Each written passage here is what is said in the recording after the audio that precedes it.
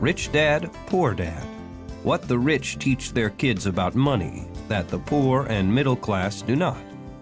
By Robert T. Kiyosaki. To parents everywhere, a child's first and most important teachers, and to all those who educate, influence, and lead by example. Acknowledgements. How does a person say thank you when there are so many people to thank? Obviously, this book is a thank you to my two fathers, who were powerful role models, and to my mom, who taught me love and kindness. The person most responsible for this book becoming a reality is my wife, Kim, my partner in marriage, business, and in life. She makes my life complete. Introduction. Rich Dad, Poor Dad. Having two dads offered me the choice of contrasting points of view, one of a rich man and one of a poor man. I had two fathers, a rich one and a poor one. One was highly educated and intelligent. He had a PhD and completed 4 years of undergraduate work in less than 2 years.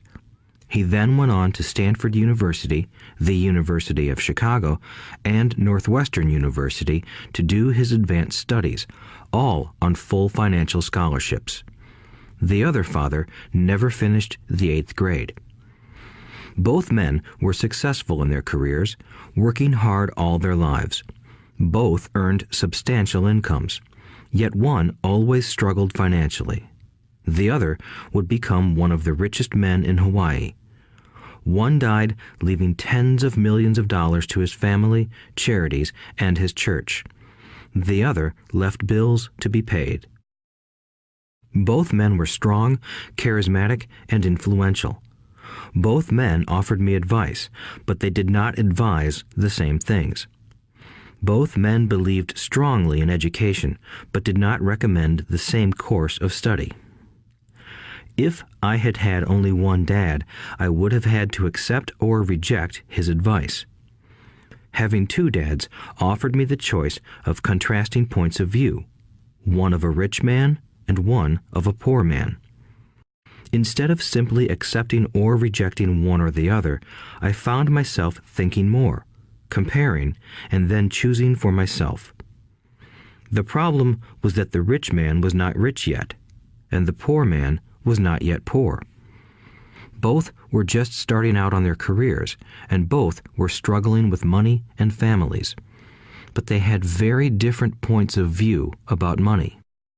For example, one dad would say, "The love of money is the root of all evil."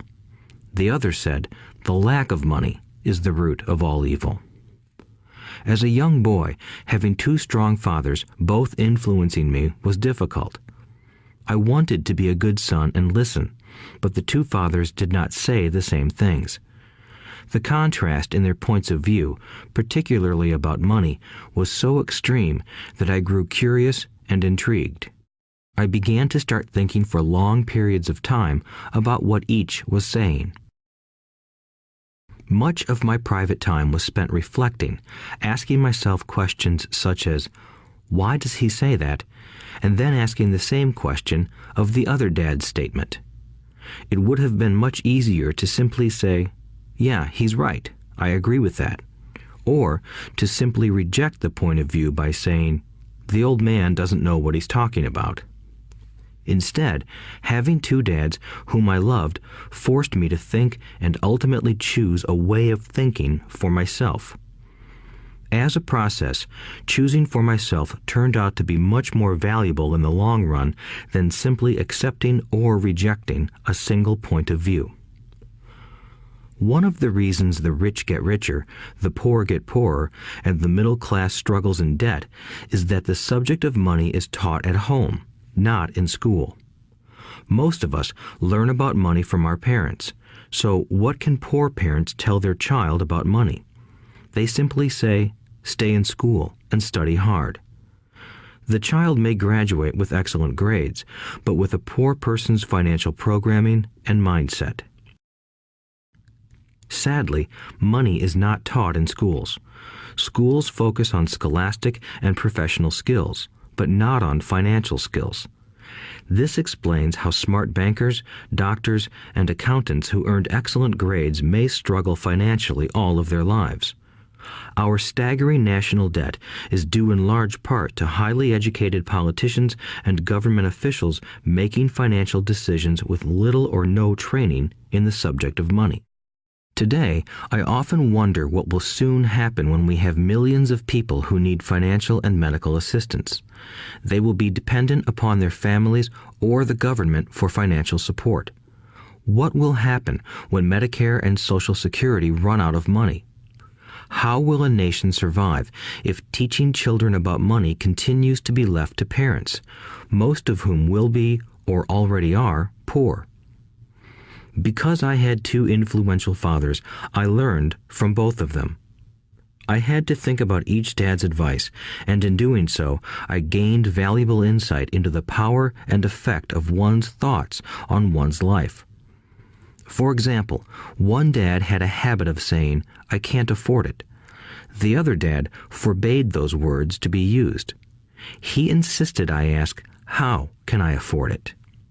One is a statement, and the other is a question. One lets you off the hook, and the other forces you to think.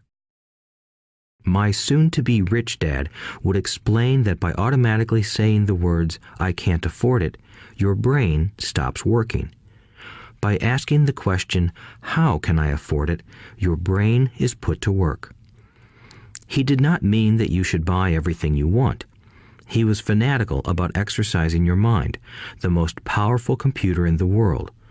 He'd say, "My brain gets stronger every day because I exercise it. The stronger it gets, the more money I can make."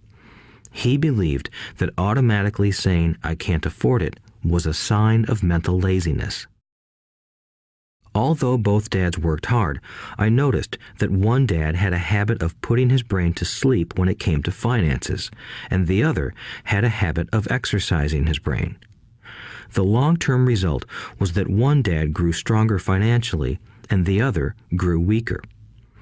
It is not much different from a person who goes to the gym to exercise on a regular basis versus someone who sits on the couch watching television. Proper physical exercise increases your chances for health, and proper mental exercise increases your chances for wealth.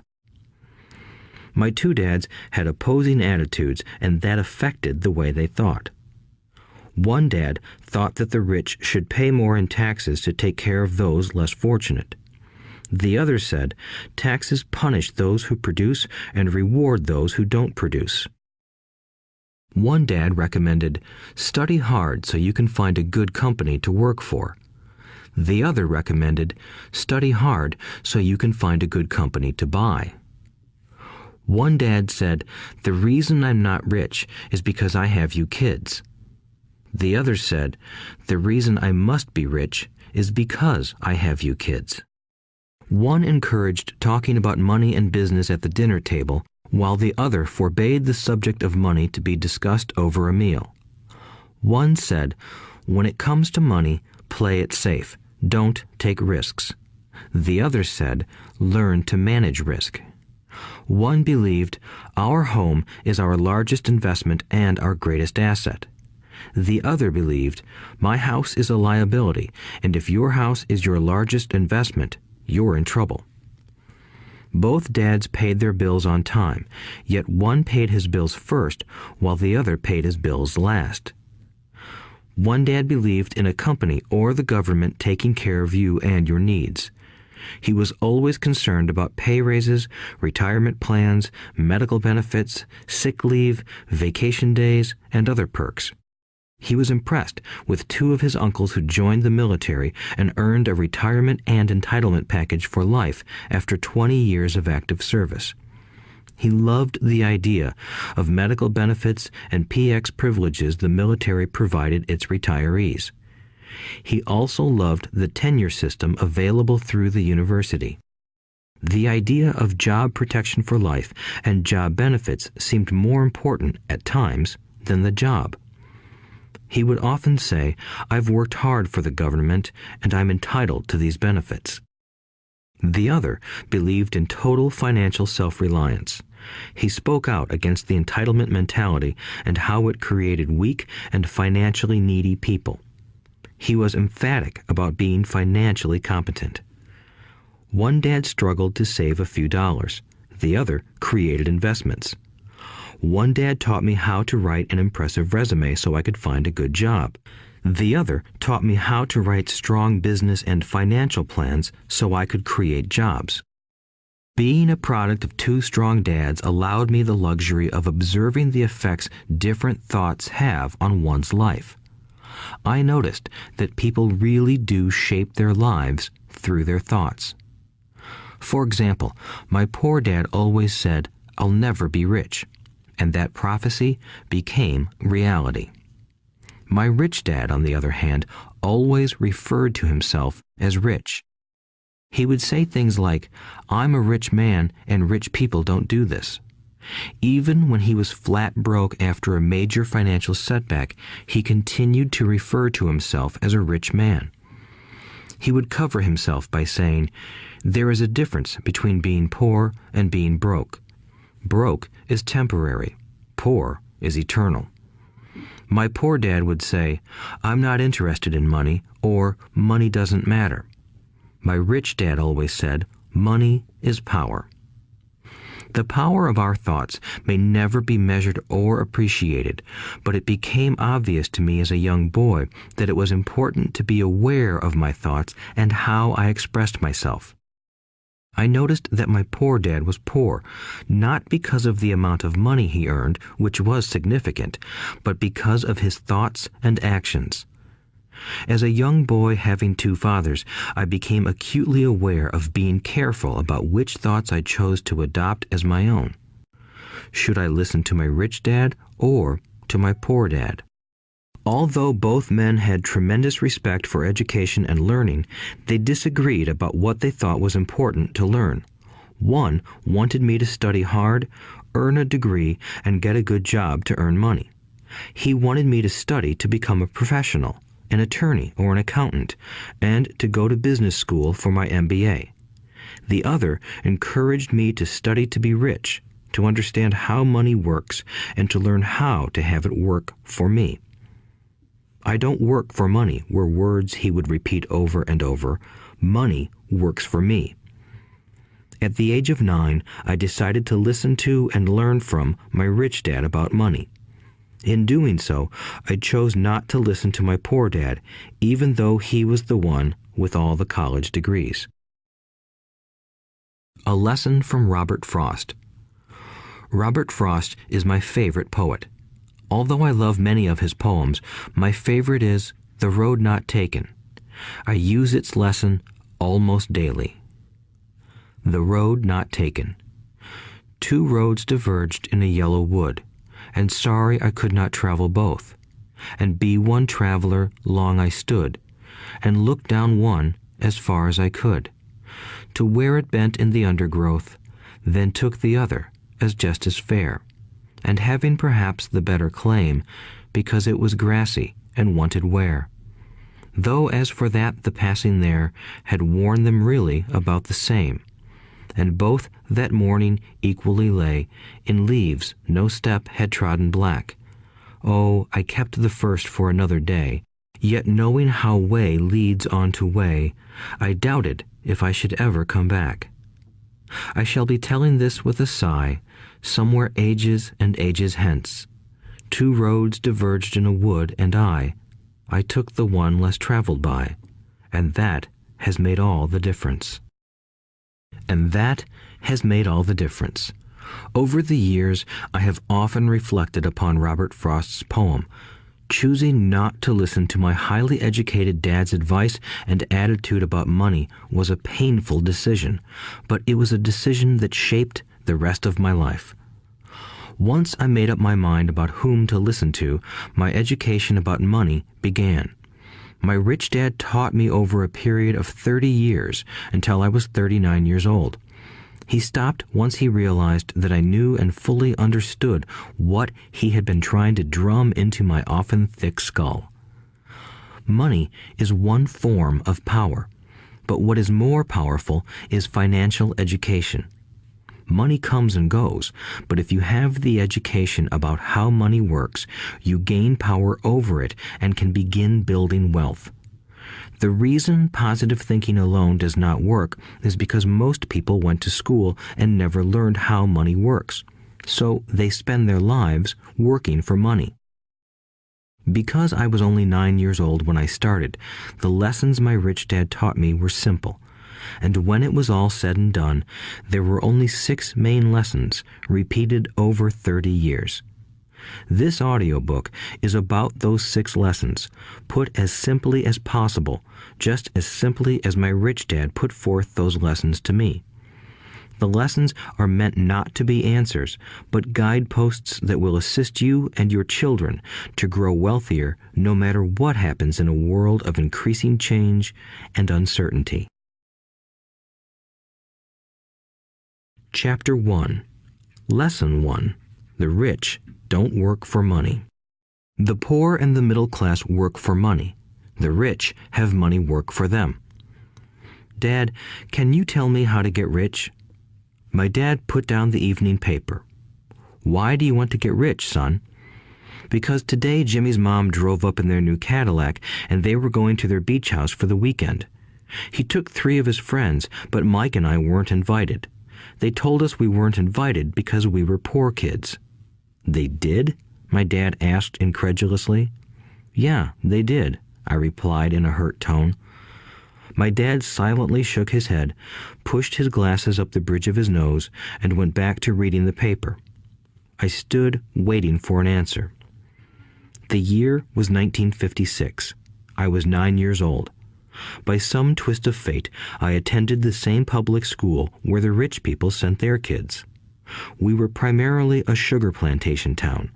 The managers of the plantation and the other affluent people, such as doctors, business owners, and bankers, sent their children to this elementary school. After grade 6, their children were generally sent off to private schools. Because my family lived on one side of the street, I went to this school. Had I lived on the other side of the street, I would have gone to a different school with kids from families more like mine. After grade 6, these kids and I would go on to the public intermediate and high school. There was no private school for them or for me. My dad finally put down the paper. I could tell he was thinking. Well, son, he began slowly, if you want to be rich, you have to learn to make money. How do I make money? I asked. Well, use your head, son, he said, smiling. Even then, I knew that really meant, that's all I'm going to tell you, or, I don't know the answer, so don't embarrass me. A partnership is formed. The next morning, I told my best friend, Mike, what my dad had said. As best as I could tell, Mike and I were the only poor kids in this school. Mike was also in this school by a twist of fate. Someone had drawn a jog in the line for the school district, and we wound up in school with the rich kids. We weren't really poor, but we felt as if we were because all the other boys had new baseball gloves, new bicycles, new everything. Mom and Dad provided us with the basics, like food and shelter and clothes, but that was about it. My dad used to say, if you want something, work for it. We wanted things, but there was not much work available for 9-year-old boys. So what do we do to make money? Mike asked. I don't know, I said, but do you want to be my partner? He agreed, and so on that Saturday morning, Mike became my first business partner. We spent all morning coming up with ideas on how to make money. Occasionally, we talked about all the cool guys at Jimmy's beach house having fun. It hurt a little, but that hurt was good, because it inspired us to keep thinking of a way to make money. Finally, that afternoon, a bolt of lightning struck.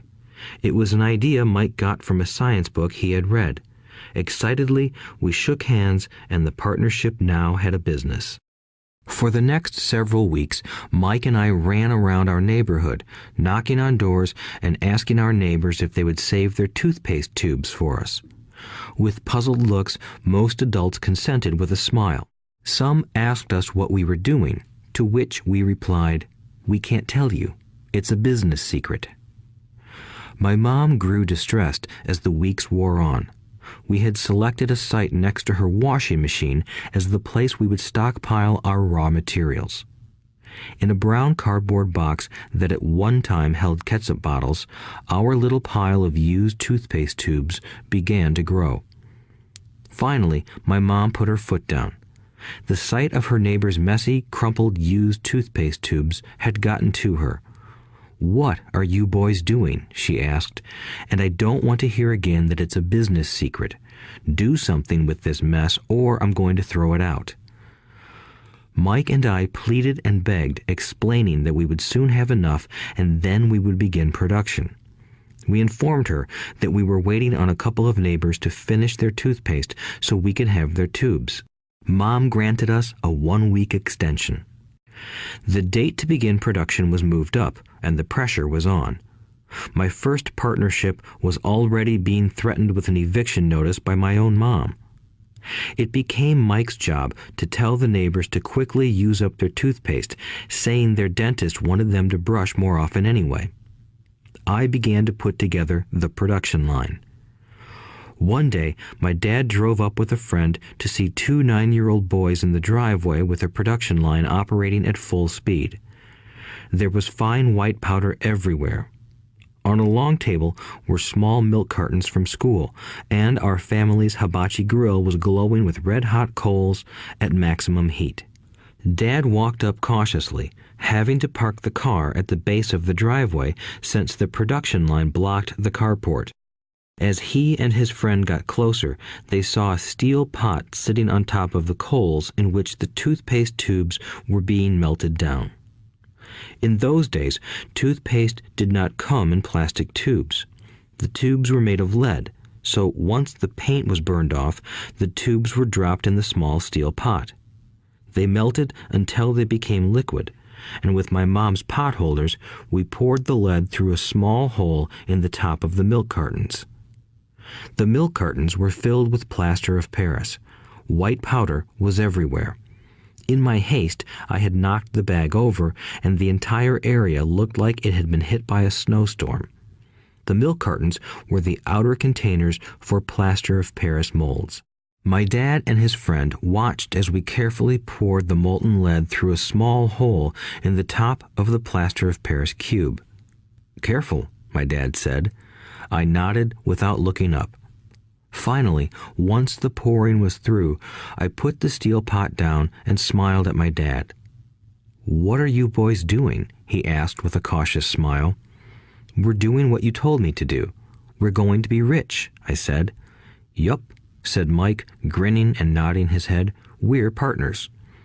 "And what is in those plaster molds?" my dad asked. "Watch," I said. "This should be a good batch." With a small hammer, I tapped at the seal that divided the cube in half. Cautiously, I pulled up the top half of the plaster mold, and a lead nickel fell out. "Oh my God," my dad said, "you're casting nickels out of lead." "That's right," Mike said. "We're doing as you told us to do. We're making money."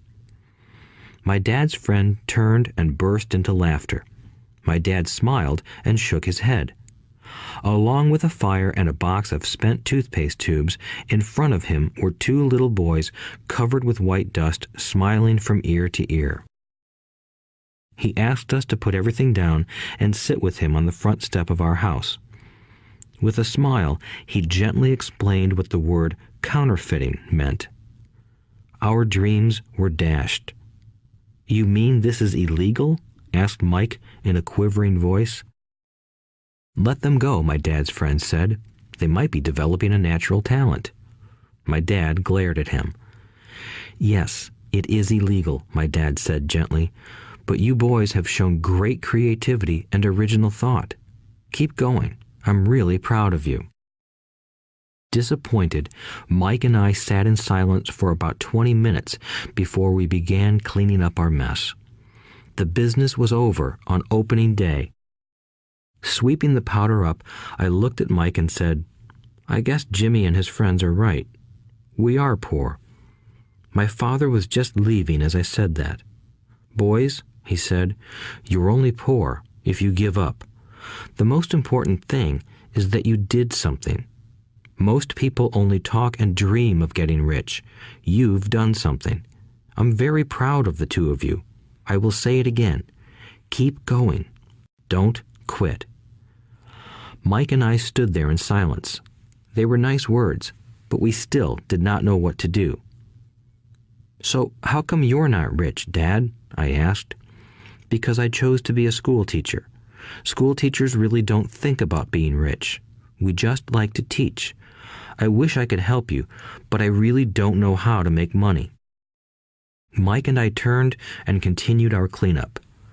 "I know," said my dad. "If you boys want to learn how to be rich, don't ask me. Talk to your dad, Mike." "My dad?" asked Mike with a scrunched-up face. "Yeah, your dad," repeated my dad with a smile. "Your dad and I have the same banker, and he raves about your father. He's told me several times that your father is brilliant when it comes to making money." "My dad?" Mike asked again in disbelief. "Then how come we don't have a nice car and a nice house like the rich kids at school?" "A nice car and a nice house don't necessarily mean you're rich or you know how to make money," my dad replied. "Jimmy's dad works for the sugar plantation. He's not much different from me. He works for a company and I work for the government. The company buys the car for him. The sugar company is in financial trouble, and Jimmy's dad may soon have nothing. Your dad is different, Mike. He seems to be building an empire, and I suspect in a few years he will be a very rich man." With that, Mike and I got excited again. With new vigor, we began cleaning up the mess caused by our now defunct first business. As we were cleaning, we made plans for how and when to talk to Mike's dad. The problem was that Mike's dad worked long hours and often did not come home until late. His father owned warehouses, a construction company, a chain of stores, and 3 restaurants. It was the restaurants that kept him out late. Mike caught the bus home after we had finished cleaning up. He was going to talk to his dad when he got home that night and ask him if he would teach us how to become rich. Mike promised to call as soon as he had talked to his dad, even if it was late. The phone rang at 8:30 p.m. "Okay," I said, "next Saturday." I put the phone down. Mike's dad had agreed to meet with us. On Saturday, I caught the 7:30 a.m. bus to the poor side of town. The lessons begin. Mike and I met with his dad that morning at 8 o'clock. He was already busy, having been at work for more than an hour. His construction supervisor was just leaving in his pickup truck as I walked up to his simple, small, and tidy home. Mike met me at the door. "Dad's on the phone, and he said to wait on the back porch," Mike said as he opened the door. The old wooden floor creaked as I stepped across the threshold of the aging house. There was a cheap mat just inside the door. The mat was there to hide the years of wear from countless footsteps that the floor had supported. Although clean, it needed to be replaced.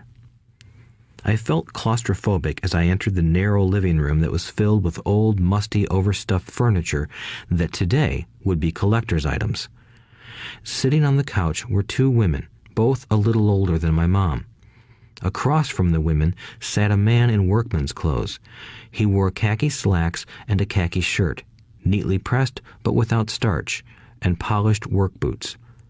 He was about 10 years older than my dad. They smiled as Mike and I walked past them toward the back porch. I smiled back shyly. "Who are those people?" I asked. "Oh, they work for my dad. The older man runs his warehouses, and the women are the managers of the restaurants. And as you arrived, you saw the construction supervisor who was working on a road project about 50 miles from here. His other supervisor, who was building a track of houses, left before you got here." "Does this go on all the time?" I asked. "Not always, but quite often," said Mike, smiling as he pulled up a chair to sit down next to me. "I asked my dad if he would teach us to make money," Mike said. "Oh, and what did he say to that?" I asked with cautious curiosity. "Well, he had a funny look on his face at first, and then he said he would make us an offer." "Oh," I said, rocking my chair back against the wall. I sat there, perched on two rear legs of the chair. Mike did the same thing. "Do you know what the offer is?" I asked. "No, but we'll soon find out." Suddenly, Mike's dad burst through the rickety screen door and onto the porch. Mike and I jumped to our feet, not out of respect, but because we were startled. "Ready, boys?" he asked as he pulled up a chair to sit down with us. We nodded our heads as we pulled our chairs away from the wall to sit in front of him. He was a big man, about 6 feet tall and 200 pounds. My dad was taller, about the same weight, and 5 years older than Mike's dad. They sort of looked alike, though not of the same ethnic makeup. Maybe their energy was similar. "Mike says you want to learn to make money. Is that correct, Robert?" I nodded my head quickly, but with a little trepidation. He had a lot of power behind his words and smile. "Okay, here's my offer. I'll teach you, but I won't do it classroom style. You work for me, I'll teach you. You don't work for me, I won't teach you. I can teach you faster if you work, and I'm wasting my time if you just want to sit and listen like you do in school. That's my offer. Take it or leave it." May I ask a question first?" I asked. "No. Take it or leave it. I've got too much work to do to waste my time. If you can't make up your mind decisively, then you'll never learn to make money anyway. Opportunities come and go. Being able to know when to make quick decisions is an important skill. You have the opportunity that you asked for. School is beginning, or it's over, in 10 seconds, Mike's dad said with a teasing smile. "Take it," I said. "Take it," said Mike. "Good," said Mike's dad. "Mrs. Martin will be by in 10 minutes. After I'm through with her, you'll ride with her to my superette and you can begin working. I'll pay you 10 cents an hour and you'll work 3 hours every Saturday." "But I have a softball game today," I said. Mike's dad lowered his voice to a stern tone. "Take it or leave it," he said. "I'll take it," I replied, choosing to work and learn instead of playing. 30 cents later. By 9 a.m. that day, Mike and I were working for Mrs. Martin. She was a kind and patient woman. She always said that Mike and I reminded her of her 2 grown sons. Although kind, she believed in hard work and kept us moving. We spent 3 hours taking canned goods off the shelves, brushing each can with a feather duster to get the dust off, and then restacking them neatly. It was excruciatingly boring work. Mike's dad, whom I called my rich dad, owned 9 of these little superettes, each with a large parking lot. They were the early version of the 7-Eleven convenience stores, little neighborhood grocery stores where people bought items such as milk, bread, butter, and cigarettes.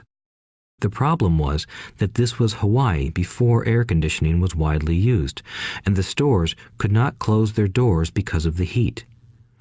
On 2 sides of the store, the doors had to be wide open to the road and parking lot. Every time a car drove by or pulled into the parking lot, dust would swirl and settle in the store.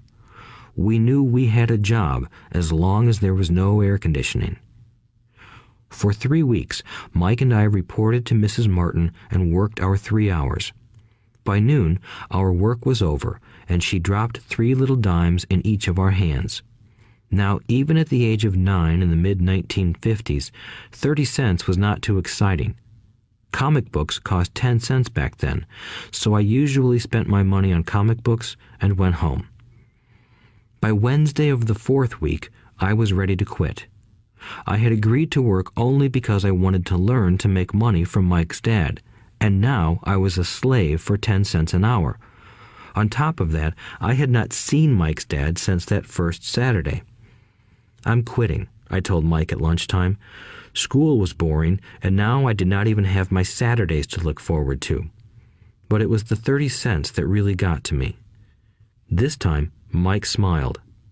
"What are you laughing at?" I asked with anger and frustration. "Dad said this would happen. He said to meet with him when you were ready to quit." "What?" I said indignantly. "He's been waiting for me to get fed up?" Sort of, Mike said. Dad's kind of different. He doesn't teach like your dad. Your mom and dad lecture a lot. My dad is quiet and a man of few words. You just wait till this Saturday. I'll tell him you're ready. You mean I've been set up? No, not really. But maybe. Dad will explain on Saturday. Waiting in line on Saturday. I was ready to face Mike's dad. Even my real dad was angry with him. My real dad, the one I called the poor one, thought that my rich dad was violating child labor laws and should be investigated. My educated poor dad told me to demand what I deserve, at least 25 cents an hour. My poor dad told me that if I did not get a raise, I was to quit immediately. You don't need that damn job anyway, said my poor dad with indignation. At 8 o'clock Saturday morning, I walked through the door of Mike's house when Mike's dad opened it. Take a seat and wait in line, he said as I entered. He turned and disappeared into his little office next to a bedroom. I looked around the room and didn't see Mike anywhere. Feeling awkward, I cautiously sat down next to the same two women who were there 4 weeks earlier. They smiled and slid down the couch to make room for me. 45 minutes went by, and I was steaming. The two women had met with him and left 30 minutes earlier. An older gentleman was in there for 20 minutes and was also gone. The house was empty, and here I sat in a musty, dark living room on a beautiful, sunny Hawaiian day, waiting to talk to a cheapskate who exploited children. I could hear him rustling around the office, talking on the phone, and ignoring me. I was ready to walk out, but for some reason I stayed. Finally, 15 minutes later, at exactly 9 o'clock, Rich Dad walked out of his office, said nothing, and signaled with his hand for me to enter. I understand you want a raise or you're going to quit, Rich Dad said as he swiveled in his office chair. Well, you're not keeping your end of the bargain, I blurted out, nearly in tears. It was really frightening for me to confront a grown-up. You said that you would teach me if I worked for you. Well, I've worked for you. I've worked hard. I've given up my baseball games to work for you, but you haven't kept your word and you haven't taught me anything. You are a crook like everyone in town thinks you are. You're greedy. You want all the money and don't take care of your employees. You made me wait and don't show me any respect. I'm only a little boy, but I deserve to be treated better. Rich Dad rocked back in his swivel chair, hands up to his chin, and stared at me. Not bad, he said. In less than a month, you sound like most of my employees. What? I asked. Not understanding what he was saying, I continued with my grievance. I thought you were going to keep your end of the bargain and teach me. Instead, you want to torture me? That's cruel. That's really cruel. I am teaching you, Rich Dad said quietly. What have you taught me? Nothing, I said angrily. You haven't even talked to me once since I agreed to work for peanuts. 10 cents an hour. Ha! I should notify the government about you. We have child labor laws, you know. My dad works for the government, you know. Wow, said Rich Dad. Now you sound just like most of the people who used to work for me. People I've either fired or who have quit. So, what do you have to say? I demanded, feeling pretty brave for a little kid. You lied to me. I've worked for you, and you have not kept your word. You haven't taught me anything. How do you know that I've not taught you anything? Asked Rich Dad calmly. Well, you've never talked to me.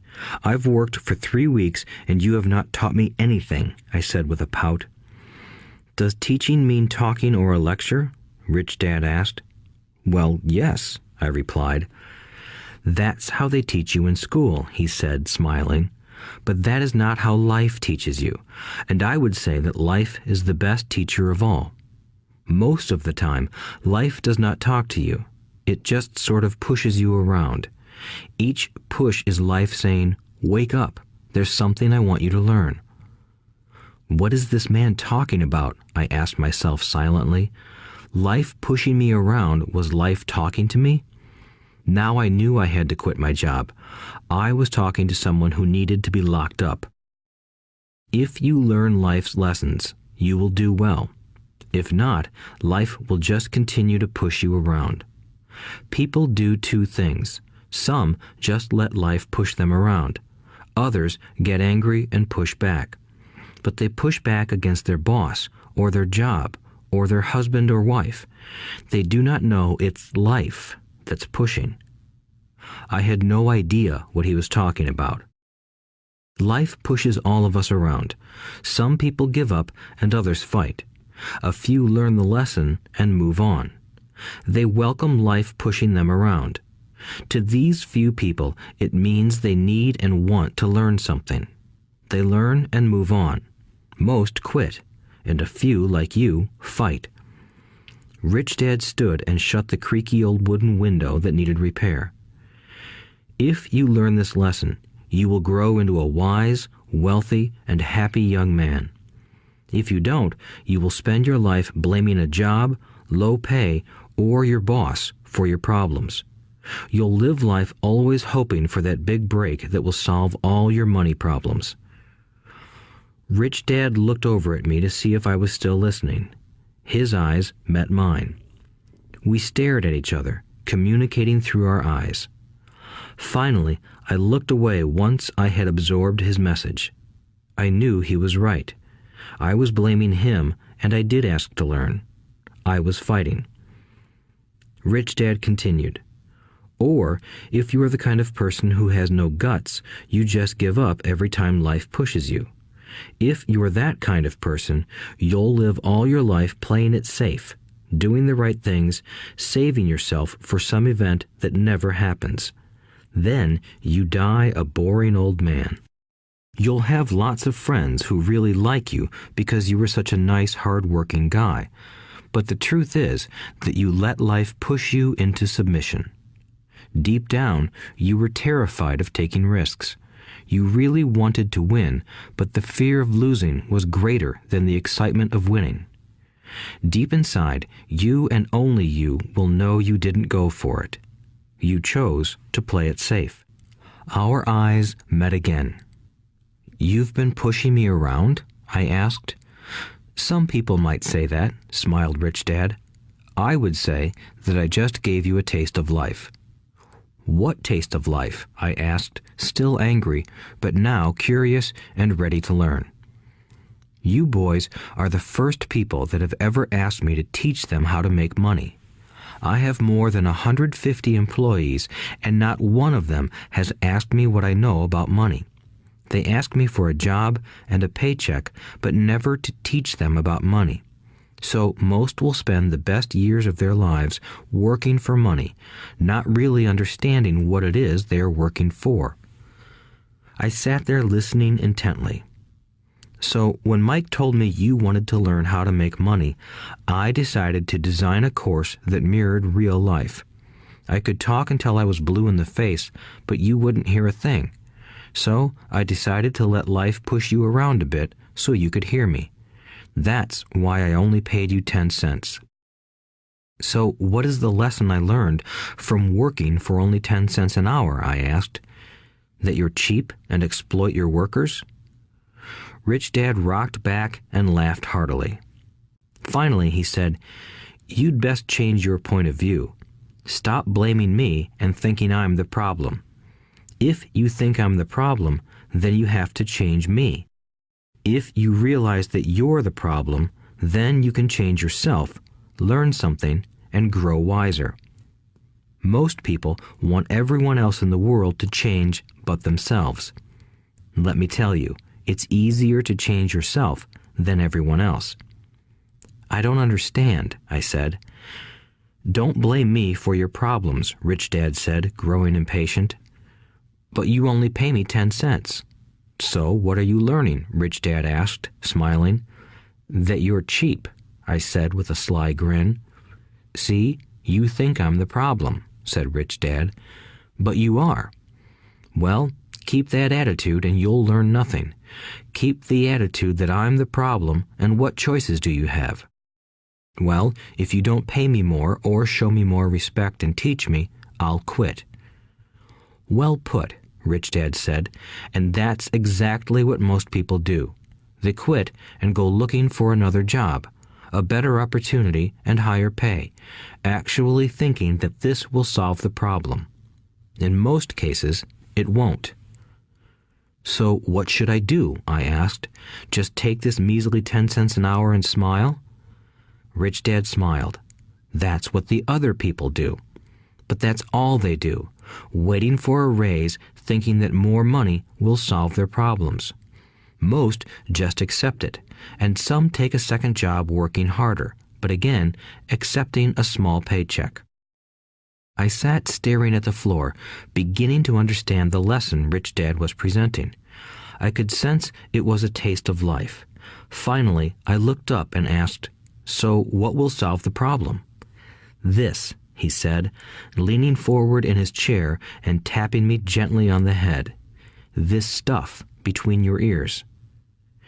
It was at that moment that Rich Dad shared the pivotal point of view that separated him from his employees and my poor dad, and led him to eventually become one of the richest men in Hawaii, while my highly educated but poor dad struggled financially all his life. It was a singular point of view that made all the difference over a lifetime. Rich Dad said this point of view over and over, which I call lesson number 1. The poor and the middle class work for money. The rich have money work for them. On that bright Saturday morning, I learned a completely different point of view from what I had been taught by my poor dad. At the age of 9, I understood that both dads wanted me to learn. Both dads encouraged me to study, but not the same things.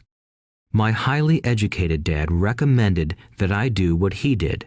"Son, I want you to study hard, get good grades so you can find a safe, secure job with a big company, and make sure it has excellent benefits." My rich dad wanted me to learn how money works so I could make it work for me. These lessons I would learn through life with his guidance, not because of a classroom. My rich dad continued my first lesson. "I'm glad you got angry about working for 10 cents an hour. If you hadn't got angry and had simply accepted it, I would have to tell you that I could not teach you. You see, true learning takes energy, passion, and a burning desire. Anger is a big part of that formula, for passion is anger and love combined. When it comes to money, most people want to play it safe and feel secure, so passion does not direct them. Fear does." "So is that why they'll take jobs with low pay?" I asked. "Yes," said Rich Dad. "Some people say I exploit people because I don't pay as much as the sugar plantation or the government. I say the people exploit themselves. It's their fear, not mine." "But don't you feel you should pay them more?" I asked. "I don't have to. And besides, more money will not solve their problems. Just look at your dad. He makes a lot of money, and he still can't pay his bills. Most people, given more money, only get into more debt." "So that's why the 10 cents an hour," I said, smiling. "It's part of the lesson." "That's right," smiled Rich Dad. "You see, your dad went to school and got an excellent education so he could get a high-paying job. But he still has money problems because he never learned anything about money in school. On top of that, he believes in working for money." "And you don't?" I asked. "No, not really," said Rich Dad. "If you want to learn to work for money, then stay in school. That is a great place to learn to do that. But if you want to learn how to have money work for you, then I will teach you that. But only if you want to learn." "Wouldn't everyone want to learn that?" I asked. "No," said Rich Dad, "simply because it's easier to learn to work for money, especially if fear is your primary emotion when the subject of money is discussed." "I don't understand," I said with a frown. "Don't worry about that for now. Just know that it's fear that keeps most people working at a job. The fear of not paying their bills, the fear of being fired, the fear of not having enough money, and the fear of starting over. That's the price of studying to learn a profession or trade and then working for money. Most people become a slave to money and then get angry at their boss. Learning to have money work for you is a completely different course of study? I asked. Absolutely, Rich Dad answered. Absolutely. We sat in the silence on that beautiful Hawaiian Saturday morning. My friends had just started their Little League baseball game, but for some reason I was now thankful I had decided to work for 10 cents an hour.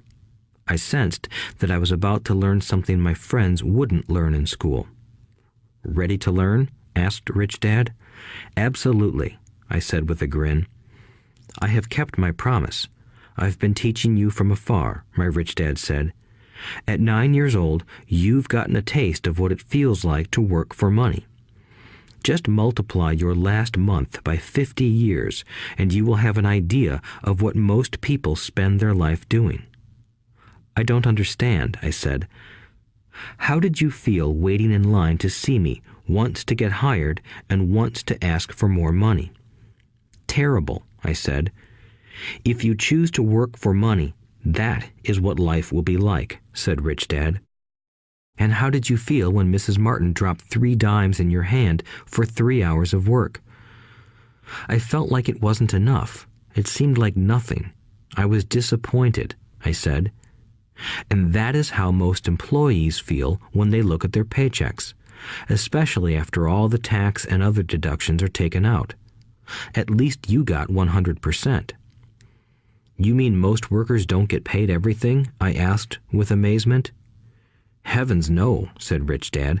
The government always takes its share first. How do they do that? I asked. Taxes, said Rich Dad. You're taxed when you earn.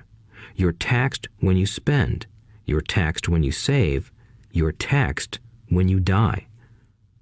Why do people let the government do that to them? The rich don't, said Rich Dad with a smile. The poor and the middle class do. I'll bet you that I earn more than your dad, yet he pays more in taxes. How can that be? I asked. At my age, that made no sense to me. Why would someone let the government do that to them? Rich Dad rocked slowly and silently in his chair, just looking at me. Ready to learn? He asked. I nodded my head slowly. As I said, there is a lot to learn. Learning how to have money work for you is a lifetime study. Most people go to college for 4 years and their education ends. I already know that my study of money will continue over my lifetime, simply because the more I find out I need to know. Most people never study the subject. They go to work, get their paycheck, balance their checkbooks, and that's it. Then they wonder why they have money problems. They think that more money will solve the problem, and don't realize that it's their lack of financial education that is the problem. So my dad has tax problems because he doesn't understand money? I asked, confused. Look, said Rich Dad, taxes are just one small section on learning how to have money work for you. Today, I just wanted to find out if you still have the passion to learn about money. Most people don't. They want to go to school, learn a profession, have fun at their work, and earn lots of money. One day they wake up with big money problems, and then they can't stop working. That's the price of only knowing how to work for money instead of studying how to have money work for you. So, do you still have the passion to learn? Asked Rich Dad. I nodded my head. Good, said Rich Dad. Now get back to work. This time, I will pay you nothing. What? I asked in amazement. You heard me. Nothing. You will work the same 3 hours every Saturday, but this time you will not be paid 10 cents per hour. You said you wanted to learn to not work for money, so I'm not going to pay you anything. I couldn't believe what I was hearing. I've already had this conversation with Mike, and he's already working, dusting and stacking canned goods for free. You'd better hurry and get back there. That's not fair, I shouted. You've got to pay something. You said you wanted to learn. If you don't learn this now, you'll grow up to be like the two women and the older man sitting in my living room, working for money and hoping I don't fire them. Or, like your dad, earning lots of money only to be in debt up to his eyeballs, hoping more money will solve the problem. If that's what you want, I'll go back to our original deal of 10 cents an hour. Or you can do what most adults do. Complain that there is not enough pay, quit, and go looking for another job. But what do I do? I asked. Rich Dad tapped me on the head. Use this, he said. If you use it well, you will soon thank me for giving you an opportunity, and you will grow into a rich man. I stood there, still not believing what a raw deal I was handed. I came to ask for a raise, and somehow I was instead working for nothing. Rich Dad tapped me on the head again and said, "Use this. Now, get out of here and get back to work." Lesson number 1. The rich don't work for money. I didn't tell my poor dad I wasn't being paid. He wouldn't have understood, and I didn't want to try to explain something I didn't understand myself. For 3 more weeks, Mike and I worked 3 hours every Saturday for nothing. The work didn't bother me, and the routine got easier. But it was the missed baseball games and not being able to afford to buy a few comic books that got to me. Rich Dad stopped by at noon on the 3rd week. We heard his truck pull up in the parking lot and sputter when the engine was turned off. He entered the store and greeted Mrs. Martin with a hug. After finding out how things were going in the store, he reached into the ice cream freezer, pulled out 2 bars, paid for them, and signaled to Mike and me. "Let's go for a walk, boys." We crossed the street, dodging a few cars, and walked across a large grassy field where a few adults were playing softball. Sitting down at a lone picnic table, he handed Mike and me the treats. "How's it going, boys?" "Okay," Mike said. I nodded in agreement. "Learn anything yet?" Rich Dad asked. Mike and I looked at each other, shrugged our shoulders, and shook our heads in unison. Avoiding one of life's biggest traps. Well, you boys had better start thinking. You're staring at one of life's biggest lessons. If you learn it, you'll enjoy a life of great freedom and security. If you don't, you'll wind up like Mrs. Martin and most of the people playing softball in this park. They work very hard for little money, clinging to the illusion of job security and looking forward to a 3-week vacation each year and maybe a skimpy pension after 45 years of service. If that excites you, I'll give you a raise to 25 cents an hour. But these are good, hard-working people. Are you making fun of them? I demanded. A smile came over Rich Dad's face. Mrs. Martin is like a mother to me. I would never be that cruel. I may sound unkind because I'm doing my best to point something out to the 2 of you. I want to expand your point of view so you can see something most people never have the benefit of seeing because their vision is too narrow. Most people never see the trap they are in. Mike and I sat there, uncertain of his message. He sounded cruel, yet we could sense he was trying to drive home a point. With a smile, Rich Dad said, "Doesn't that 25 cents an hour sound good? Doesn't it make your heart beat a little faster?" I shook my head no, but it really did. 25 cents an hour would be big bucks to me. "Okay, I'll pay you $1 an hour," Rich Dad said, with a sly grin. Now my heart started to race. My brain was screaming, "Take it, take it."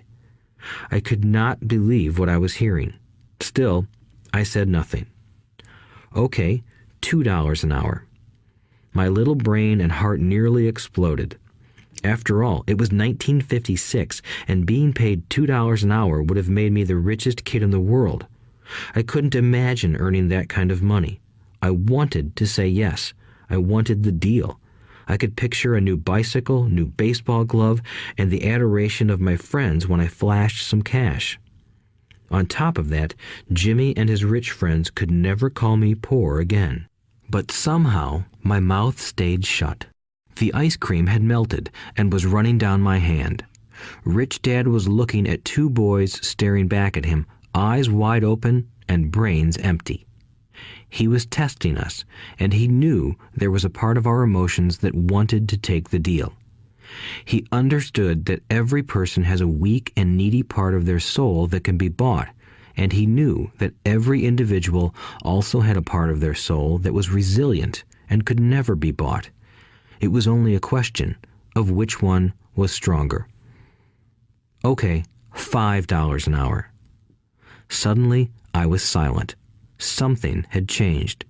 The offer was too big and ridiculous. Not many grown-ups in 1956 made more than that, but quickly my temptation disappeared and calm set in. Slowly, I turned to my left to look at Mike. He looked back at me. The part of my soul that was weak and needy was silenced. The part of me that had no price took over. I knew Mike had gotten to that point too. "Good," said Rich Dad softly. "Most people have a price, and they have a price because of human emotions named fear and greed. First, the fear of being without money motivates us to work hard, and then, once we get that paycheck, greed or desire starts us thinking about all the wonderful things money can buy. The pattern is then set." "What pattern?" I asked. "The pattern of get up, go to work, pay bills, get up, go to work, pay bills." People's lives are forever controlled by two emotions, fear and greed. Offer them more money, and they continue the cycle by increasing their spending. This is what I call the rat race. "There is another way?" Mike asked. "Yes," said Rich Dad slowly, "but only a few people find it." "And what is that way?" Mike asked. "That's what I hope you boys will learn as you work and study with me. That is why I took away all forms of pay." "Any hints?" Mike asked. "We're kind of tired of working hard, especially for nothing."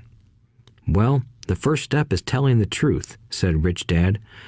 "We haven't been lying," I said. "I did not say you were lying. I said to tell the truth," Rich Dad retorted. "The truth about what?" I asked. "How you're feeling," Rich Dad said. "You don't have to say it to anyone else. Just admit it to yourself." "You mean the people in this park, the people who work for you, Mrs. Martin, they don't do that?" I asked. "I doubt it," said Rich Dad. "Instead, they feel the fear of not having money.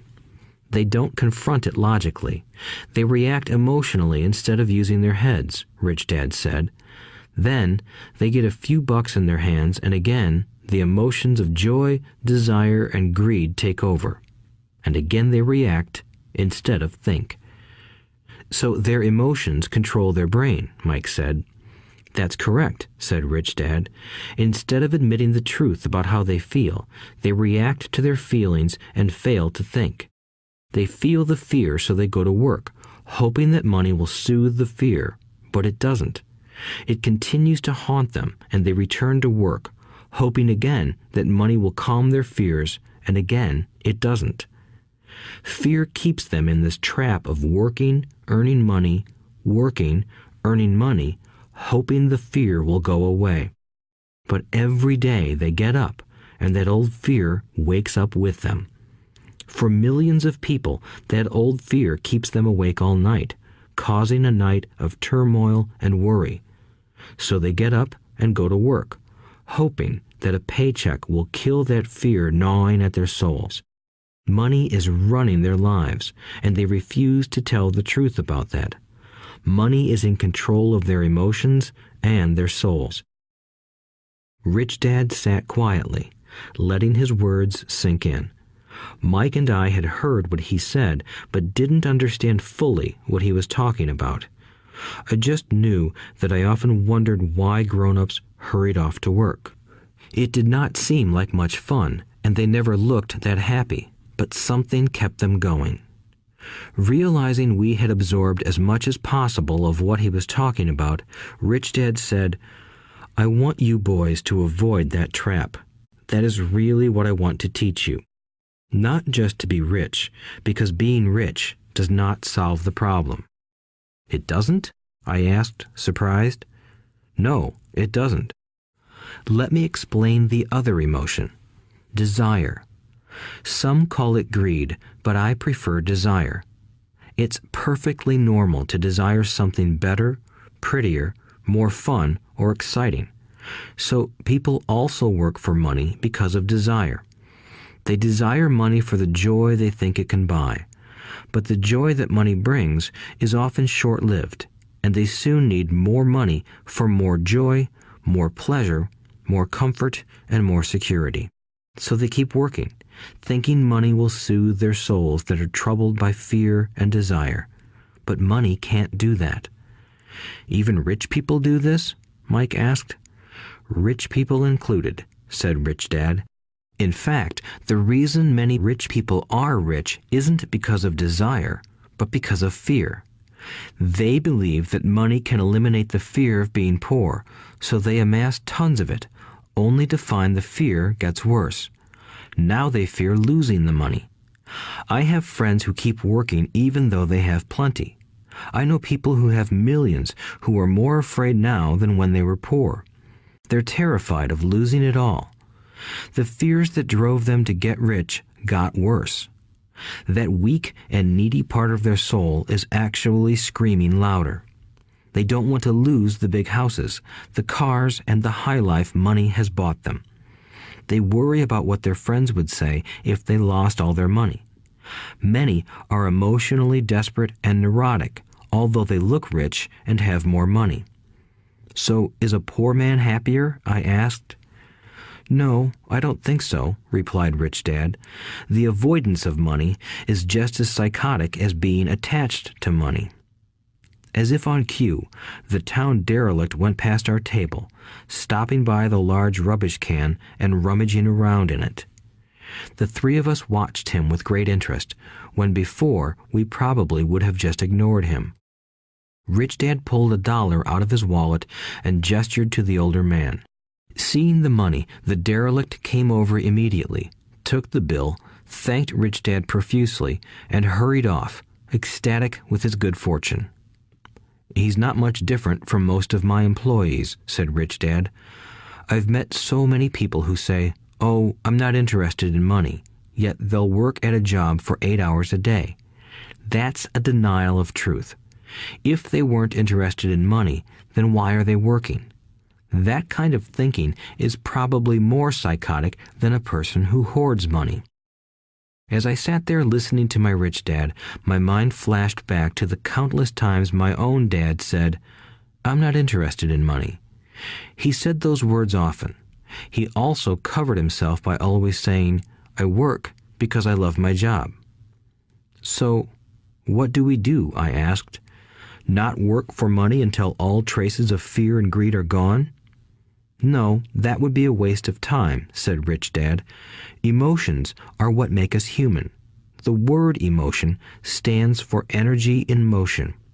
Be truthful about your emotions and use your mind and emotions in your favor, not against yourself. Whoa, said Mike. Don't worry about what I just said. It will make more sense in years to come. Just be an observer, not a reactor, to your emotions. Most people do not know that it's their emotions that are doing the thinking. Your emotions are your emotions, but you have got to learn to do your own thinking. Can you give me an example? I asked. Sure, replied Rich Dad. When a person says, I need to find a job, it's most likely an emotion doing the thinking. Fear of not having money generates that thought. But people do need money if they have bills to pay, I said. Sure they do, smiled Rich Dad. All I'm saying is that it's fear that is all too often doing the thinking. I don't understand, said Mike. For example, said Rich Dad, if the fear of not having enough money arises, instead of immediately running out to get a job, they instead might ask themselves this question.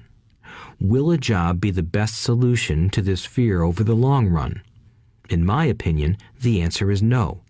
A job is really a short-term solution to a long-term problem. But my dad is always saying, stay in school and get good grades so you can find a safe, secure job, I interjected, somewhat confused. Yes, I understand he says that, said Rich Dad, smiling. Most people recommend that, and it's a good path for most people. But people make that recommendation primarily out of fear. You mean my dad says that because he's afraid? Yes, said Rich Dad. He's terrified that you won't earn enough money and won't fit into society. Don't get me wrong. He loves you and wants the best for you. I, too, believe an education and a job are important, but it won't handle the fear.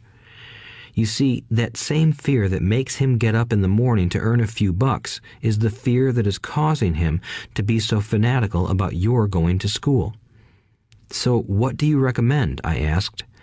I want to teach you to master the power of money instead of being afraid of it. They don't teach that in school, and if you don't learn it, you become a slave to money. It was finally making sense. He wanted us to widen our views and to see what the Mrs. Martins of this world couldn't see. He used examples that sounded cruel at the time, but I've never forgotten them. My vision widened that day, and I began to see the trap that lay ahead for most people. You see, we're all employees ultimately. We just work at different levels, said Rich Dad.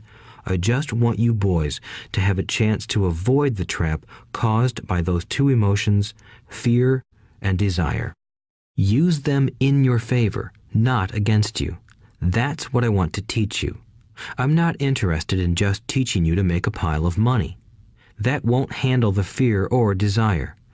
If you don't first handle fear and desire, and you get rich, you'll only be a highly paid slave. So how do we avoid the trap? I asked. The main cause of poverty or financial struggle is fear and ignorance, not the economy or the government or the rich. It's self-inflicted fear and ignorance that keep people trapped.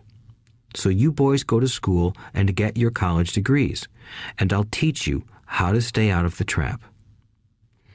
The pieces of the puzzle were appearing. My highly educated dad had a great education and a great career, but school never told him how to handle money or his fear of it. It became clear that I could learn different and important things from two fathers. So you've been talking about the fear of not having money. How does the desire for money affect our thinking? Mike asked. How did you feel when I tempted you with a pay raise? Did you notice your desires rising? We nodded our heads. By not giving in to your emotions, you were able to delay your reactions and think. That is important. We will always have emotions of fear and greed. From here on in, it's imperative for you to use those emotions to your advantage, and for the long term to not let your emotions control your thinking. Most people use fear and greed against themselves. That's the start of ignorance. Most people live their lives chasing paychecks, pay raises, and job security because of the emotions of desire and fear, not really questioning where those emotion-driven thoughts are leading them. It's just like the picture of a donkey dragging a cart with its owner dangling a carrot just in front of its nose. The donkey's owner may be going where he wants to, but the donkey is chasing an illusion. Tomorrow, there will only be another carrot for the donkey. You mean the moment I pictured a new baseball glove, candy, and toys, that's like a carrot to a donkey? Mike asked.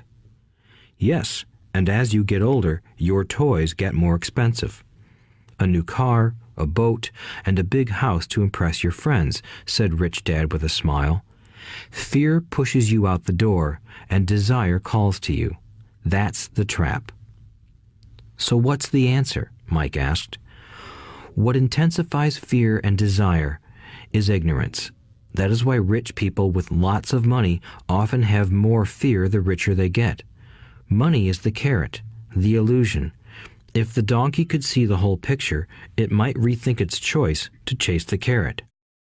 Rich Dad went on to explain that a human's life is a struggle between ignorance and illumination. He explained that once a person stops searching for information and self-knowledge, ignorance sets in. That struggle is a moment-to-moment decision to learn to open or close one's mind. Look, school is very important. You go to school to learn a skill or profession to become a contributing member of society. Every culture needs teachers, doctors, mechanics, artists, cooks, business people, police officers, firefighters, and soldiers. Schools train them so society can thrive and flourish, said Rich Dad. Unfortunately, for many people, school is the end, not the beginning. There was a long silence. Rich Dad was smiling. I didn't comprehend everything he said that day, but as with most great teachers, his words continued to teach for years.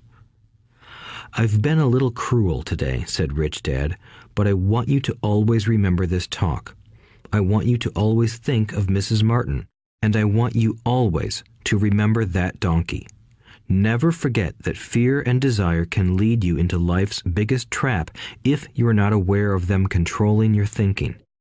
To spend your life living in fear, never exploring your dreams, is cruel. To work hard for money, thinking that it will buy you things that will make you happy, is also cruel.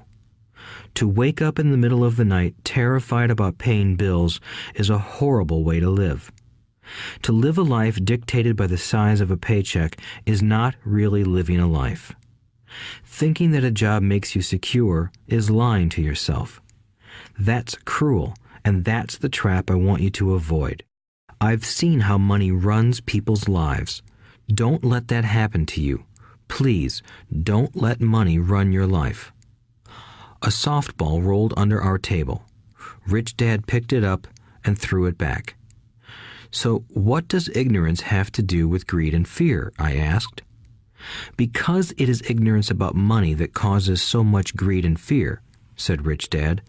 Let me give you some examples. A doctor, wanting more money to better provide for his family, raises his fees. By raising his fees, it makes healthcare more expensive for everyone. It hurts the poor people the most, so they have worse health than those with money. Because the doctors raise their fees, the attorneys raise their fees. Because the attorneys' fees have gone up, school teachers want a raise, which raises our taxes, and on and on and on. Soon, there will be such a horrifying gap between the rich and the poor that chaos will break out and another great civilization will collapse. History proves that great civilizations collapse when the gap between the haves and have-nots is too great. Sadly, America is on that same course because we haven't learned from history. We only memorize historical dates and names, not the lesson. Aren't prices supposed to go up? I asked. In an educated society with a well-run government, prices should actually come down. Of course, that is often only true in theory. Prices go up because of greed and fear caused by ignorance. If schools taught people about money, there would be more money and lower prices. But schools focus only on teaching people to work for money, not how to harness money's power. But don't we have business schools? Mike asked. And haven't you encouraged me to go for my MBA? Yes, said Rich Dad, but all too often business schools train employees to become sophisticated bean counters. Heaven forbid a bean counter takes over a business. All they do is look at the numbers, fire people, and kill the business. I know this because I hire bean counters. All they think about is cutting costs and raising prices, which cause more problems. Bean counting is important. I wish more people knew it, but it, too, is not the whole picture, added Rich Dad angrily. So, is there an answer? Asked Mike. Yes, said Rich Dad. Learn to use your emotions to think, not think with your emotions. When you boys mastered your emotions by agreeing to work for free, I knew there was hope. When you again resisted your emotions when I tempted you with more money, you were again learning to think in spite of being emotionally charged. That's the first step. Why is that step so important? I asked. Well, that's up to you to find out. If you want to learn, I'll take you boys into the briar patch, a place almost everyone else avoids.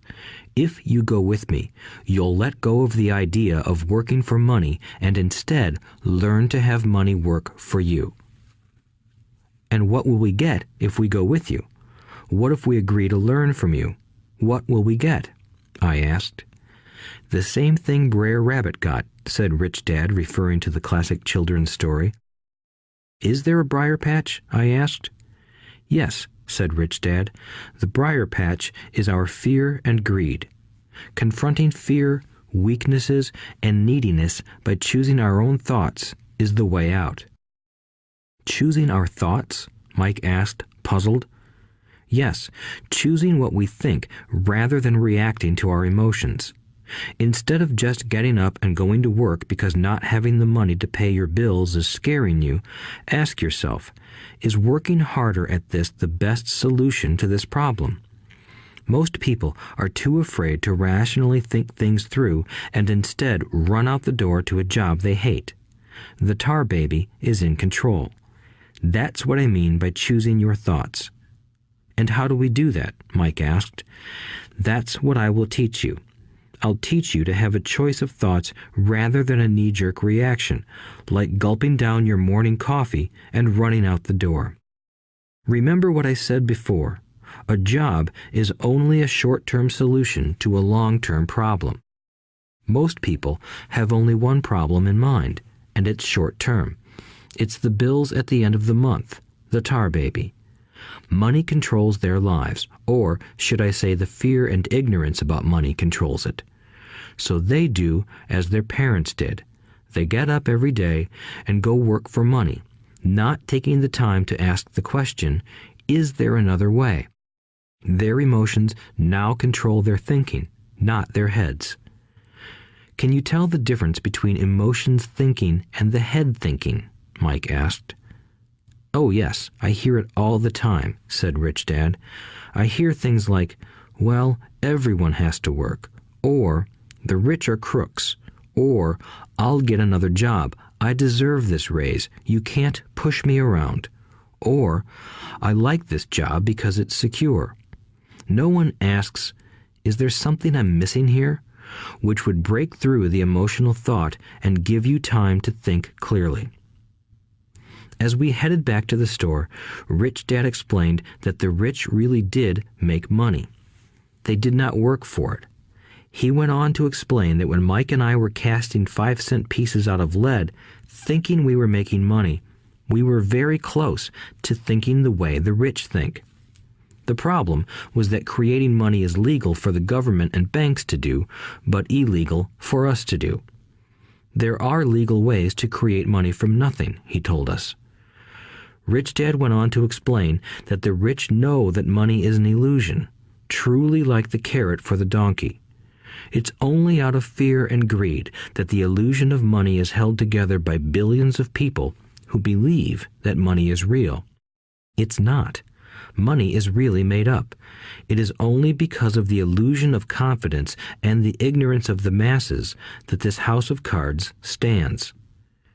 He talked about the gold standard that America was on, and that each dollar bill was actually a silver certificate. What concerned him was the rumor that we would someday go off the gold standard and our dollars would no longer be backed by something tangible. If that happens, boys, all hell will break loose. The poor, the middle class, and the ignorant will have their lives ruined simply because they will continue to believe that money is real and that the company they work for, or the government, will look after them. We really did not understand what he was saying that day, but over the years, it made more and more sense. Seeing what others miss. As he climbed into his pickup truck outside his convenience store, Rich Dad said, "Keep working, boys, but the sooner you forget about needing a paycheck, the easier your adult life will be. Keep using your brain, work for free, and soon your mind will show you ways of making money far beyond what I could ever pay you. You will see things that other people never see. Most people never see these opportunities because they're looking for money and security, so that's all they get. The moment you see one opportunity, you'll see them for the rest of your life. The moment you do that, I'll teach you something else. Learn this, and you'll avoid one of life's biggest traps. Mike and I picked up our things from the store and waved goodbye to Mrs. Martin. We went back to the park, to the same picnic bench, and spent several more hours thinking and talking. We spent the next week at school thinking and talking too.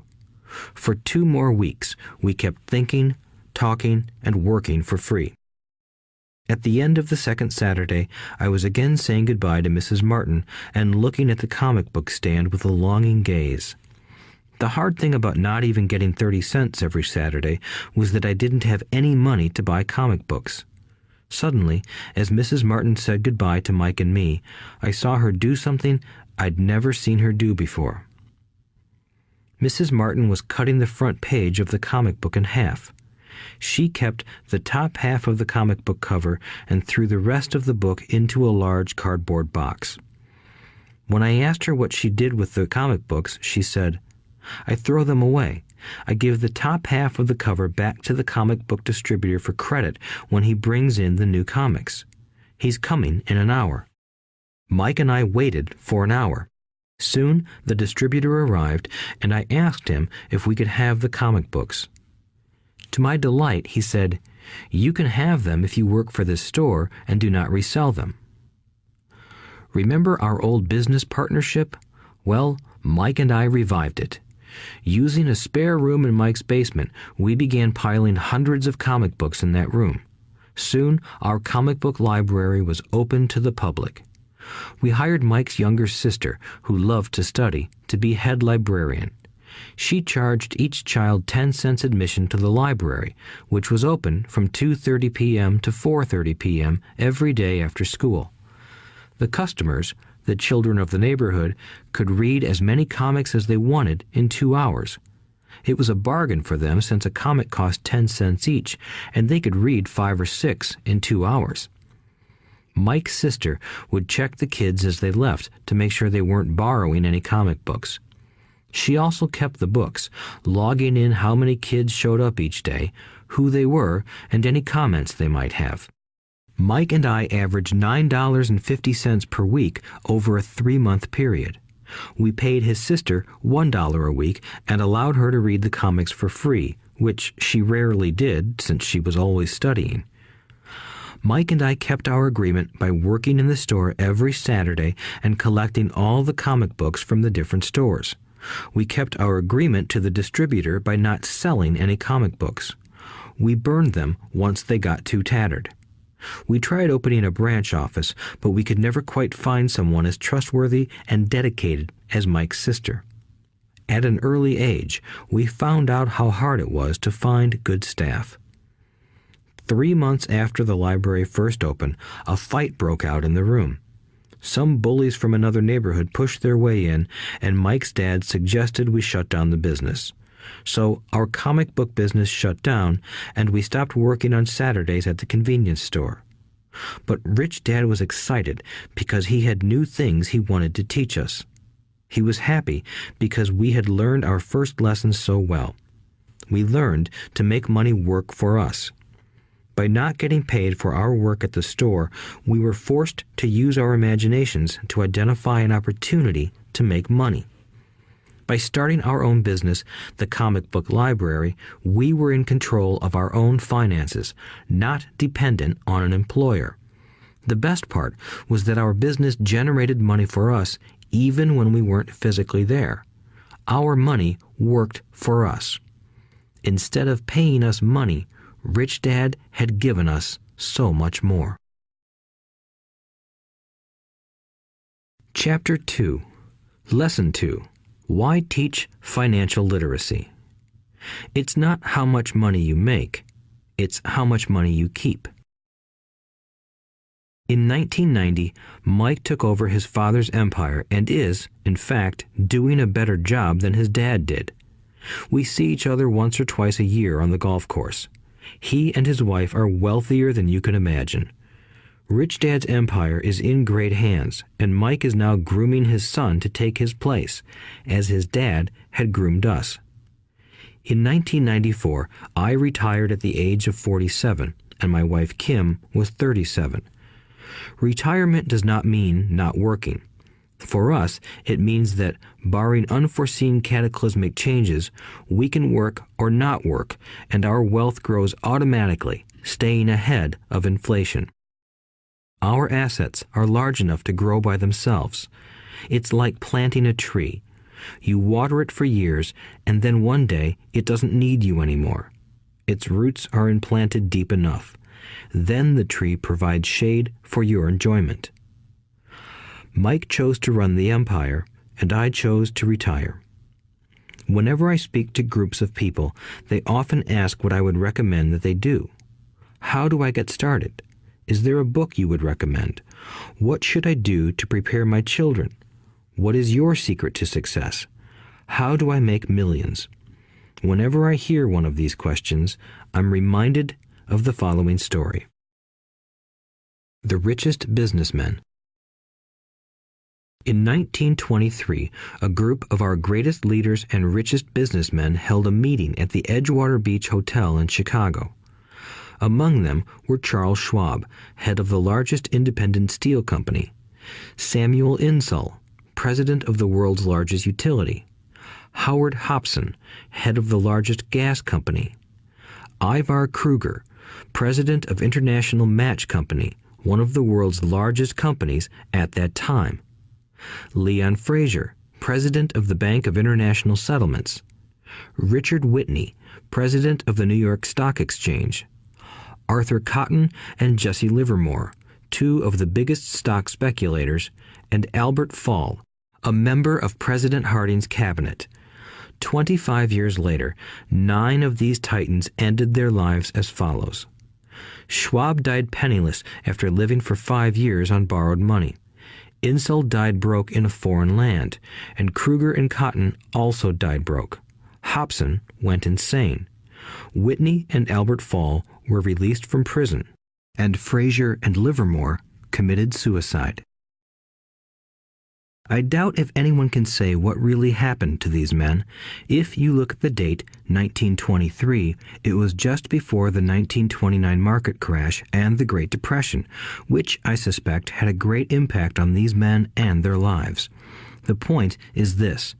Today, we live in times of greater and faster change than these men did. I suspect there will be many booms and busts in the coming years that will parallel the ups and downs these men faced. I am concerned that too many people are too focused on money and not on their greatest wealth, their education. If people are prepared to be flexible, keep an open mind, and learn, they will grow richer and richer despite tough changes. If they think money will solve problems, they will have a rough ride. Intelligence solves problems and produces money. Money without financial intelligence is money soon gone. Most people fail to realize that in life, it's not how much money you make, it's how much money you keep.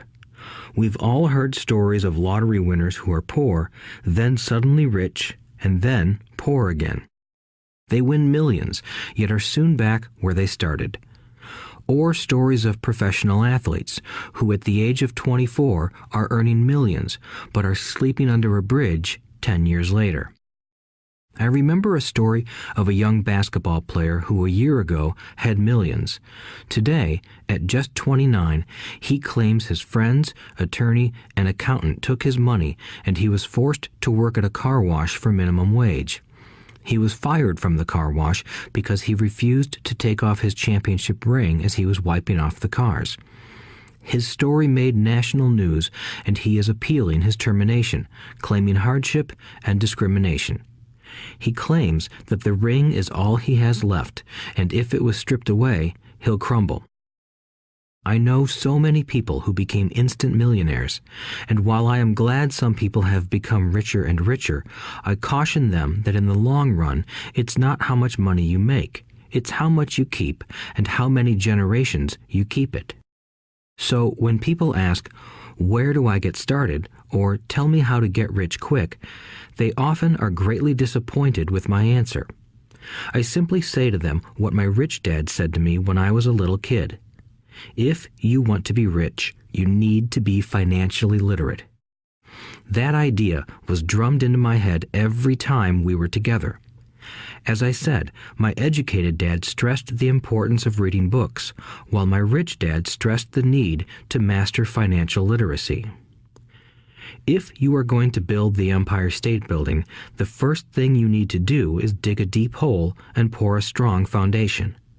If you are going to build a home in the suburbs, all you need to do is pour a 6-inch slab of concrete. Most people, in their drive to get rich, are trying to build an Empire State Building on a 6-inch slab. Our school system, created in the agrarian age, still believes in homes with no foundation. Dirt floors are still the rage, so kids graduate from school with virtually no financial foundation. One day, sleepless and deep in debt in suburbia, living the American dream, they decide that the answer to their financial problems is to find a way to get rich quick. Construction on the skyscraper begins. It goes up quickly, and soon, instead of the Empire State Building, we have the Leaning Tower of suburbia. The sleepless nights return. As for Mike and me in our adult years, both of our choices were possible because we were taught to pour a strong financial foundation when we were just kids. Accounting is possibly the most confusing, boring subject in the world, but if you want to be rich long term, it could be the most important subject. For Rich Dad, the question was how to take a boring and confusing subject and teach it to kids. The answer he found was to make it simple by teaching it in pictures. My rich dad poured a strong financial foundation for Mike and me. Since we were just kids, he created a simple way to teach us. For years, he only drew pictures and used few words.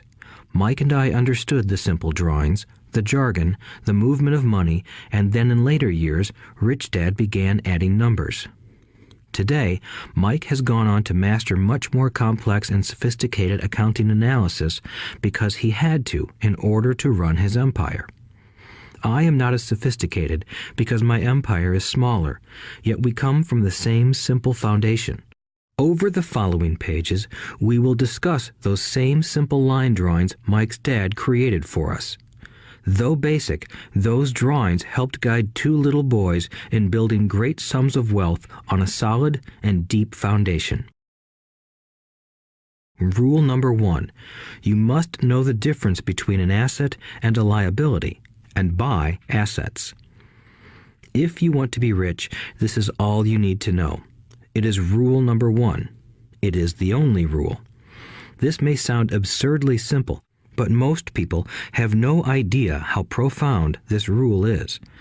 Most people struggle financially because they do not know the difference between an asset and a liability.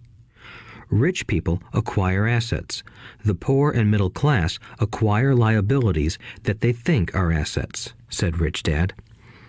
When Rich Dad explained this to Mike and me, we thought he was kidding. Here we were, nearly teenagers, and waiting for the secret to getting rich. And this was his answer. It was so simple that we stopped for a long time to think about it. "What is an asset?" asked Mike. "Don't worry right now," said Rich Dad. "Just let the idea sink in. If you can comprehend the simplicity, your life will have a plan and be financially easy. It is simple. That is why the idea is missed." "You mean all we need to know is what an asset is, acquire them, and we'll be rich?" I asked. Rich Dad nodded his head. "It's that simple." "If it's that simple, how come everyone is not rich?" I asked.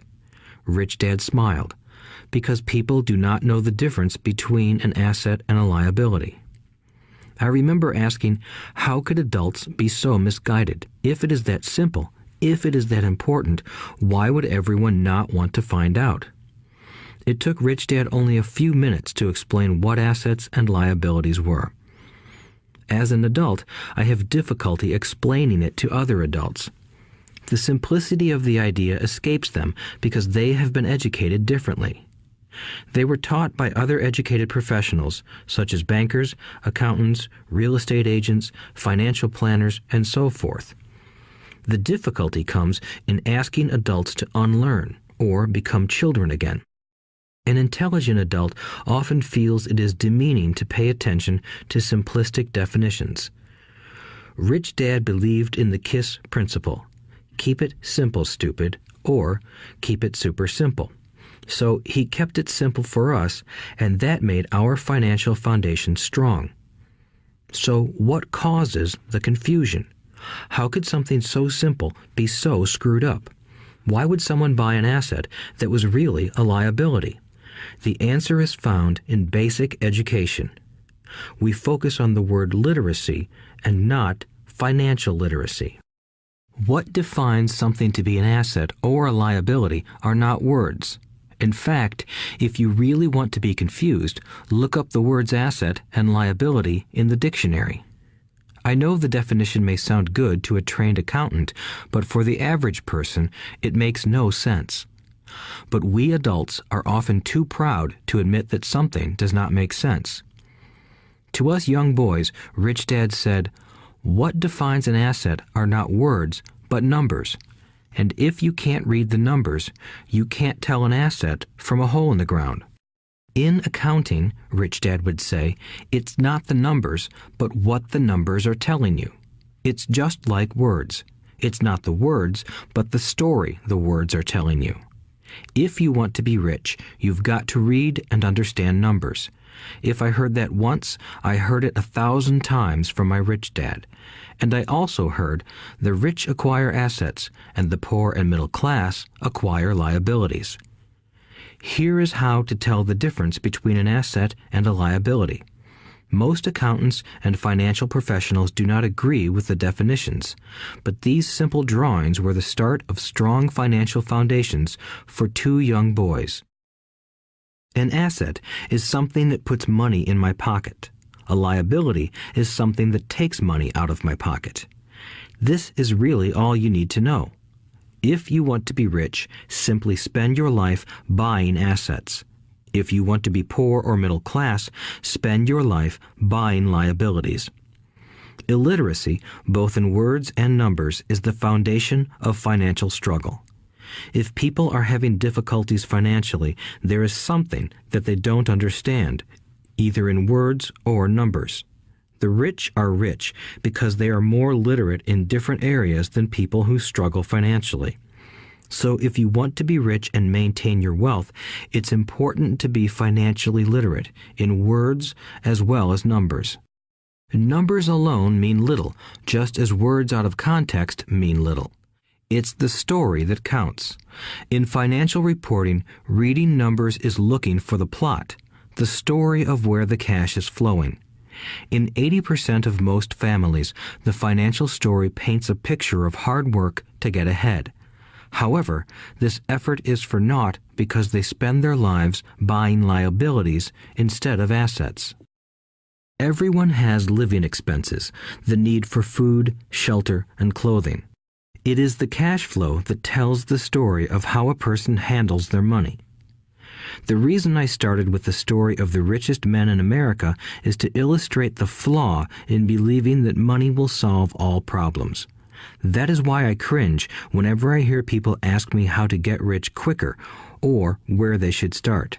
I often hear, "I'm in debt, so I need to make more money." But more money will often not solve the problem. In fact, it may compound the problem. Money often makes obvious our tragic human flaws, putting a spotlight on what we don't know. That is why, all too often, a person who comes into a sudden windfall of cash, let's say an inheritance, a pay raise, or lottery winnings, soon returns to the same financial mess, if not worse than the mess they were in before. Money only accentuates the cash flow pattern running in your head. If your pattern is to spend everything you get, most likely an increase in cash will just result in an increase in spending. Thus the saying, "A fool and his money is one big party." I have said many times that we go to school to gain scholastic and professional skills, both of which are important. We learn to make money with our professional skills. In the 1960s, when I was in high school, if someone did well academically, people assumed this bright student would go on to be a medical doctor because it was the profession with the promise of the greatest financial reward. Today, doctors face financial challenges I wouldn't wish on my worst enemy. Insurance companies taking control of the business, managed healthcare, government intervention, and malpractice suits. Today, kids want to be famous athletes, movie stars, rock stars, beauty queens, or CEOs because that is where the fame, money, and prestige are. That is the reason it is so hard to motivate kids in school today. They know that professional success is no longer solely linked to academic success, as it once was.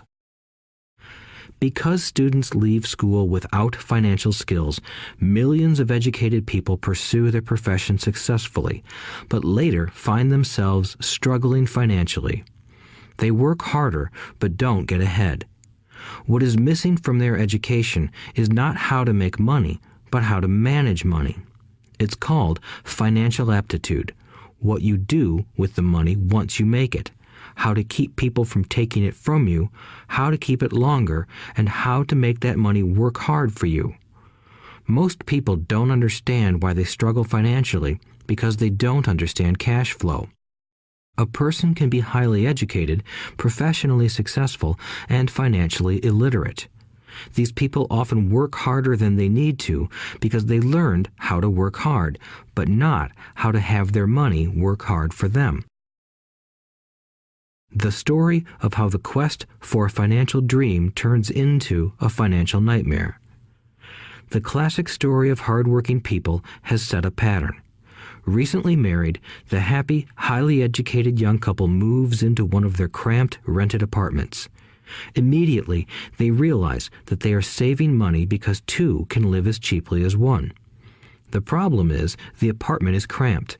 They decide to save money to buy their dream home so they can have kids. They now have two incomes, and they begin to focus on their careers. Their incomes begin to increase. As their incomes go up, their expenses go up as well. The number one expense for most people is taxes. Many people think it's income tax, but for most Americans, their highest tax is Social Security. As an employee, it appears as if the Social Security tax combined with the Medicare tax rate is roughly 7.5%, but it's really 15% since the employer must match the Social Security amount. In essence, it is money the employer can't pay you. On top of that, you still have to pay income tax on the amount deducted from your wages for Social Security tax.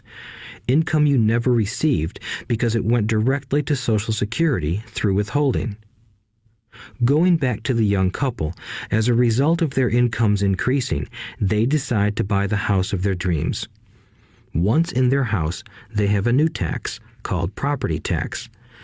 Then they buy a new car, new furniture, and new appliances to match their new house. All of a sudden, they wake up and their liabilities column is full of mortgage and credit card debt. Their liabilities go up. They're now trapped in the rat race. Pretty soon, a baby comes along and they work harder. The process repeats itself. Higher incomes cause higher taxes, also called bracket creep. A credit card comes in the mail. They use it. It maxes out. A loan company calls and says their greatest asset, their home, has appreciated in value. Because their credit is so good, the company offers a bill consolidation loan and tells them the intelligent thing to do is clear off the high-interest consumer debt by paying off their credit card. And besides, interest on their home is a tax deduction. They go for it and pay off those high-interest credit cards. They breathe a sigh of relief. Their credit cards are paid off. They've now folded their consumer debt into their home mortgage. Their payments go down because they extend their debt over 30 years. It is the smart thing to do. Their neighbor calls to invite them to go shopping. The Memorial Day sale is on. They promise themselves they'll just window shop, but they take a credit card, just in case. I run into this young couple all the time. Their names change, but their financial dilemma is the same. They come to one of my talks to hear what I have to say. They ask me, "Can you tell us how to make more money?" They don't understand that their trouble is really how they choose to spend the money they do have. It is caused by financial illiteracy and not understanding the difference between an asset and a liability. More money seldom solves someone's money problems. Intelligence solves problems. There is a saying a friend of mine says over and over to people in debt. If you find you have dug yourself into a hole, stop digging. As a child, my dad often told us that the Japanese were aware of 3 powers: the power of the sword, the jewel, and the mirror. The sword symbolizes the power of weapons. America has spent trillions of dollars on weapons, and because of this is a powerful military presence in the world. The jewel symbolizes the power of money. There is some degree of truth to the saying, "Remember the golden rule. He who has the gold makes the rules." The mirror symbolizes the power of self-knowledge. This self-knowledge, according to Japanese legend, was the most treasured of the 3. All too often, the poor and middle class allow the power of money to control them. By simply getting up and working harder, failing to ask themselves if what they do makes sense, they shoot themselves in the foot as they leave for work every morning. By not fully understanding money, the vast majority of people allow its awesome power to control them. If they used the power of the mirror, they would have asked themselves, "Does this make sense?" All too often, instead of trusting their inner wisdom, that genius inside, most people follow the crowd. They do things because everybody else does them. They conform rather than question. Often, they mindlessly repeat what they have been told. Diversify. Your home is an asset. Your home is your biggest investment. You get a tax break for going into greater debt. Get a safe job. Don't make mistakes. Don't take risks. It is said that the fear of public speaking is a fear greater than death for most people. According to psychiatrists, the fear of public speaking is caused by the fear of ostracism, the fear of standing out, the fear of criticism, the fear of ridicule, and the fear of being an outcast. The fear of being different prevents most people from seeking new ways to solve their problems. That is why my educated dad said the Japanese valued the power of the mirror the most, for it is only when we look into it that we find truth. Fear is the main reason that people say, "Play it safe." That goes for anything, be it sports, relationships, careers, or money. It is that same fear, the fear of ostracism, that causes people to conform to, and not question, commonly accepted opinions or popular trends. Your home is an asset. Get a bill consolidation loan and get out of debt. Work harder. It's a promotion. Someday I'll be a vice president. Save money. When I get a raise, I'll buy us a bigger house. Mutual funds are safe. Many financial problems are caused by trying to keep up with the Joneses. Occasionally, we all need to look in the mirror and be true to our inner wisdom rather than our fears. By the time Mike and I were 16 years old, we began to have problems in school. We were not bad kids. We just began to separate from the crowd. We worked for Mike's dad after school and on weekends. Mike and I often spent hours after work just sitting at a table with his dad while he held meetings with his bankers, attorneys, accountants, brokers, investors, managers, and employees.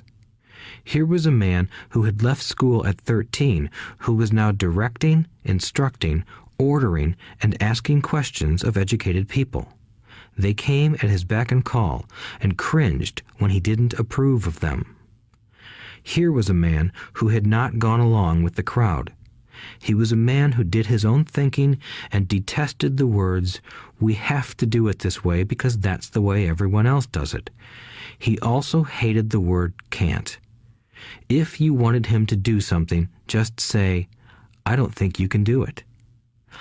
Mike and I learned more sitting in on his meetings than we did in all our years of school, college included. Mike's dad was not book smart, but he was financially educated and successful as a result. He told us over and over again, an intelligent person hires people who are more intelligent than he is. So Mike and I had the benefit of spending hours listening to and learning from intelligent people. But because of this, Mike and I couldn't go along with the standard dogma our teachers preached, and that caused problems. Whenever the teacher said, "If you don't get good grades, you won't do well in the real world," Mike and I just raised our eyebrows. When we were told to follow set procedures and not deviate from the rules, we could see how school discouraged creativity. We started to understand why our rich dad told us that schools were designed to produce good employees instead of employers. Occasionally, Mike or I would ask our teachers how what we studied was applicable to the real world, or why we never studied money and how it worked. To the latter question, we often got the answer that money was not important, that if we excelled in our education, the money would follow. The more we knew about the power of money, the more distant we grew from the teachers and our classmates. My highly educated dad never pressured me about my grades, but we did begin to argue about money. By the time I was 16, I probably had a far better foundation with money than both my parents. I could keep books, I listened to tax accountants, corporate attorneys, bankers, real estate brokers, investors, and so forth. By contrast, my dad talked to other teachers. One day, my dad told me that our home was his greatest investment. A not too pleasant argument took place when I showed him why I thought a house was not a good investment. I showed him the ancillary expenses that went along with owning the home. A bigger home meant bigger expenses, and the cash flow kept going out through the expense column. Today, people still challenge me on the idea of a house not being an asset. I know that for many people, it is their dream as well as their largest investment. And owning your own home is better than nothing. I simply offer an alternative way of looking at this popular dogma. If my wife and I were to buy a bigger, flashier house, we realize it wouldn't be an asset. It would be a liability since it would take money out of our pocket. So here is the argument I put forth. I really don't expect most people to agree with it because your home is an emotional thing, and when it comes to money, high emotions tend to lower financial intelligence. I know from personal experience that money has a way of making every decision emotional. 1. When it comes to houses, most people work all their lives paying for a home they never own. In other words, most people buy a new house every few years, each time incurring a new 30-year loan to pay off the previous one. 2. Even though people receive a tax deduction for interest on mortgage payments, they pay for all their other expenses with after-tax dollars, even after they pay off their mortgage. 3. My wife's parents were shocked when the property taxes on their home increased to $1,000 a month. This was after they had retired, so the increase put a strain on their retirement budget and they felt forced to move. 4. Houses do not always go up in value. I have friends who owe $1 million for a home that today would sell for far less. 5. The greatest losses of all are those from missed opportunities.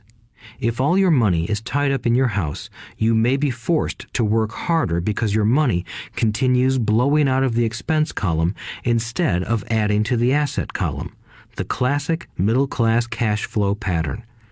If a young couple would put more money into their asset column early on, their later years would be easier. Their assets would have grown and would be available to help cover expenses. All too often, a house only serves as a vehicle for incurring a home equity loan to pay for mounting expenses. In summary, the end result in making a decision to own a house that is too expensive in lieu of starting an investment portfolio impacts an individual in at least the following 3 ways. 1. Loss of time during which other assets could have grown in value. 2. Loss of additional capital which could have been invested instead of paying for high maintenance expenses related directly to the home. 3. Loss of education. Too often, people count their house and savings and retirement plans as all they have in their asset column. Because they have no money to invest, they simply don't invest. This costs them investment experience. Most never become what the investment world calls a sophisticated investor. And the best investments are usually first sold to sophisticated investors, who then turn around and sell them to the people playing it safe. I am not saying don't buy a house. What I'm saying is that you should understand the difference between an asset and a liability. When I want a bigger house, I first buy assets that will generate the cash flow to pay for the house. My educated dad's personal financial statement best demonstrates the life of someone caught in the rat race. His expenses match his income, never allowing him enough left over to invest in assets. As a result, his liabilities are larger than his assets. Why the rich get richer. A review of my rich dad's financial statement shows why the rich get richer. The asset column generates more than enough income to cover expenses, with the balance reinvested into the asset column. The asset column continues to grow, and therefore the income it produces grows with it. The result is that the rich get richer. Why the middle class struggle. The middle class finds itself in a constant state of financial struggle. Their primary income is through their salary. As their wages increase, so do their taxes. Their expenses tend to increase in proportion to their salary increase, hence the phrase, the rat race. They treat their home as their primary asset instead of investing in income-producing assets. This pattern of treating your home as an investment and the philosophy that a pay raise means you can buy a larger home or spend more is the foundation of today's debt-ridden society. Increased spending throws families into greater debt and into more financial uncertainty, even though they may be advancing in their jobs and receiving raises on a regular basis. This is high-risk living caused by weak financial education. The massive loss of jobs in recent times proves how shaky the middle class really is financially. Company pension plans are being replaced by 401k plans. Social Security is obviously in trouble and can't be relied upon as a source for retirement. Panic has set in for the middle class. Today, mutual funds are popular because they supposedly represent safety.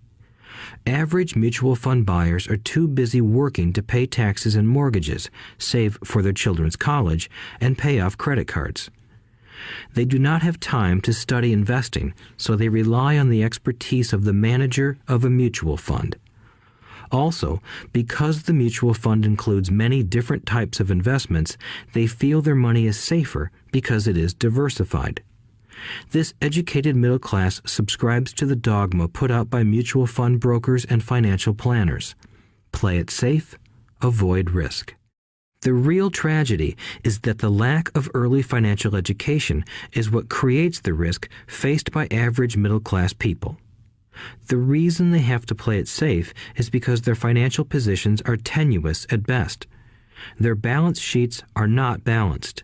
Instead, they are loaded with liabilities and have no real assets that generate income. Typically, their only source of income is their paycheck. Their livelihood becomes entirely dependent on their employer. So when genuine deals of a lifetime come along, these people can't take advantage of them because they are working so hard, are taxed to the max, and are loaded with debt. As I said at the start of this section, the most important rule is to know the difference between an asset and a liability. Once you understand the difference, concentrate your efforts on buying income-generating assets. That's the best way to get started on a path to becoming rich. Keep doing that and your asset column will grow. Keep liabilities and expenses down so more money is available to continue pouring into the asset column.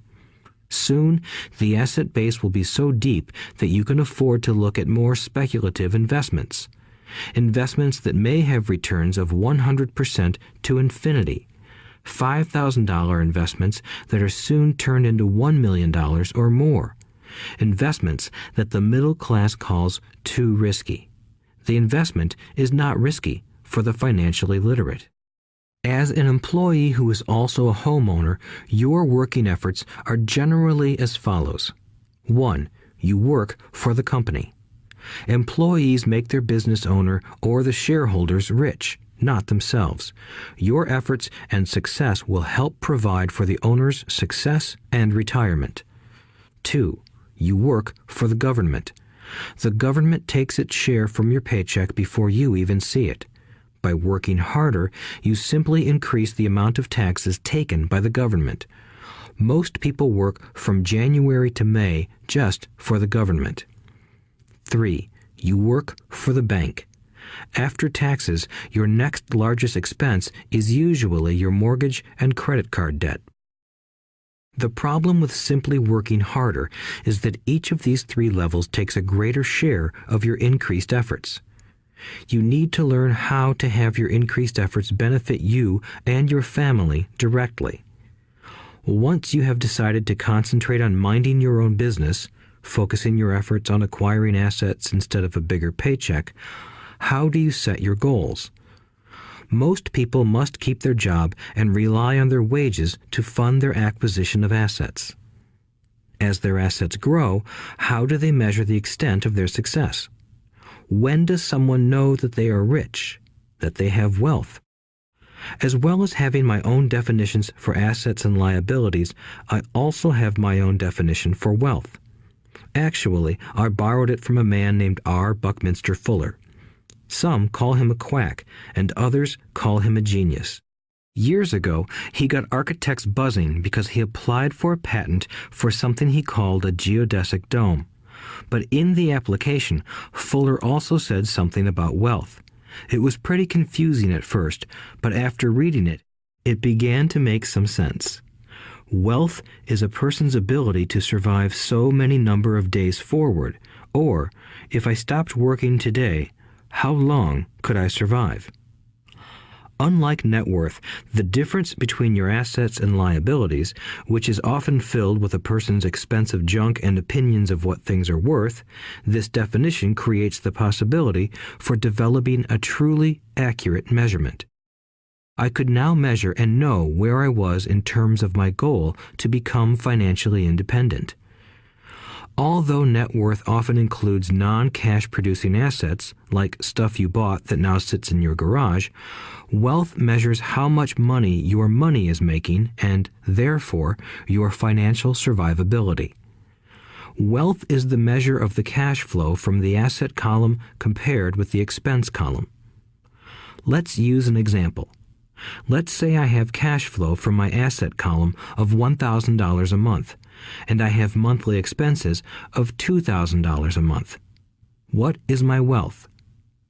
Let's go back to Buckminster Fuller's definition. Using his definition, how many days forward can I survive? Assuming a 30-day month, I have enough cash flow for half a month. When I achieve $2,000 a month cash flow from my assets, then I will be wealthy. So, while I'm not yet rich, I am wealthy. I now have income generated from assets each month that fully cover my monthly expenses. If I want to increase my expenses, I first must increase my cash flow to maintain this level of wealth. Also note that it is at this point that I'm no longer dependent on my wages. I have focused on and been successful in building an asset column that has made me financially independent. If I quit my job today, I would be able to cover my monthly expenses with the cash flow from my assets. My next goal would be to have the excess cash flow from my assets reinvested into the asset column. The more money that goes into my asset column, the more my asset column grows. The more my assets grow, the more my cash flow grows. And as long as I keep my expenses less than the cash flow from these assets, I grow richer with more and more income from sources other than my physical labor. As this reinvestment process continues, I am well on my way to becoming rich. Just remember this simple observation. The rich buy assets. The poor only have expenses. The middle class buy liabilities they think are assets. So how do I start minding my own business? What is the answer? Listen to the founder of McDonald's in the next chapter. Chapter 3. Lesson 3. Mind your own business. The rich focus on their asset columns while everyone else focuses on their income statements. In 1974, Ray Kroc, the founder of McDonald's, was asked to speak to the MBA class at the University of Texas at Austin. A friend of mine was a student in that MBA class. After a powerful and inspiring talk, the class adjourned and the students asked Ray if he would join them at their favorite hangout to have a few beers. Ray graciously accepted. "What business am I in?" Ray asked once the group had all their beers in hand. Everyone laughed, my friend said. Most of the MBA students thought Ray was just fooling around. No one answered, so Ray asked again. "What business do you think I'm in?" The students laughed again, and finally one brave soul yelled out, "Ray, who in the world doesn't know that you're in the hamburger business?" Ray chuckled. "That's what I thought you would say." He paused and then quickly added, "Ladies and gentlemen, I'm not in the hamburger business. My business is real estate." As my friend tells the story, Ray spent a good amount of time explaining his viewpoint. In his business plan, Ray knew that the primary business focus was to sell hamburger franchises, but what he never lost sight of was the location of each franchise. He knew that the land and its location were the most significant factors in the success of each franchise. Basically, the person who bought the franchise was also buying the real estate under the franchise for Ray Kroc's organization. Today, McDonald's is the largest single owner of real estate in the world, owning even more than the Catholic Church.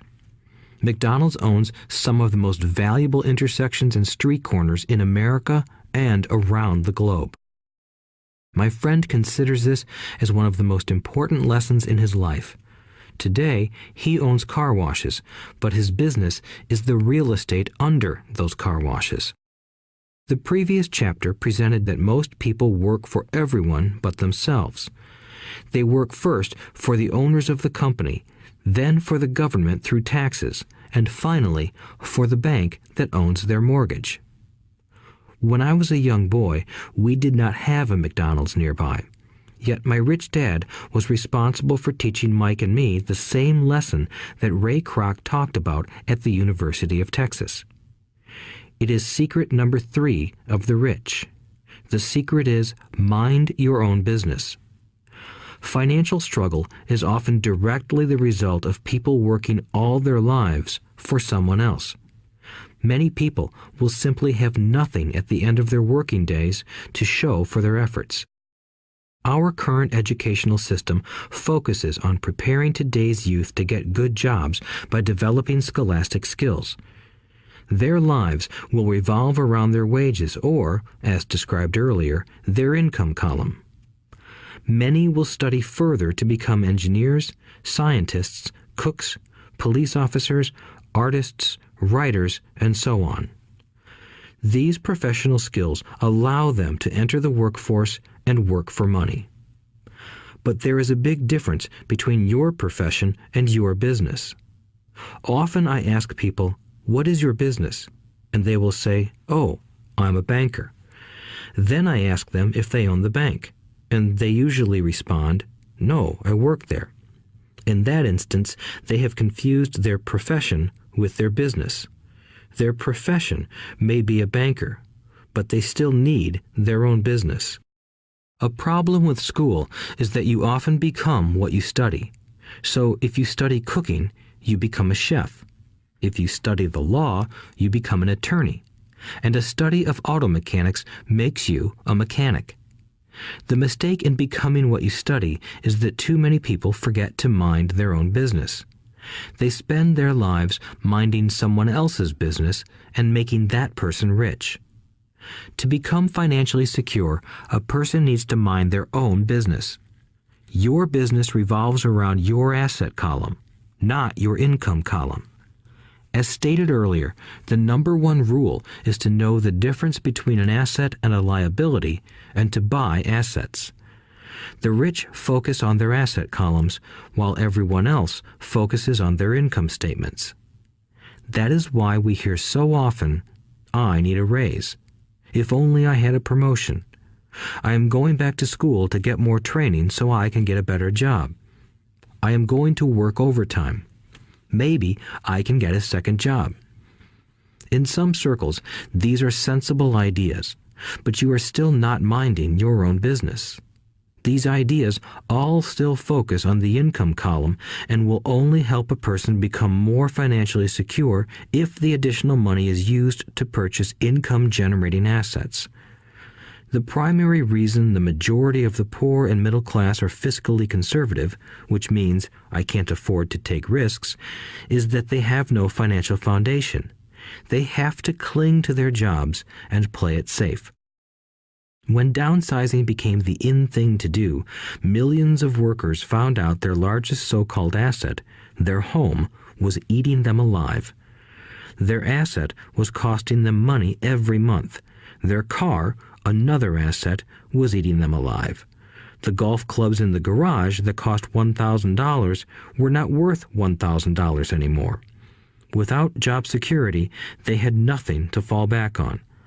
What they thought were assets could not help them survive in a time of financial crisis.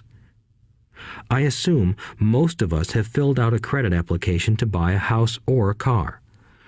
It's always interesting to look at the net worth section because of what accepted banking and accounting practices allow a person to count as assets. One day when I wanted a loan, my financial position did not look too good. So I added my new golf clubs, my art collection, books, electronics, Armani suits, wristwatches, shoes, and other personal effects to boost the number in the asset column. But I was turned down because I had too much investment real estate. The loan committee didn't like that I made so much money from rent. They wanted to know why I did not have a normal job with a salary. They did not question the Armani suits, golf clubs, or art collection. Life is sometimes tough when you do not fit the standard profile. I cringe every time I hear someone say to me that their net worth is $1 million or $100,000 or whatever. One of the main reasons net worth is not accurate is simply because the moment you begin selling your assets, you are taxed for any gains. So many people have put themselves in deep financial trouble when they run short of income. To raise cash, they sell their assets, but their personal assets can generally be sold for only a fraction of the value that is listed on their personal balance sheet. Or, if there is a gain on the sale of the assets, they are taxed on the gain. So again, the government takes its share, thus reducing the amount available to help them out of debt. That is why I say someone's net worth is often worth less than they think. Start minding your own business. Keep your daytime job, but start buying real assets, not liabilities or personal effects that have no real value once you get them home.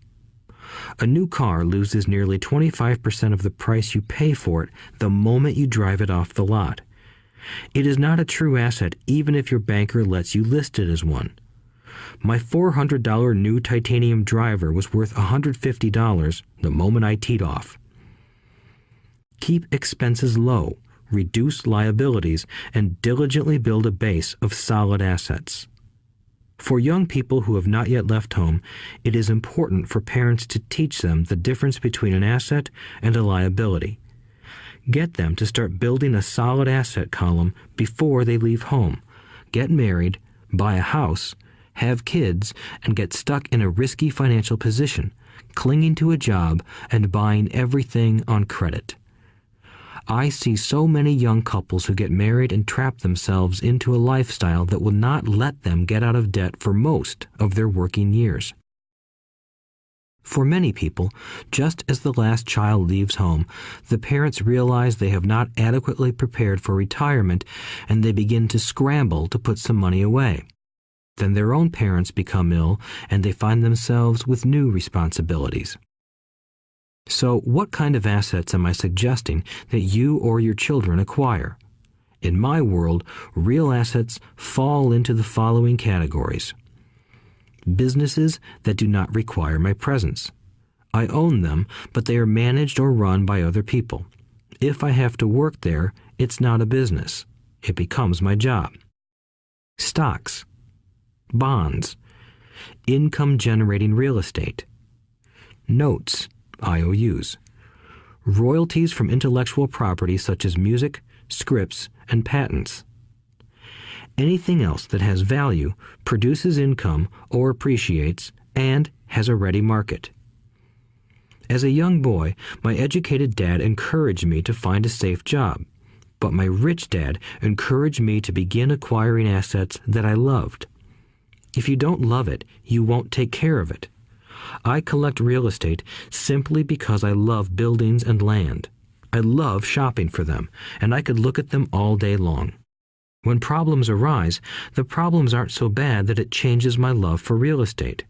For people who hate real estate, they shouldn't buy it.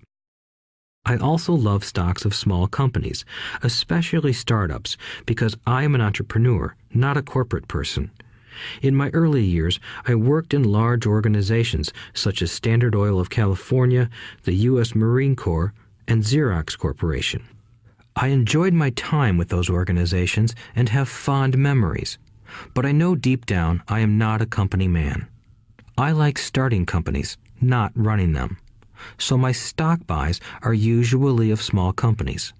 Sometimes I even start the company and take it public. Fortunes are made in new stock issues, and I love the game. Many people are afraid of small-cap companies and call them risky, and they are. But that risk is diminished if you love what the investment is, understand it, and know the game.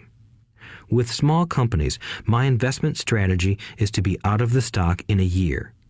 On the other hand, my real estate strategy is to start small and keep trading up for bigger properties, and, therefore, delay paying taxes on the gain. This allows the value to increase dramatically. I generally hold real estate less than 7 years.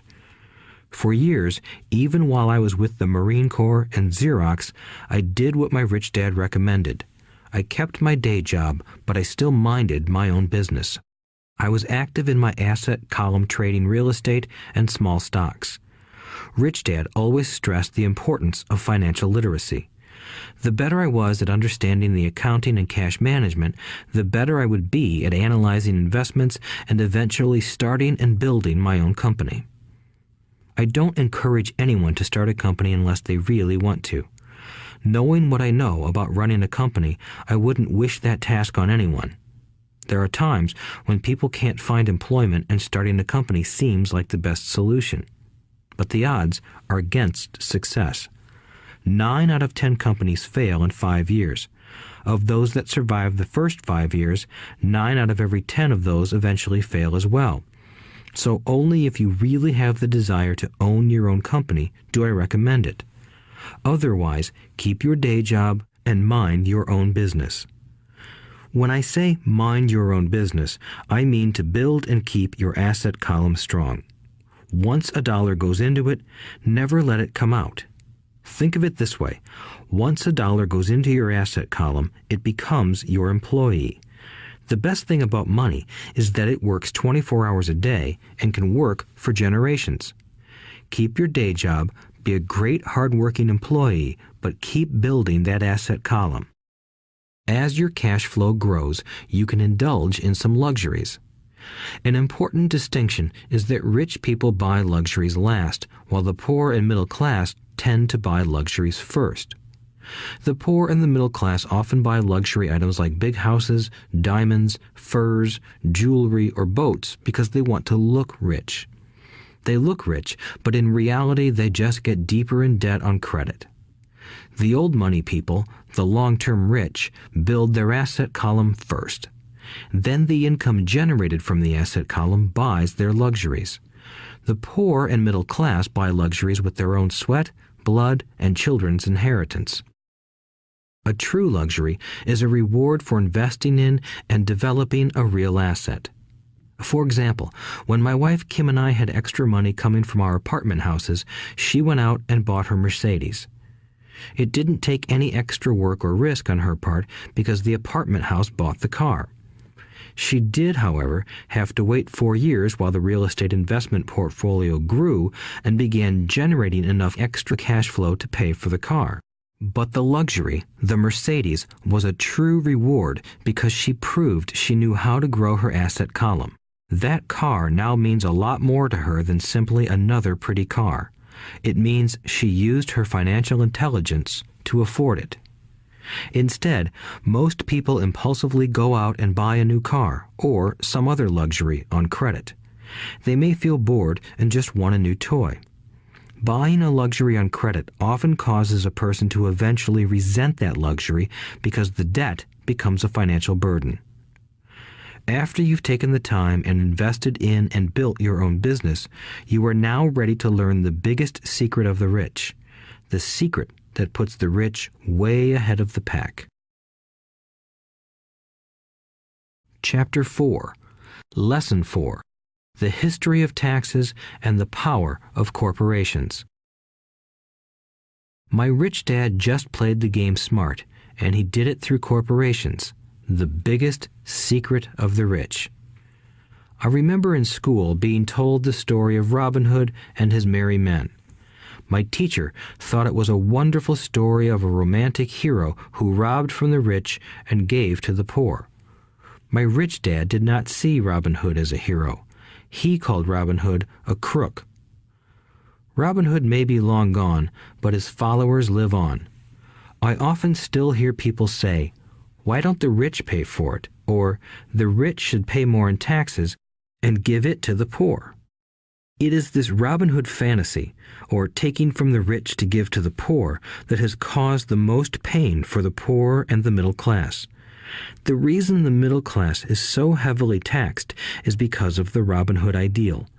The reality is that the rich are not taxed.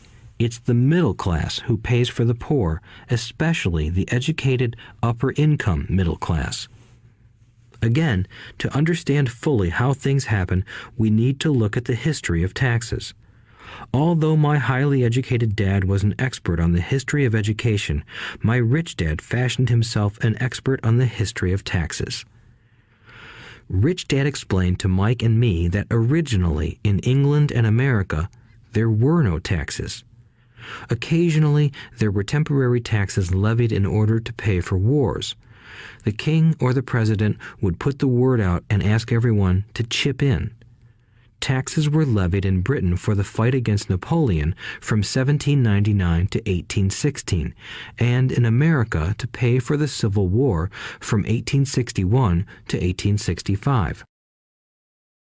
In 1874, England made income tax a permanent levy on its citizens. In 1913, an income tax became permanent in the United States with the adoption of the 16th Amendment to the U.S. Constitution. At one time, Americans were anti-tax. It had been the tax on tea that led to the famous Tea Party in Boston Harbor, an incident that helped ignite the Revolutionary War. It took approximately 50 years in both England and the United States to sell the idea of a regular income tax. What these historical dates fail to reveal is that both of these taxes were initially levied against only the rich. It was this point that Rich Dad wanted Mike and me to understand. He explained that the idea of taxes was made popular and accepted by the majority by telling the poor and the middle class that taxes were created only to punish the rich. This is how the masses voted for the law, and it became constitutionally legal.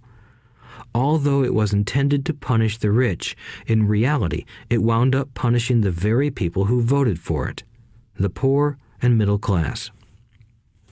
Once government got a taste of money, its appetite grew, said Rich Dad. Your dad and I are exactly opposite. He's a government bureaucrat, and I am a capitalist. We get paid, and our success is measured on opposite behaviors. He gets paid to spend money and hire people. The more he spends and the more people he hires, the larger his organization becomes. In the government, a large organization is a respected organization. On the other hand, within my organization, the fewer people I hire and the less money I spend, the more I am respected by my investors. That's why I don't like government people. They have different objectives than most business people. As the government grows, more and more tax dollars are needed to support it. My educated dad sincerely believed that government should help people. He loved John F. Kennedy and especially the idea of the Peace Corps. He loved the idea so much that both he and my mom worked for the Peace Corps, training volunteers to go to Malaysia, Thailand, and the Philippines. He always strived for additional grants and budget increases so he could hire more people, both in his job with the Education Department and in the Peace Corps. From the time I was about 10 years old, I would hear from my rich dad that government workers were a pack of lazy thieves, and from my poor dad I would hear how the rich were greedy crooks who should be made to pay more taxes. Both sides had valid points. It was difficult to go to work for one of the biggest capitalists in town and come home to a father who was a prominent government leader. It was not easy to know which dad to believe. Yet, when you study the history of taxes, an interesting perspective emerges. As I said, the passage of taxes was only possible because the masses believed in the Robin Hood theory of economics. Take from the rich and give to everyone else. The problem was that the government's appetite for money was so great that taxes soon needed to be levied on the middle class, and from there it kept trickling down. However, the rich saw an opportunity because they don't play by the same set of rules. The rich knew about corporations, which became popular in the days of sailing ships. The rich created the corporation as a vehicle to limit their risk to the assets of each voyage. The rich put their money into a corporation to finance the voyage. The corporation would then hire a crew to sail to the New World to look for treasure. If the ship was lost, the crew lost their lives, but the loss to the rich would be limited only to the money they invested for that particular voyage. It is the knowledge of the legal corporate structure that really gives the rich a vast advantage over the poor and middle class. Having two fathers teaching me, one a socialist and the other a capitalist, I quickly began to realize that the philosophy of the capitalist made more financial sense to me. It seemed to me that the socialists ultimately penalized themselves due to their lack of financial education. No matter what the take from the rich crowd came up with, the rich always found a way to outsmart them. That is how taxes were eventually levied on the middle class. The rich outsmarted the intellectuals solely because they understood the power of money, a subject not taught in schools. How did the rich outsmart the intellectuals? Once the take from the rich tax was passed, cash started flowing into government coffers. Initially, people were happy. Money was handed out to government workers and the rich. It went to government workers in the form of jobs and pensions, and it went to the rich via their factories receiving government contracts. The government received a large pool of money, but the problem was the fiscal management of that money. The government ideal is to avoid having excess money. If you fail to spend your allotted funds, you risk losing it in the next budget. You would certainly not be recognized for being efficient. Business people, on the other hand, are rewarded for having excess money and are applauded for their efficiency. As this cycle of growing government spending continued, the demand for money increased, and the tax the rich idea was adjusted to include lower income levels down to the very people who voted it in, the poor and the middle class. True capitalists used their financial knowledge to simply find an escape. They headed back to the protection of a corporation. But what many people who have never formed a corporation don't know is that a corporation is not really a thing.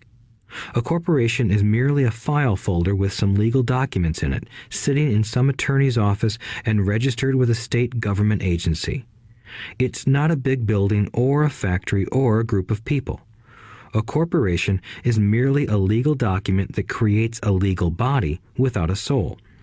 Using it, the wealth of the rich was once again protected. It was popular because the income tax rate of a corporation is less than the individual income tax rates. In addition, certain expenses could be paid by a corporation with pre-tax dollars. This war between the haves and have-nots has raged for hundreds of years.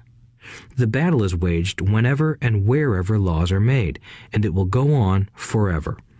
The problem is that the people who lose are the uninformed, the ones who get up every day and diligently go to work and pay taxes. If they only understood the way the rich play the game, they could play it too. Then they would be on their way to their own financial independence. This is why I cringe every time I hear a parent advise their children to go to school so they can find a safe, secure job. An employee with a safe, secure job without financial aptitude has no escape. Average Americans today work 5 to 6 months for the government just to cover their taxes. In my opinion, that is simply too long. The harder you work, the more you pay the government. That is why I believe that the idea of take from the rich backfired on the very people who voted it in. Every time people try to punish the rich don't simply comply. They react. They have the money, power, and intent to change things. They don't just sit there and voluntarily pay more taxes. Instead, they search for ways to minimize their tax burden.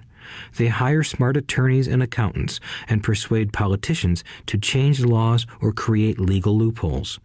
They use their resources to effect change. The tax code of the United States also allows other ways to reduce taxes. Most of these vehicles are available to anyone, but it is the rich who find them because they are minding their own business.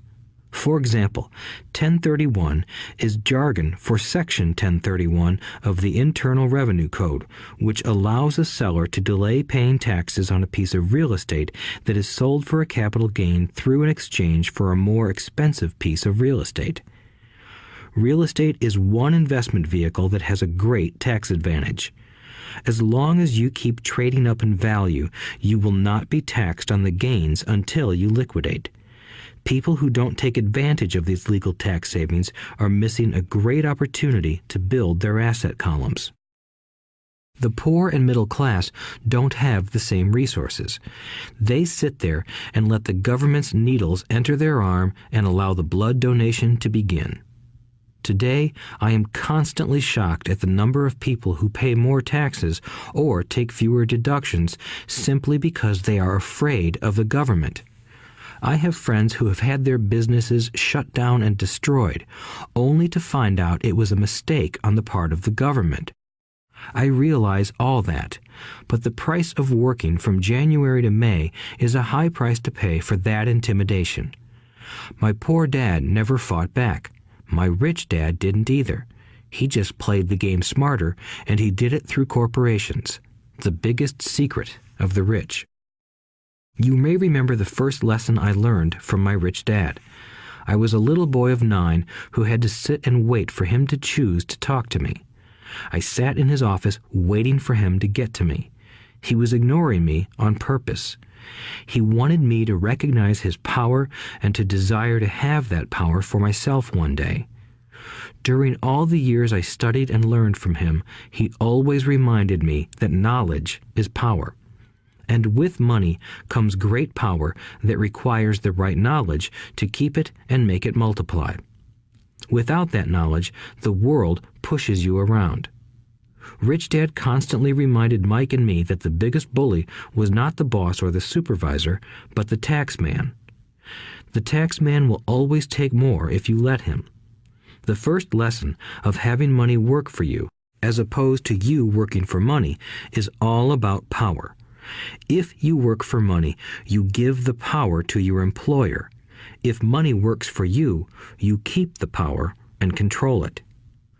Once we had this knowledge of the power of money working for us, he wanted us to be financially smart and not let anyone or anything push us around. If you're ignorant, it's easy to be bullied. If you know what you're talking about, you have a fighting chance. That is why he paid so much for smart tax accountants and attorneys. It was less expensive to pay them than to pay the government. His best lesson to me was, be smart and you won't be pushed around as much. He knew the law because he was a law-abiding citizen and because it was expensive to not know the law. If you know you're right, you're not afraid of fighting back, even if you are taking on Robin Hood and his band of merry men. My highly educated dad always encouraged me to land a good job with a strong corporation. He spoke of the virtues of working your way up the corporate ladder. He didn't understand that, by relying solely on a paycheck from a corporate employer, I would be a docile cow ready for milking. When I told my rich dad of my father's advice, he only chuckled. "Why not own the ladder?" was all he said.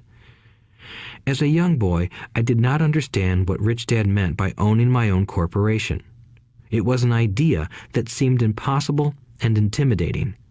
Although I was excited by the idea, my inexperience wouldn't let me envision the possibility that grown-ups would someday work for a company I would own. The point is that, if not for my rich dad, I would have probably followed my educated dad's advice. It was merely the occasional reminder of my rich dad that kept the idea of owning my own corporation alive and kept me on a different path. By the time I was 15 or 16, I knew I wasn't going to continue down the path my educated dad recommended. I didn't know how I was going to do it, but I was determined not to head in the direction most of my classmates were heading. That decision changed my life. It was not until my mid-20s that my rich dad's advice began to make more sense to me. I was just out of the Marine Corps and working for Xerox. I was making a lot of money, but every time I looked at my paycheck, I was disappointed. The deductions were so large, and the more I worked, the greater they became. As I became more successful, my bosses talked about promotions and raises. It was flattering, but I could hear my rich dad asking in my ear, "Who are you working for? Who are you making rich?" In 1974, while still an employee for Xerox, I formed my first corporation and began minding my own business. There were already a few assets in my asset column, but now I was determined to focus on making it bigger. Those paychecks, with all the deductions, made all the years of my rich dad's advice make total sense. I could see the future if I followed my educated dad's advice. Many employers feel that advising their workers to mind their own business is bad for business. But for me, focusing on my own business and developing assets made me a better employee because I now had a purpose. I came in early and worked diligently, amassing as much money as possible so I could invest in real estate. Hawaii was just set to boom, and there were fortunes to be made. The more I realized that we were in the beginning stages of a boom, the more Xerox machines I sold. The more I sold, the more money I made, and, of course, the more deductions came out of my paycheck. It was inspiring. I wanted out of the employee trap so badly that I worked even harder so I could invest more. By 1978, I was consistently one of the top 5 salespeople at the company.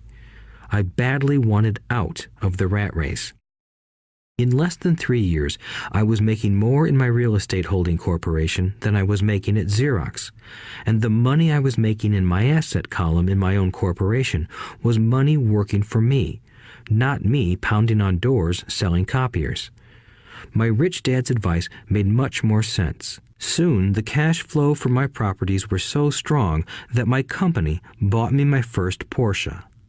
My fellow Xerox salespeople thought I was spending my commissions. I wasn't. I was investing my commissions in assets. My money was working hard to make more money. Each dollar in my asset column was a great employee, working hard to make more employees and buy the boss a new Porsche with before-tax dollars. I began to work harder for Xerox. The plan was working, and my Porsche was the proof. By using the lessons I learned from my rich dad, I was able to get out of the proverbial rat race at an early age. It was made possible because of the strong financial knowledge I had acquired through Rich Dad's lessons. Without this financial knowledge, which I call financial intelligence or financial IQ, my road to financial independence would have been much more difficult. I now teach others in the hope that I may share my knowledge with them. I remind people that financial IQ is made up of knowledge from 4 broad areas of expertise. 1. Accounting. Accounting is financial literacy or the ability to read numbers. This is a vital skill if you want to build an empire. The more money you are responsible for, the more accuracy is required, or the house comes tumbling down. This is the left brain side, or the details. Financial literacy is the ability to read and understand financial statements, which allows you to identify the strengths and weaknesses of any business. 2. Investing. Investing is the science of money making money. This involves strategies and formulas which use the creative right brain side. 3. Understanding markets. Understanding markets is the science of supply and demand. You need to know the technical aspects of the market, which are emotion-driven, in addition to the fundamental or economic aspects of an investment. Does an investment make sense or does it not make sense based on current market conditions? 4. The law. A corporation wrapped around the technical skills of accounting, investing, and markets can contribute to explosive growth. A person who understands the tax advantages and protections provided by a corporation can get rich so much faster than someone who is an employee or a small business sole proprietor. It's like the difference between someone walking and someone flying. The difference is profound when it comes to long-term wealth. Tax advantages. A corporation can do many things that an employee cannot, like pay expenses before paying taxes. That is a whole area of expertise that is very exciting. Employees earn and get taxed and then try to live on what is left. A corporation earns, spends everything it can, and is taxed on anything that is left. It's one of the biggest legal tax loopholes that the rich use. They're easy to set up and are not expensive if you own investments that are producing good cash flow. For example, by owning your own corporation, your vacations can be board meetings in Hawaii. Car payments, insurance, repairs, and health club memberships are company expenses. Most restaurant meals are partial expenses and on. But it's done legally with pre-tax dollars. Protection from lawsuits. We live in a litigious society. Everybody wants a piece of your action.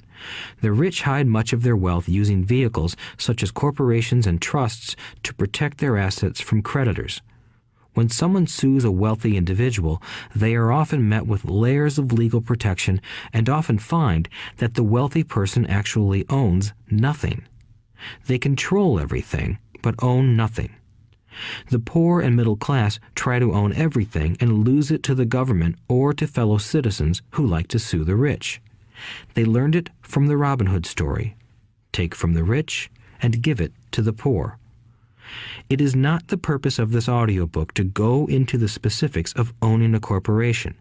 But I will say that if you own any kind of legitimate assets, I would consider finding out more about the benefits and protection offered by a corporation as soon as possible.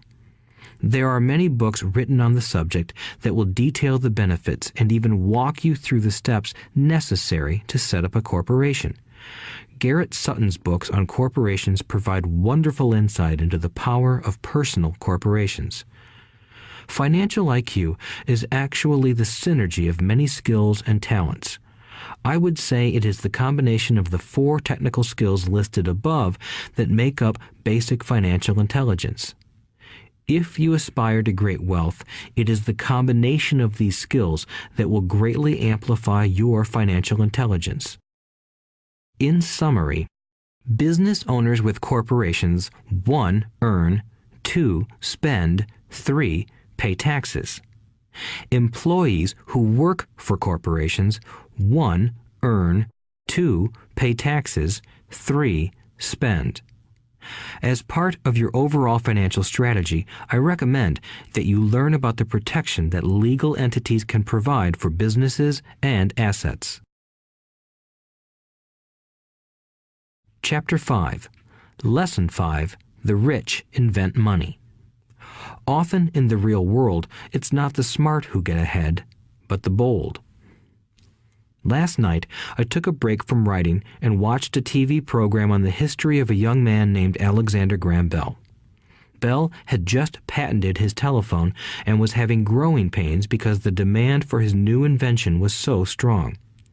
Needing a bigger company, he then went to the giant at that time, Western Union, and asked them if they would buy his patent and his tiny company. He wanted $100,000 for the whole package.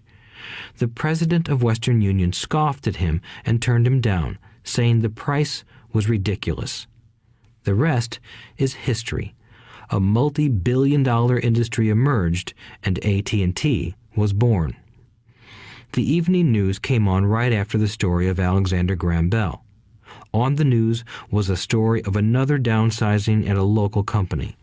The workers were angry and complained that the company ownership was unfair. A terminated manager of about 45 years of age had his wife and 2 babies at the plant and was begging the guards to let him talk to the owners to ask if they would reconsider his termination. He had just bought a house and was afraid of losing it. The camera focused in on his pleading for all the world to see. Needless to say, it held my attention. I have been teaching professionally since 1984. It has been a great experience and a rewarding one. It is also a disturbing profession, for I have taught thousands of individuals, and I see one thing in common in all of us, myself included. We all have tremendous potential, and we all are blessed with gifts. Yet the one thing that holds all of us back is some degree of self-doubt. It is not so much the lack of technical information that holds us back, but more the lack of self-confidence. Some are more affected than others. Once we leave school, most of us know that it is not so much a matter of college degrees or good grades that count. In the real world, outside of academics, something more than just grades is required. I have heard it called many things: guts, chutzpah, balls, audacity, bravado, cunning, daring, tenacity, and brilliance.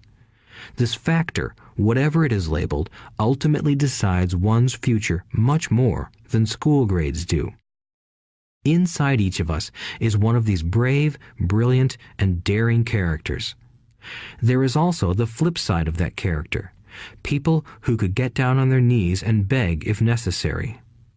After a year in Vietnam as a Marine Corps pilot, I got to know both of those characters inside of me intimately. One is not better than the other. Yet, as a teacher, I recognized that it was excessive fear and self-doubt that were the greatest detractors of personal genius.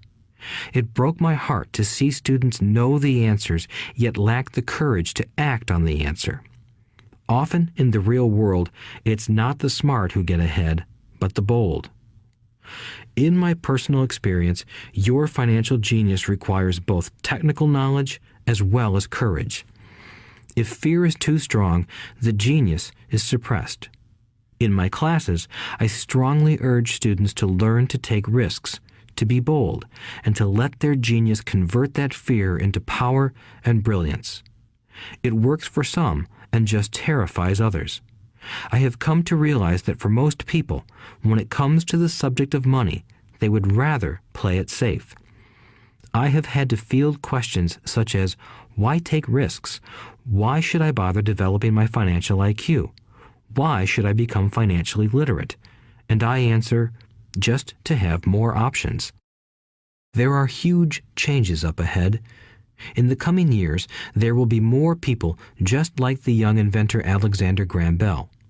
There will be 100 people like Bill Gates and hugely successful companies like Microsoft created every year all over the world.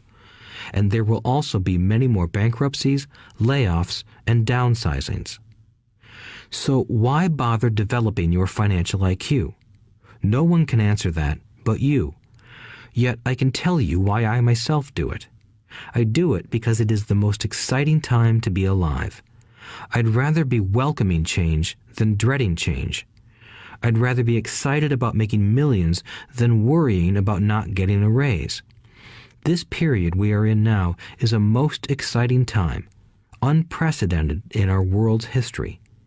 Generations from now, people will look back at this period of time and remark at what an exciting era it must have been.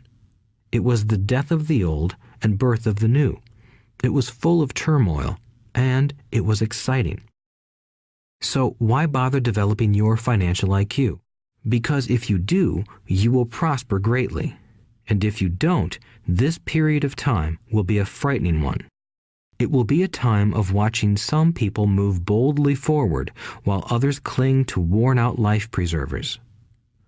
Land was wealth 300 years ago, so the person who owned the land owned the wealth. Later, wealth was in factories and production, and America rose to dominance. The industrialist owned the wealth. Today, wealth is in information, and the person who has the most timely information owns the wealth. The problem is that information flies around the world at the speed of light. The new wealth cannot be contained by boundaries and borders as land and factories were. The changes will be faster and more dramatic. There will be a dramatic increase in the number of new multimillionaires. There also will be those who are left behind. I find so many people struggling today, often working harder, simply because they cling to old ideas. They want things to be the way they were, and they resist change. I know people who are losing their jobs or their houses, and they blame technology or the economy or their boss. Sadly, they fail to realize that they might be the problem. Old ideas are their biggest liability. It is a liability simply because they fail to realize that while that idea or way of doing something was an asset yesterday, yesterday is gone. One afternoon, I was teaching how to invest using a board game I had invented, Cash Flow, as a teaching tool. A friend had brought someone along to attend the class. This friend of a friend was recently divorced, had been badly burned in the divorce settlement, and was now searching for some answers. Her friend thought the class might help. The game was designed to help people learn how money works. In playing the game, they learn about the interaction of the income statement with the balance sheet. They learn how cash flows between the two and how the road to wealth is through striving to increase your monthly cash flow from the asset column to the point that it exceeds your monthly expenses. Once you accomplish this, you are able to get out of the rat race and out onto the fast track. As I have said, some people hate the game, some love it, and others miss the point. This woman missed a valuable opportunity to learn something. In the opening round, she drew a doodad card with the boat on it. At first, she was happy. "Oh, I've got a boat." Then, as her friend tried to explain how the numbers worked on her income statement and balance sheet, she got frustrated because she had never liked math. The rest of her table waited while her friend continued explaining the relationship between the income statement, balance sheet, and monthly cash flow. Suddenly, when she realized how the numbers worked, it dawned on her that her boat was eating her alive. Later on in the game, she was also downsized and had a child. It was a horrible game for her. After the class, her friend came by and told me that she was upset. She had come to the class to learn about investing and did not like the idea that it took so long to play a silly game. Her friend attempted to tell her to look within herself to see if the game reflected her in any way. With that suggestion, the woman demanded her money back. She said that the very idea that a game could be a reflection of her was ridiculous. Her money was promptly refunded, and she left. Since 1984, I have made millions simply by doing what the school system does not do. In school, most teachers lecture. I hated lectures as a student. I was soon bored, and my mind would drift. In 1984, I began teaching via games and simulations, and I still rely on these tools today. I always encourage adult students to look at games as reflecting back to them what they know and what they need to learn. Most importantly, games reflect behavior. They are instant feedback systems. Instead of the teacher lecturing you, the game is giving you a personalized lecture, one that is custom-made just for you. The friend of the woman who left later called to give me an update. She said her friend was fine and had calmed down. In her cooling off period, she could see some slight relationship between the game and her life. Although she and her husband did not own a boat, they did own everything else imaginable. She was angry after their divorce, both because he had run off with a younger woman and because, after 20 years of marriage, they had accumulated little in the way of assets. There was virtually nothing for them to split. Their 20 years of married life had been incredible fun, but all they had accumulated was a ton of doodads. She realized that her anger at doing the numbers, the income statement and balance sheet, came from her embarrassment about not understanding them. She believed that finances were the man's job. She maintained the house and did the entertaining, and he handled the finances. She was now quite certain that in the last 5 years of their marriage, he had hidden money from her. She was angry at herself for not being more aware of where the money was going, as well as for not knowing about the other woman. Just like a board game, the world is always providing us with instant feedback. We could learn a lot if we tuned in more. One day, not long ago, I complained to my wife that the cleaners must have shrunk my pants. My wife gently smiled and poked me in the stomach to inform me that the pants had not shrunk. Something else had expanded. Me. The cash flow game was designed to give every player personal feedback. Its purpose is to give you options. If you draw the boat card and it puts you into debt, the question is, now what can you do? How many different financial options can you come up with? That is the purpose of the game, to teach players to think and create new and various financial options. Thousands of people throughout the world have played this game. The players who get out of the rat race the quickest are the people who understand numbers and have creative financial minds. They recognize different financial options. Rich people are often creative and take calculated risks. People who take the longest are people who are not familiar with numbers and often do not understand the power of investing. Some people playing cash flow gain lots of money in the game, but they don't know what to do with it. Even though they have money, everyone else seems to be getting ahead of them. And that is true in real life. There are a lot of people who have a lot of money and do not get ahead financially. Limiting your options is the same as hanging on to old ideas. I have a friend from high school who now works at 3 jobs. Years ago, he was the richest of all my classmates. When the local sugar plantation closed, the company he worked for went down with the plantation. In his mind, he had but one option, and that was the old option: work hard. The problem was that he couldn't find an equivalent job that recognized his seniority from the old company. As a result, he is overqualified for the jobs he currently has. so his salary is lower. He now works 3 jobs to earn enough to survive. I have watched people playing cash flow complain that the right opportunity cards are not coming their way, so they sit there. I know people who do that in real life.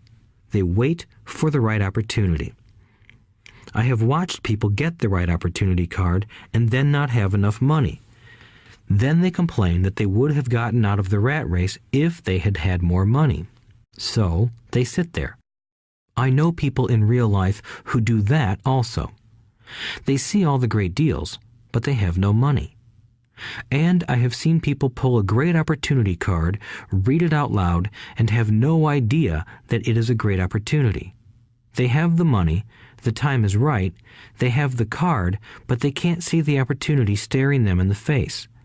They fail to see how it fits into their financial plan for escaping the rat race. And I know more people like that than all the others combined. Most people have an opportunity of a lifetime flash right in front of them, and they fail to see it. A year later, they find out about it, after everyone else got rich. Financial intelligence is simply having more options. If the opportunities aren't coming your way, what else can you do to improve your financial position? If an opportunity lands in your lap and you have no money and the bank won't talk to you, what else can you do to get the opportunity to work in your favor? If your hunch is wrong and what you've been counting on doesn't happen, how can you turn a lemon into millions? That is financial intelligence. It is not so much what happens, but how many different financial solutions you can think of to turn a lemon into millions. It is how creative you are in solving financial problems. Most people only know one solution: work hard, save, and borrow. So why would you want to increase your financial intelligence? Because you want to be the kind of person who creates your own luck. You take whatever happens and make it better. Few people realize that luck is created, just as money is. And if you want to be luckier and create money instead of working hard, then your financial intelligence is important. If you are the kind of person who is waiting for the right thing to happen, you might wait for a long time. It's like waiting for all the traffic lights to be green for 5 miles before you'll start your trip. As young boys, Mike and I were constantly told by my rich dad that money is not real. Rich Dad occasionally reminded us of how close we came to the secret of money on that first day we got together and began making money out of plaster of Paris. The poor and middle class work for money, he would say. The rich make money. The more real you think money is, the harder you will work for it. If you can grasp the idea that money is not real, you will grow richer faster. What is it? Was a question Mike and I often came back with. What is money if it is not real? What we agree it is, was all Rich Dad would say. The single most powerful asset we all have is our mind. If it is trained well, it can create enormous wealth seemingly instantaneously. An untrained mind can also create extreme poverty that can crush a family for generations. In the information age, money is increasing exponentially. A few individuals are getting ridiculously rich from nothing, just ideas and agreements. If you ask many people who trade stocks or other investments for a living, they see it done all the time. Often, millions can be made instantaneously from nothing. And by nothing, I mean no money was exchanged. It is done via agreement, a hand signal in a trading pit, a blip on a trader's screen in Lisbon from a trader's screen in Toronto and back to Lisbon, a call to my broker to buy and a moment later to sell. Money did not change hands. Agreements did. So why develop your financial genius? Only you can answer that. I can tell you why I have been developing this area of my intelligence. I do it because I want to make money fast. Not because I need to, but because I want to. It is a fascinating learning process. I develop my financial IQ because I want to participate in the fastest game and biggest game in the world. And, in my own small way, I would like to be part of this unprecedented evolution of humanity, the era where humans work purely with their minds and not with their bodies. Besides, it is where the action is. It is what is happening. It's hip, it's scary, and it's fun. That is why I invest in my financial intelligence, developing the most powerful asset I have. I want to be with people moving boldly forward. I do not want to be with those left behind. I will give you a simple example of creating money. In the early 1990s, the economy of Phoenix, Arizona was horrible. I was watching a TV show when a financial planner came on and began forecasting doom and gloom. His advice was to save money. Put $100 away every month, he said. In 40 years, you will be a multimillionaire.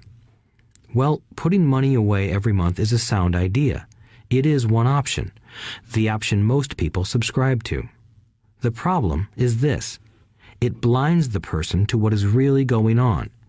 It causes them to miss major opportunities for much more significant growth of their money. The world is passing them by. As I said, the economy was terrible at that time. For investors, this is the perfect market condition. A chunk of my money was in the stock market and in apartment houses. I was short of cash. Because people were giving properties away, I was buying. I was not saving money. I was investing. Kim and I had more than $1 million in cash working in a market that was rising fast. It was the best opportunity to invest. The economy was terrible. I just could not pass up these small deals. Houses that were once $100,000 were now $75,000. But instead of shopping with local real estate agents, I began shopping at the bankruptcy attorney's office or the courthouse steps. In these shopping places, a $75,000 house could sometimes be bought for $20,000 or less. For $2,000, which was loaned to me from a friend for 90 days for $200, I gave an attorney a cashier's check as a down payment. While the acquisition was being processed, I ran an ad advertising a $75,000 house for only $60,000 and no money down. The phone rang hard and heavy. Prospective buyers were screened, and once the property was legally mine, all the prospective buyers were allowed to look at the house. It was a feeding frenzy. The house sold in a few minutes. I asked for a $2,500 processing fee, which they gladly handed over, and the escrow and title company took over from there. I returned the $2,000 to my friend with an additional $200. He was happy, the home buyer was happy, the attorney was happy, and I was happy. I had sold a house for $60,000 that cost me $20,000. The $40,000 was created from money in my asset column in the form of a promissory note from the buyer. Total working time, 5 hours. So, now that you are on your way to becoming more financially literate and skilled at reading numbers, I will tell you why this is an example of money being invented. During this depressed market, Kim and I were able to do 6 of these simple transactions in our spare time. While the bulk of our money was in larger properties and the stock market, we were able to create more than $190,000 in assets, notes at 10% interest, in those 6 buy, create, and sell transactions. That comes to approximately $19,000 a year income, much of it sheltered through our private corporation. Much of that $19,000 a year goes to pay for our company cars, gas, trips, insurance, dinners with clients, and other things. By the time the government gets a chance to tax that income, it's been spent on legally allowed pre-tax expenses. This was a simple example of how money is invented, created, and protected using financial intelligence. Ask yourself, how long would it take to save $190,000? Would the bank pay you 10% interest on your money? And the promissory note is good for 30 years. I hope they never pay me the $190,000.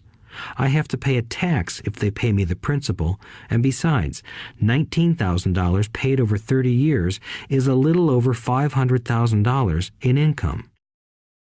I have people ask what happens if the person doesn't pay. That does happen, and it's good news. That $60,000 home could be taken back and resold for $70,000 and another $2,500 collected as a loan processing fee. It would still be a zero-down transaction in the mind of the new buyer, and the process would go on. The first time I sold the house, I paid back the $2,000, so technically I have no money in the transaction. My return on investment, ROI, is infinity. It's an example of no money making a lot of money. In the second transaction, when resold, I would have put $2,000 in my pocket and re-extended the loan to 30 years. What would my ROI be if I got paid money to make money? I do not know, but it sure beats saving $100 a month, which actually starts out as $150 because it's after-tax income for 40 years earning low interest. And again, you're taxed on the interest. That is not too intelligent. It may be safe, but it's not smart. A few years later, as the Phoenix real estate market strengthened, those houses we sold for $60,000 became worth $110,000. Foreclosure opportunities were still available, but became rare. It cost a valuable asset, my time, to go out looking for them. Thousands of buyers were looking for the few available deals. The market had changed. It was time to move on and look for other opportunities to put in the asset column. You cannot do that here. That is against the law. You're lying. I hear those comments much more often than, "Can you show me how to do that?" The math is simple. You do not need algebra or calculus, and the escrow company handles the legal transaction and the servicing of the payments. I have no roofs to fix or toilets to unplug because the owners do that. It's their house. Occasionally, someone does not pay, and that is wonderful because there are late fees, or they move out and the property is sold again. The court system handles that. And it may not work in your area. The market conditions may be different, but the example illustrates how a simple financial process can create hundreds of thousands of dollars with little money and low risk. It is an example of money being only an agreement. Anyone with a high school education can do it. Yet most people won't. Most people listen to the standard advice of work hard and save money. For about 30 hours of work, approximately $190,000 was created in the asset column, and no taxes were paid. Which one sounds harder to you? 1. Work hard, pay 50% in taxes, save what is left, your savings, then earn 5%, which is also taxed. Or 2. Take the time to develop your financial intelligence, harness the power of your brain and the asset column.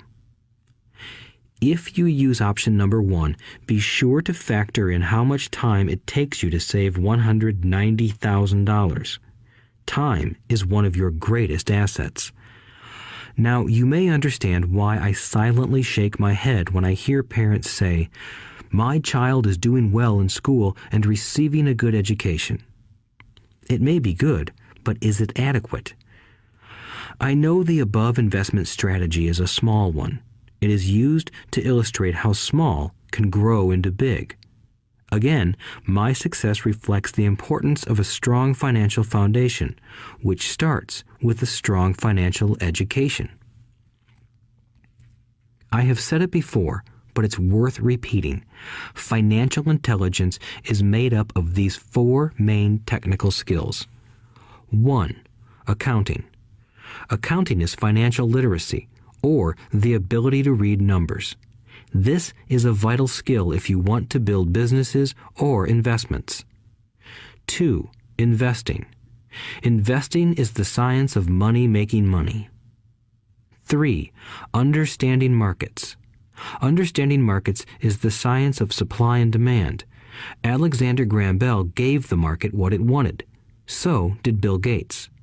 A $75,000 house offered for $60,000 that cost $20,000 was also the result of seizing an opportunity created by the market. Somebody was buying, and someone was selling. 4. The law. The law is the awareness of accounting, corporate, state, and federal regulations. I recommend playing by the rules.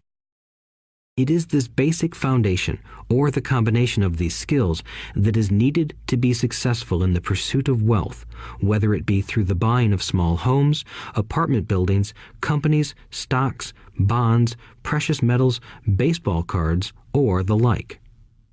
A few years later, the real estate market rebounded and everyone else was getting in. The stock market was booming and everyone was getting in. The U.S. economy was getting back on its feet. I began selling and was now traveling to Peru, Norway, Malaysia, and the Philippines. The investment landscape had changed. We were no longer buying real estate. Now I just watch the values climb inside the asset column and will probably begin selling. I suspect that some of those 6 little house deals will sell and the $40,000 note will be converted to cash. I need to call my accountant to be prepared for cash and seek ways to shelter it. The point I would like to make is that investments come and go. The market goes up and comes down. Economies improve and crash. The world is always handing you opportunities of a lifetime, every day of your life, but all too often we fail to see them. But they are there. And the more the world changes and the more technology changes, the more opportunities there will be to allow you and your family to be financially secure for generations to come. So why bother developing your financial intelligence? Again, only you can answer that. I know why I continue to learn and develop. I do it because I know there are changes coming. I'd rather welcome change than cling to the past. I know there will be market booms and market crashes. I want to continually develop my financial intelligence because at each market change, some people will be on their knees begging for their jobs. Others, meanwhile, will take the lemons that life hands them, and we are all handed lemons occasionally, and turn them into millions. That's financial intelligence. I am often asked about the lemons I have turned into millions. I hesitate using many more examples of personal investments because I am afraid it comes across as bragging or tooting my own horn. That is not my intention. I use the examples only as numerical and chronological illustrations of actual and simple cases. I use the examples because I want you to know that it is easy. And the more familiar you become with the 4 pillars of financial intelligence, the easier it becomes. Personally, I use 2 main vehicles to achieve financial growth: real estate and small cap stocks. I use real estate as my foundation. Day in and day out, my properties provide cash flow and occasional spurts of growth and value. The small cap stocks are used for fast growth. I do not recommend anything that I do. The examples are just that, examples. If the opportunity is too complex and I do not understand the investment, I don't do it. Simple math and common sense are all you need to do well financially. There are 5 reasons for using examples. 1. To inspire people to learn more. 2. To let people know it is easy if the foundation is strong. 3. To show that anyone can achieve great wealth. 4. To show that there are millions of ways to achieve your goals. 5. To show that it's not rocket science. In 1989, I used to jog through a lovely neighborhood in Portland, Oregon. It was a suburb that had little gingerbread houses. They were small and cute. I almost expected to see Little Red Riding Hood skipping down the sidewalk on her way to Granny's. There were for sale signs everywhere. The timber market was terrible. The stock market had just crashed, and the economy was depressed. On one street, I noticed a for sale sign that was up longer than most. It looked old. Jogging past it one day, I ran into the owner, who looked troubled. "What are you asking for your house?" I asked. The owner turned and smiled weakly. "Make me an offer," he said. "It's been for sale for over a year. Nobody even comes by anymore to look at it." "I'll look," I said, and I bought the house a half hour later for $20,000 less than his asking price. It was a cute little 2-bedroom home with gingerbread trim on all the windows. It was light blue with gray accents and had been built in 1930. Inside, there was a beautiful rock fireplace, as well as 2 tiny bedrooms. It was a perfect rental house. I gave the owner $5,000 down for a $45,000 house that was really worth $65,000, except that no one wanted to buy it. The owner moved out in a week, happy to be free, and my first tenant moved in, a local college professor. After the mortgage, expenses, and management fees were paid, I put a little less than $40 in my pocket at the end of each month. Hardly exciting. A year later, the depressed Oregon real estate market had begun to pick up. California investors, flush with money from their still booming real estate market, were moving north and buying up Oregon and Washington. I sold that little house for $95,000 to a young couple from California who thought it was a bargain. My capital gains of approximately $40,000 were placed into a 1031 tax-deferred exchange, and I went shopping for a place to put my money. In about a month, I found a 12-unit apartment house right next to the Intel plant in Beaverton, Oregon. The owners lived in Germany, had no idea what the place was worth, and again, just wanted to get out of it. I offered $275,000 for a $450,000 building. They agreed to $300,000. I bought it and held it for 2 years. Utilizing the same 1031 exchange process, we sold the building for $495,000 and bought a 30-unit apartment building in Phoenix, Arizona. We had moved to Phoenix by then to get out of the rain and needed to sell anyway. Like the former Oregon market, the real estate market in Phoenix was depressed. The price of the 30-unit apartment building in Phoenix was $875,000, with $225,000 down. The cash flow from the 30 units was a little over $5,000 a month. The Arizona market began moving up, and a few years later, a Colorado investor offered us $1.2 million for the property. The point of this example is how a small amount can grow into a large amount. Again, it is a matter of understanding financial statements, investment strategies, a sense of the market, and the laws. If people are not versed in these subjects, then obviously they must follow standard dogma, which is to play it safe, diversify, and only invest in secure investments. The problem with secure investments is that they are often sanitized, that is, made so safe that the gains are less. Most large brokerage houses will not touch speculative transactions in order to protect themselves and their clients, and that is a wise policy. The really hot deals are not offered to people who are novices. Often, the best deals that make the rich even richer are reserved for those who understand the game.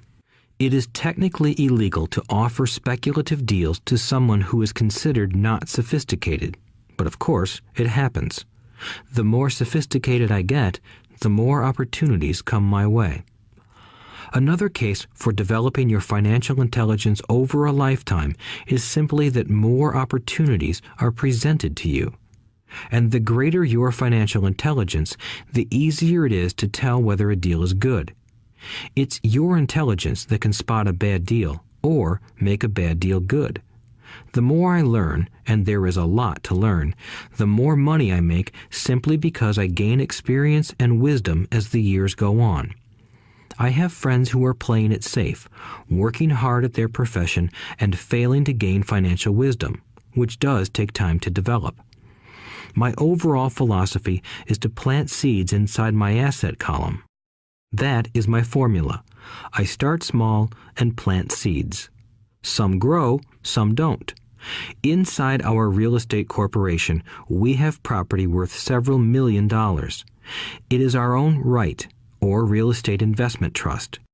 The point I'm making is that most of those millions started out as little $5,000 to $10,000 investments. All of those down payments were fortunate to catch a fast-rising market and increase tax-free. We traded in and out several times over a number of years. We also own a stock portfolio, surrounded by a corporation that Kim and I call our personal mutual fund. We have friends who deal specifically with investors like us who have extra money each month to invest. We buy high-risk, speculative private companies that are just about to go public on a stock exchange in the United States or Canada. An example of how fast gains can be made are 100,000 shares purchased for 25 cents each before the company goes public. 6 months later, the company is listed, and the 100,000 shares now are worth $2 each. If the company is well managed, the price keeps going up, and the stock may go to $20 or more per share. There are years when our $25,000 has gone to $1 million in less than a year. It is not gambling if you know what you're doing. It is gambling if you're just throwing money into a deal and praying. The idea in anything is to use your technical knowledge, wisdom, and love of the game to cut the odds down, to lower the risk. Of course, there is always risk. It is financial intelligence that improves the odds. Thus, what is risky for one person is less risky to someone else. That is the primary reason I constantly encourage people to invest more in their financial education than in stocks, real estate, or other markets. The smarter you are, the better chance you have of beating the odds. The stock plays I personally invested in were extremely high risk for most people and absolutely not recommended. I have been playing that game since 1979 and have paid more than my share in dues. But if you will review why investments such as these are high risk for most people, you may be able to set your life up differently, so that the ability to take $25,000 and turn it into $1 million in a year is low risk for you. As stated earlier, nothing I have written is a recommendation. It is only used as an example of what is simple and possible. What I do is small potatoes in the grand scheme of things. Yet, for the average individual, a passive income of more than $100,000 a year is nice and not hard to achieve. Depending on the market and how smart you are, it could be done in 5 to 10 years. If you keep your living expenses modest, $100,000 coming in as additional income is pleasant, regardless of whether you work. You can work if you like, or take time off if you choose, and use the government tax system in your favor rather than against you. My personal basis is real estate. I love real estate because it's stable and slow-moving. I keep the base solid. The cash flow is fairly steady and, if properly managed, has a good chance of increasing in value. The beauty of a solid base of real estate is that it allows me to take greater risks, as I do with speculative stocks. If I make great profits in the stock market, I pay my capital gains tax on the gain and then reinvest what's left in real estate, again further securing my asset foundation. A last word on real estate. I have traveled all over the world and taught investing. In every city, I hear people say you cannot buy real estate cheap. That is not my experience. Even in New York or Tokyo, or just on the outskirts of the city, prime bargains are overlooked by most people. In Singapore, with their high real estate prices, there are still bargains to be found within a short driving distance. So whenever I hear someone say, "You can't do that here," pointing at me, I remind them that maybe the real statement is, "I don't know how to do that here. Yet." Great opportunities are not seen with your eyes. They are seen with your mind. Most people never get wealthy simply because they are not trained financially to recognize opportunities right in front of them. I am often asked, how do I start? In the final chapter of this audiobook, I offer 10 steps that I followed on the road to my financial freedom. But always remember to have fun. When you learn the rules and the vocabulary of investing and begin to build your asset column, I think you'll find that it's as fun a game as you've ever played. Sometimes you win, and sometimes you learn. But have fun. Most people never win because they're more afraid of losing. That is why I found school so silly. In school, we learn that mistakes are bad, and we are punished for making them. Yet if you look at the way humans are designed to learn, we learn by making mistakes. We learn to walk by falling down. If we never fell down, we would never walk. The same is true for learning to ride a bike. I still have scars on my knees, but today I can ride a bike without thinking. The same is true for getting rich. Unfortunately, the main reason most people are not rich is because they are terrified of losing. Winners are not afraid of losing, but losers are. Failure is part of the process of success. People who avoid failure also avoid success. I look at money much like my game of tennis. I play hard, make mistakes, correct, make more mistakes, correct, and I get better. If I lose the game, I reach across the net, shake my opponent's hand, smile, and say, "See you next Saturday." There are two kinds of investors. One, the first and most common type is a person who buys a packaged investment. They call a retail outlet, such as a real estate company, a stockbroker, or a financial planner, and they buy something. It could be a mutual fund, a right, a stock, or bond. It is a clean and simple way of investing. An analogy would be a shopper who goes to a computer store and buys a computer right off the shelf. 2. The second type is an investor who creates investments. This investor usually assembles a deal in the same way a person who buys components builds a computer. I do not know the first thing about putting components of a computer together, but I do know how to put pieces of opportunities together, or know people who know how. It is this second type of investor who is the more professional investor. Sometimes it may take years for all the pieces to come together, and sometimes they never do. It is this second type of investor that my rich dad encouraged me to be. It is important to learn how to put the pieces together, because that is where the huge wins reside, and sometimes some huge losses if the tide goes against you. If you want to be the second type of investor, you need to develop 3 main skills. These skills are in addition to those required to become financially intelligent. 1. Find an opportunity that everyone else missed. You see with your mind what others miss with their eyes. For example, a friend bought this run-down old house. It was spooky to look at. Everyone wondered why he bought it. What he saw that we did not was that the house came with 4 extra empty lots. He discovered that after going to the title company. After buying the house, he tore the house down and sold the 5 lots to a builder for 3 times what he paid for the entire package. He made $75,000 for 2 months of work. It's not a lot of money, but it sure beats minimum wage, and it's not technically difficult. 2. Raise money. The average person only goes to the bank.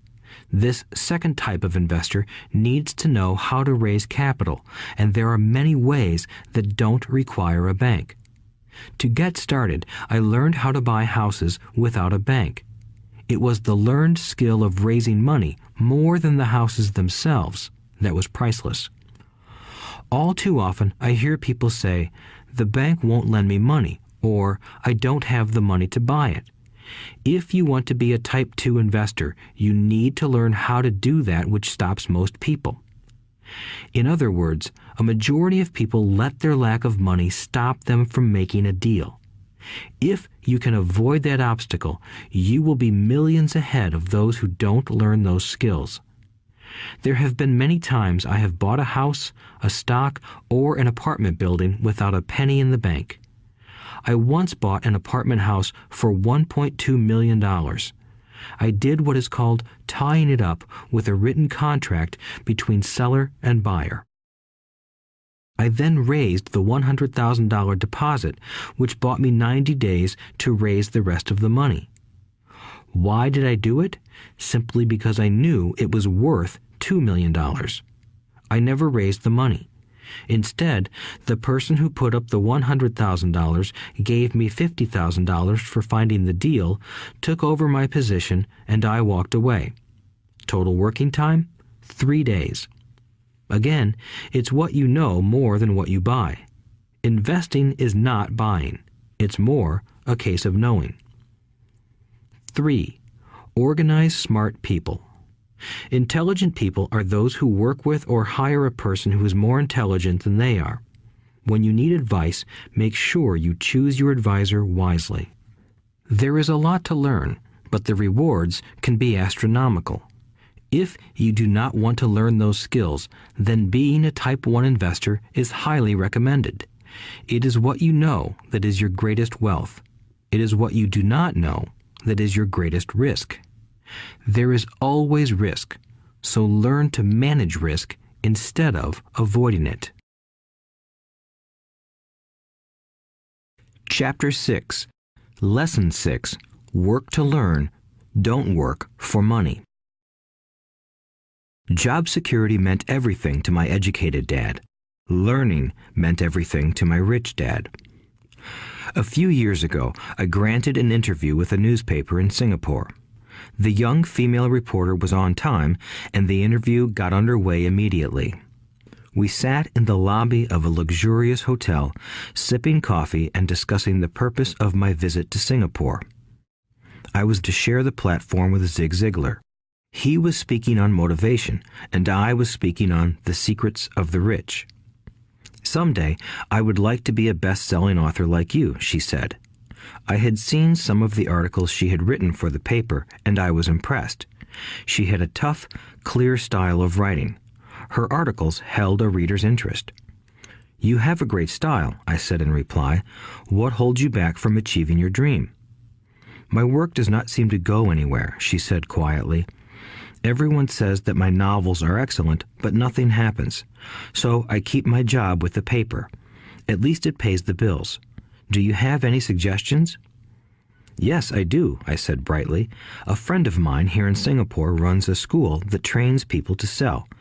He runs sales training courses for many of the top corporations here in Singapore, and I think attending one of his courses would greatly enhance your career. She stiffened. Are you saying I should go to school to learn to sell? I nodded. You aren't serious, are you? Again, I nodded. What is wrong with that? I was now backpedaling. She was offended by something, and now I was wishing I had not said anything. In my attempt to be helpful, I found myself defending my suggestion. I have a master's degree in English literature. Why would I go to school to learn to be a salesperson? I am a professional. I went to school to be trained in a profession so I would not have to be a salesperson. I hate salespeople. All they want is money. So tell me why I should study sales. She was packing her briefcase. The interview was over. On the coffee table sat a copy of an earlier best-selling book I wrote. I picked it up as well as the notes she had jotted down on her legal pad.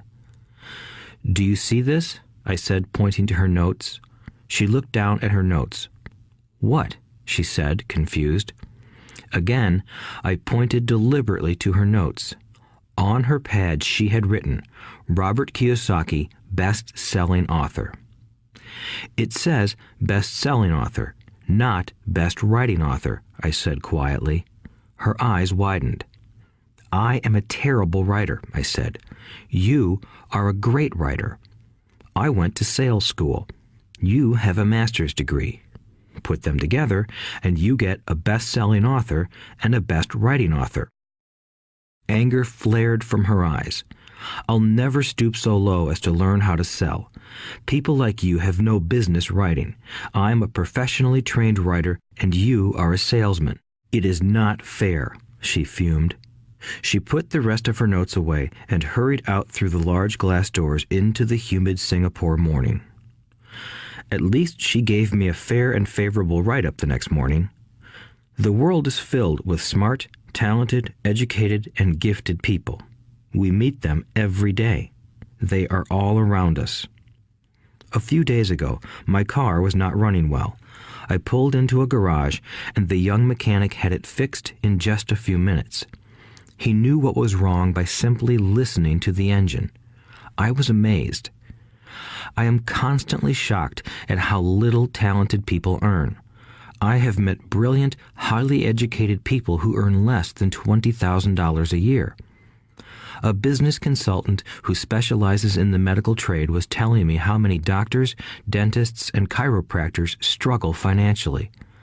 All this time, I thought that when they graduated, the dollars would pour in. It was this business consultant who gave me the phrase, "They are one skill away from great wealth." What this phrase means is that most people need only to learn and master one more skill, and their income would jump exponentially. I have mentioned before that financial intelligence is a synergy of accounting, investing, marketing, and law. Combine those 4 technical skills, and making money with money is easier than most people would believe. When it comes to money, the only skill most people know is to work hard. The classic example of a synergy of skills was that young writer for the newspaper. If she diligently learned the skills of sales and marketing, her income would jump dramatically. If I were her, I would take some courses in advertising copywriting as well as sales. Then, instead of working at the newspaper, I would seek a job at an advertising agency.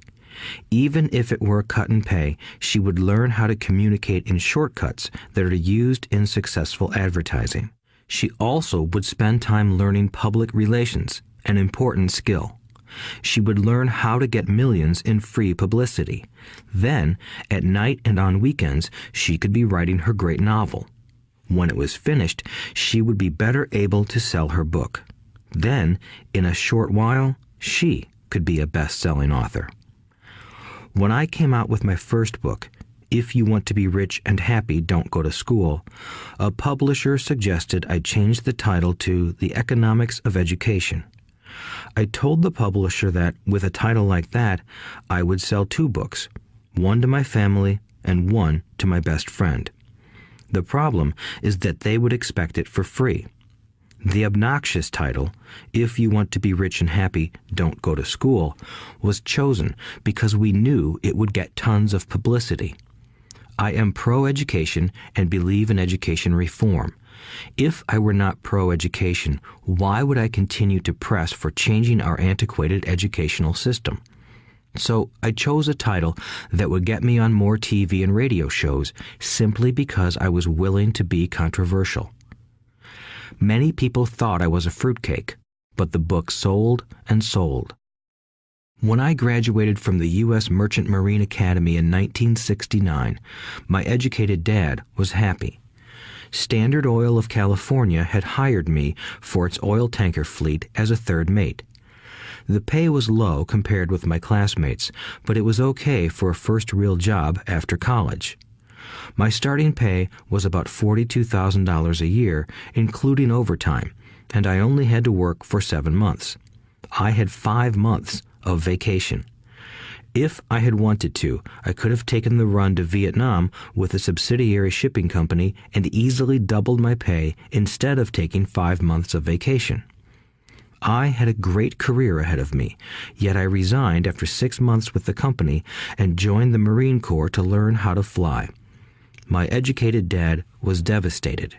Rich Dad congratulated me. In school and in the workplace, the popular opinion is the idea of specialization. That is, in order to make more money or get promoted, you need to specialize. That is why medical doctors immediately begin to seek a specialty such as orthopedics or pediatrics. The same is true for accountants, architects, lawyers, pilots, and others. My educated dad believed in the same dogma. That is why he was thrilled when he eventually achieved his doctorate. He often admitted that schools reward people who study more and more about less and less. Rich Dad encouraged me to do exactly the opposite. You want to know a little about a lot, was his suggestion. That is why for years I worked in different areas of his companies. For a while, I worked in his accounting department. Although I would probably never have been an accountant, he wanted me to learn via osmosis. Rich Dad knew I would pick up jargon and a sense of what is important and what is not. I also worked as a busboy and construction worker as well as in sales, reservations, and marketing. He was grooming Mike and me. That is why he insisted we sit in on the meetings with his bankers, lawyers, accountants, and brokers. He wanted us to know a little about every aspect of his empire. When I quit my high-paying job with Standard Oil, my educated dad had a heart-to-heart talk with me. He was bewildered. He could not understand my decision to resign from a career that offered high pay, great benefits, lots of time off, and opportunity for promotion. When he asked me one evening, "Why did you quit?" I could not explain it to him, though I tried hard to. My logic did not fit his logic. The big problem was that my logic was my rich dad's logic. Job security meant everything to my educated dad. Learning meant everything to my rich dad. Educated dad thought I went to school to learn to be a ship's officer. Rich dad knew that I went to school to study international trade. So as a student, I made cargo runs, navigating large freighters, oil tankers, and passenger ships to the Far East and the South Pacific. Rich Dad emphasized that I should stay in the Pacific instead of taking ships to Europe because he knew that the emerging nations were in Asia, not Europe. While most of my classmates, including Mike, were partying at their fraternity houses, I was studying trade, people, business styles, and cultures in Japan, Taiwan, Thailand, Singapore, Hong Kong, Vietnam, Korea, Tahiti, Samoa, and the Philippines. I was partying also, but it was not in any frat house. I grew up rapidly. Educated Dad just could not understand why I decided to quit and join the Marine Corps. I told him I wanted to learn to fly, but really I wanted to learn to lead troops. Rich Dad explained to me that the hardest part of running a company is managing people. He had spent 3 years in the Army. My educated dad was draft exempt. Rich Dad valued learning to lead men into dangerous situations. Leadership is what you need to learn next, he said. If you are not a good leader, you'll get shot in the back, just like they do in business. Returning from Vietnam in 1973, I resigned my commission, even though I loved flying. I found a job with Xerox Corporation. I joined it for one reason, and it was not for the benefits. I was a shy person, and the thought of selling was the most frightening subject in the world. Xerox has one of the best sales trainings programs in America. Rich Dad was proud of me. My educated dad was ashamed. Being an intellectual, he thought that salespeople were below him. I worked with Xerox for 4 years until I overcame my fear of knocking on doors and being rejected.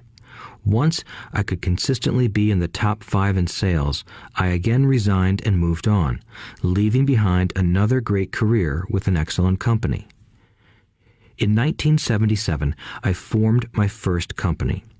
Rich Dad had groomed Mike and me to take over companies, so I now had to learn to form them and put them together. My first product, the nylon and Velcro wallet, was manufactured in the Far East and shipped to a warehouse in New York, near where I had gone to school. My formal education was complete, and it was time to test my wings. If I failed, I would go broke. Rich Dad thought it best to go broke before 30. You still have time to recover, was his advice. On the eve of my 30th birthday, my first shipment left Korea for New York. Today, I still do business internationally, and as my rich dad encouraged me to do, I keep seeking the emerging nations. Today, my investment company invests in South American countries and Asian countries, as well as in Norway and Russia. There is an old cliche that goes, "Job is an acronym for just over broke." Unfortunately, I would say that applies to millions of people.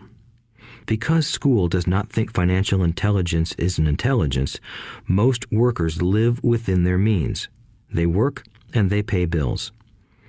There is another horrible management theory that goes, workers work hard enough to not be fired, and owners pay just enough so that workers won't quit. And if you look at the pay scales of most companies, again, I would say there is a degree of truth to that statement. The net result is that most workers never get ahead. They do what they've been taught to do, get a secure job.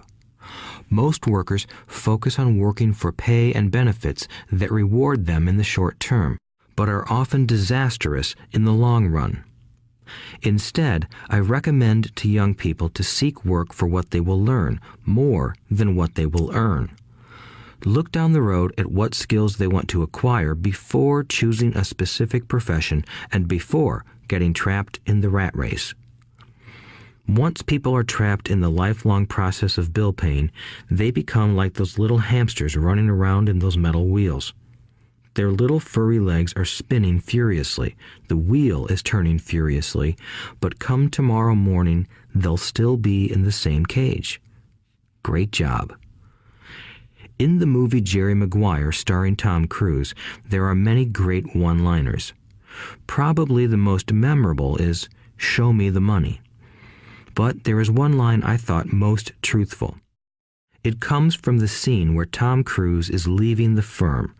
He has just been fired, and he is asking the entire company, "Who wants to come with me?" And the whole place is silent and frozen. Only one woman speaks up and says, "I'd like to, but I'm due for a promotion in 3 months." That statement is probably the most truthful statement in the whole movie. It is the type of statement that people use to keep themselves busy, working away to pay bills. I know my educated dad looked forward to his pay raise every year, and every year he was disappointed. So he would go back to school to earn more qualifications so he could get another raise. Then, once again, there would be another disappointment. The question I often ask people is, where is this daily activity taking you? Just like the little hamster, I wonder if people look at where their hard work is taking them. What does the future hold? In his book, The Retirement Myth, Craig S. Carpel writes, "I visited the headquarters of a major national pension consulting firm and met with a managing director who specializes in designing lush retirement plans for top management. When I asked her what people who don't have corner offices will be able to expect in the way of pension income, she said with a confident smile, 'The silver bullet.'" "What," I asked, "is the silver bullet?" She shrugged and said, "If baby boomers discover they don't have enough money to live on when they're older, they can always blow their brains out."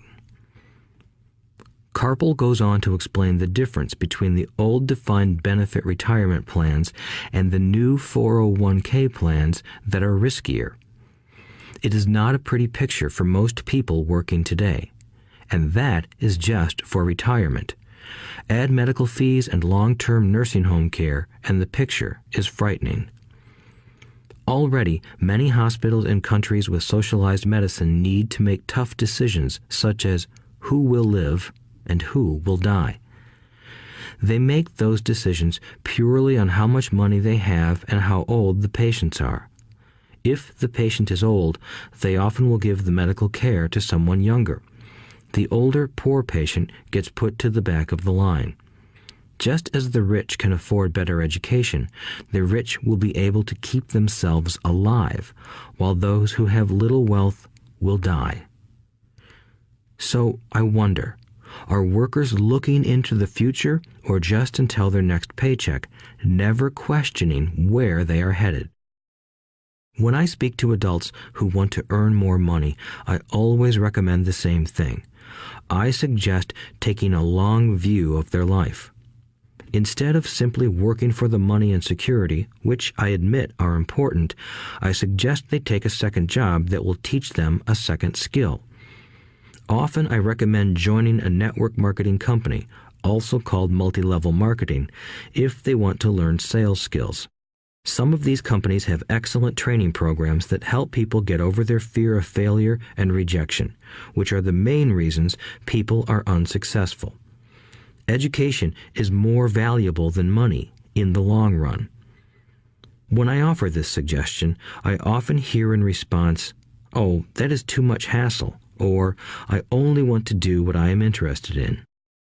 If they say it's too much of a hassle, I ask, so you would rather work all your life giving 50% of what you earn to the government? If they tell me, I only do what I am interested in, I say, I'm not interested in going to the gym, but I go because I want to feel better and live longer. Unfortunately, there is some truth to the old statement, you can't teach an old dog new tricks. Unless a person is used to changing, it's hard to change. But for those of you who might be on the fence when it comes to the idea of working to learn something new, I offer this word of encouragement. Life is much like going to the gym. The most painful part is deciding to go. Once you get past that, it's easy. There have been many days I have dreaded going to the gym, but once I am there and in motion, it is a pleasure. After the workout is over, I am always glad I talked myself into going. If you are unwilling to work to learn something new and instead insist on becoming highly specialized within your field, make sure the company you work for is unionized. Labor unions are designed to protect specialists. My educated dad, after falling from grace with the governor, became the head of the teachers' union in Hawaii. He told me that it was the hardest job he ever held. My rich dad, on the other hand, spent his life doing his best to keep his companies from becoming unionized. He was successful. Although the unions came close, Rich Dad was always able to fight them off. Personally, I take no sides because I can see the need for and the benefits of both sides. If you do as school recommends, become highly specialized, then seek union protection. For example, had I continued with my flying career, I would have sought a company that had a strong pilots union. Why? Because my life would be dedicated to learning a skill that was valuable in only one industry. If I were pushed out of that industry, my life's skills would not be as valuable to another industry. A displaced senior pilot with 100,000 hours of heavy airline transport time, earning $150,000 a year, would have a hard time finding an equivalent high-paying job teaching in school. Skills do not necessarily transfer from industry to industry. Skills the pilots are paid for in the airline industry are not as important in, say, the school system. The same is true even for doctors today.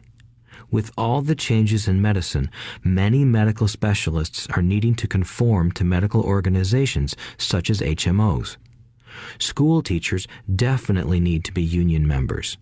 Today in America, the teachers' union is the largest and the richest labor union of all.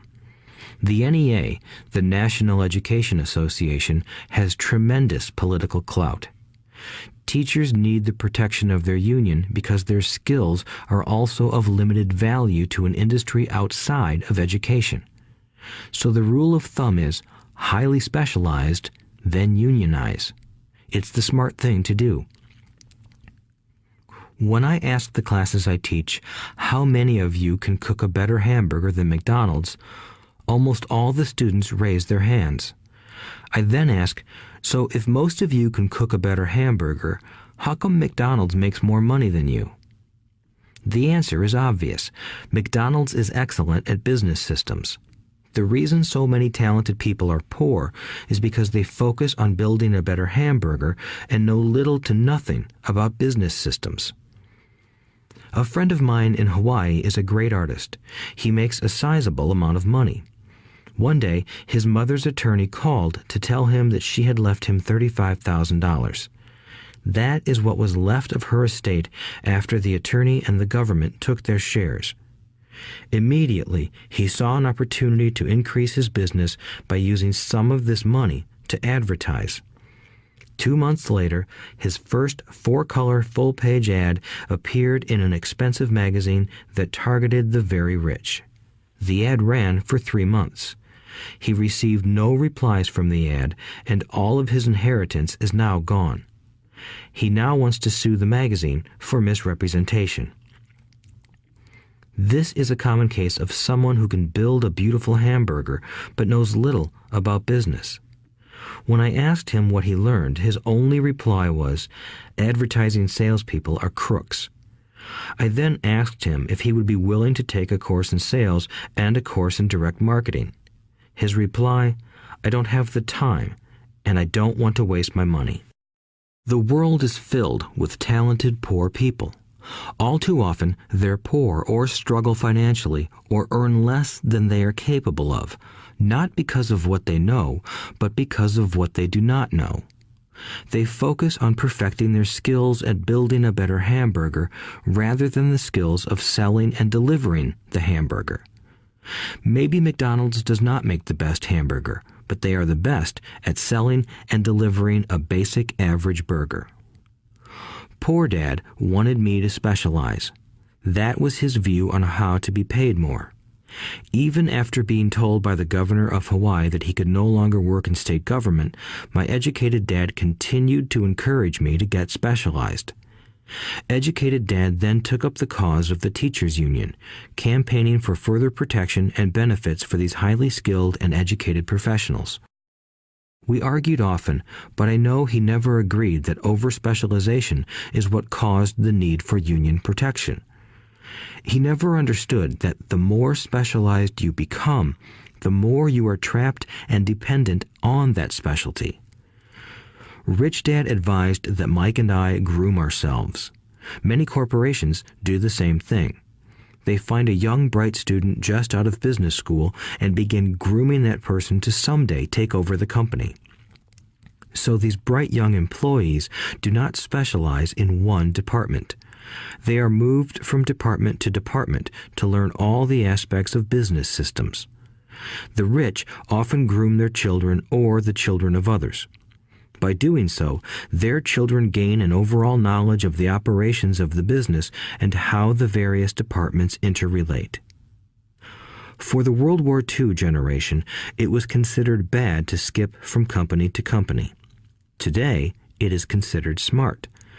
Since people will skip from company to company rather than seek greater specialization in skills, why not seek to learn more than to earn? In the short term, it may earn you less, but it will pay dividends in the long term. The main management skills needed for success are 1. Management of cash flow, 2. Management of systems, 3. Management of people. The most important specialized skills are sales and marketing. The ability to sell, to communicate to another human being, be it a customer, employee, boss, spouse, or child, is the base skill of personal success. Communication skills such as writing, speaking, and negotiating are crucial to a life of success. These are skills I work on constantly, attending courses or buying educational resources to expand my knowledge. As I have mentioned, my educated dad worked harder and harder the more competent he became. He also became more trapped the more specialized he got. Although his salary went up, his choices diminished. Soon after he was locked out of government work, he found out how vulnerable he really was professionally. It is like professional athletes who suddenly are injured or are too old to play. Their once high-paying position is gone, and they have limited skills to fall back on. I think that is why my educated dad sided so much with the unions after that. He realized how much a union would have benefited him. Rich Dad encouraged Mike and me to know a little about a lot. He encouraged us to work with people smarter than we were and to bring smart people together to work as a team. Today, it would be called a synergy of professional specialties. Today, I meet ex-school teachers earning hundreds of thousands of dollars a year. They earn that much because they have specialized skills in their field as well as other skills. They can teach as well as sell and market. I know of no other skills to be more important than selling and marketing. The skills of selling and marketing are difficult for most people, primarily due to their fear of rejection. The better you are at communicating, negotiating, and handling your fear of rejection, the easier life is. Just as I advise that newspaper writer who wanted to become a best-selling author, I advise anyone else today. Being technically specialized has its strengths as well as its weaknesses. I have friends who are geniuses, but they cannot communicate effectively with other human beings, and, as a result, their earnings are pitiful.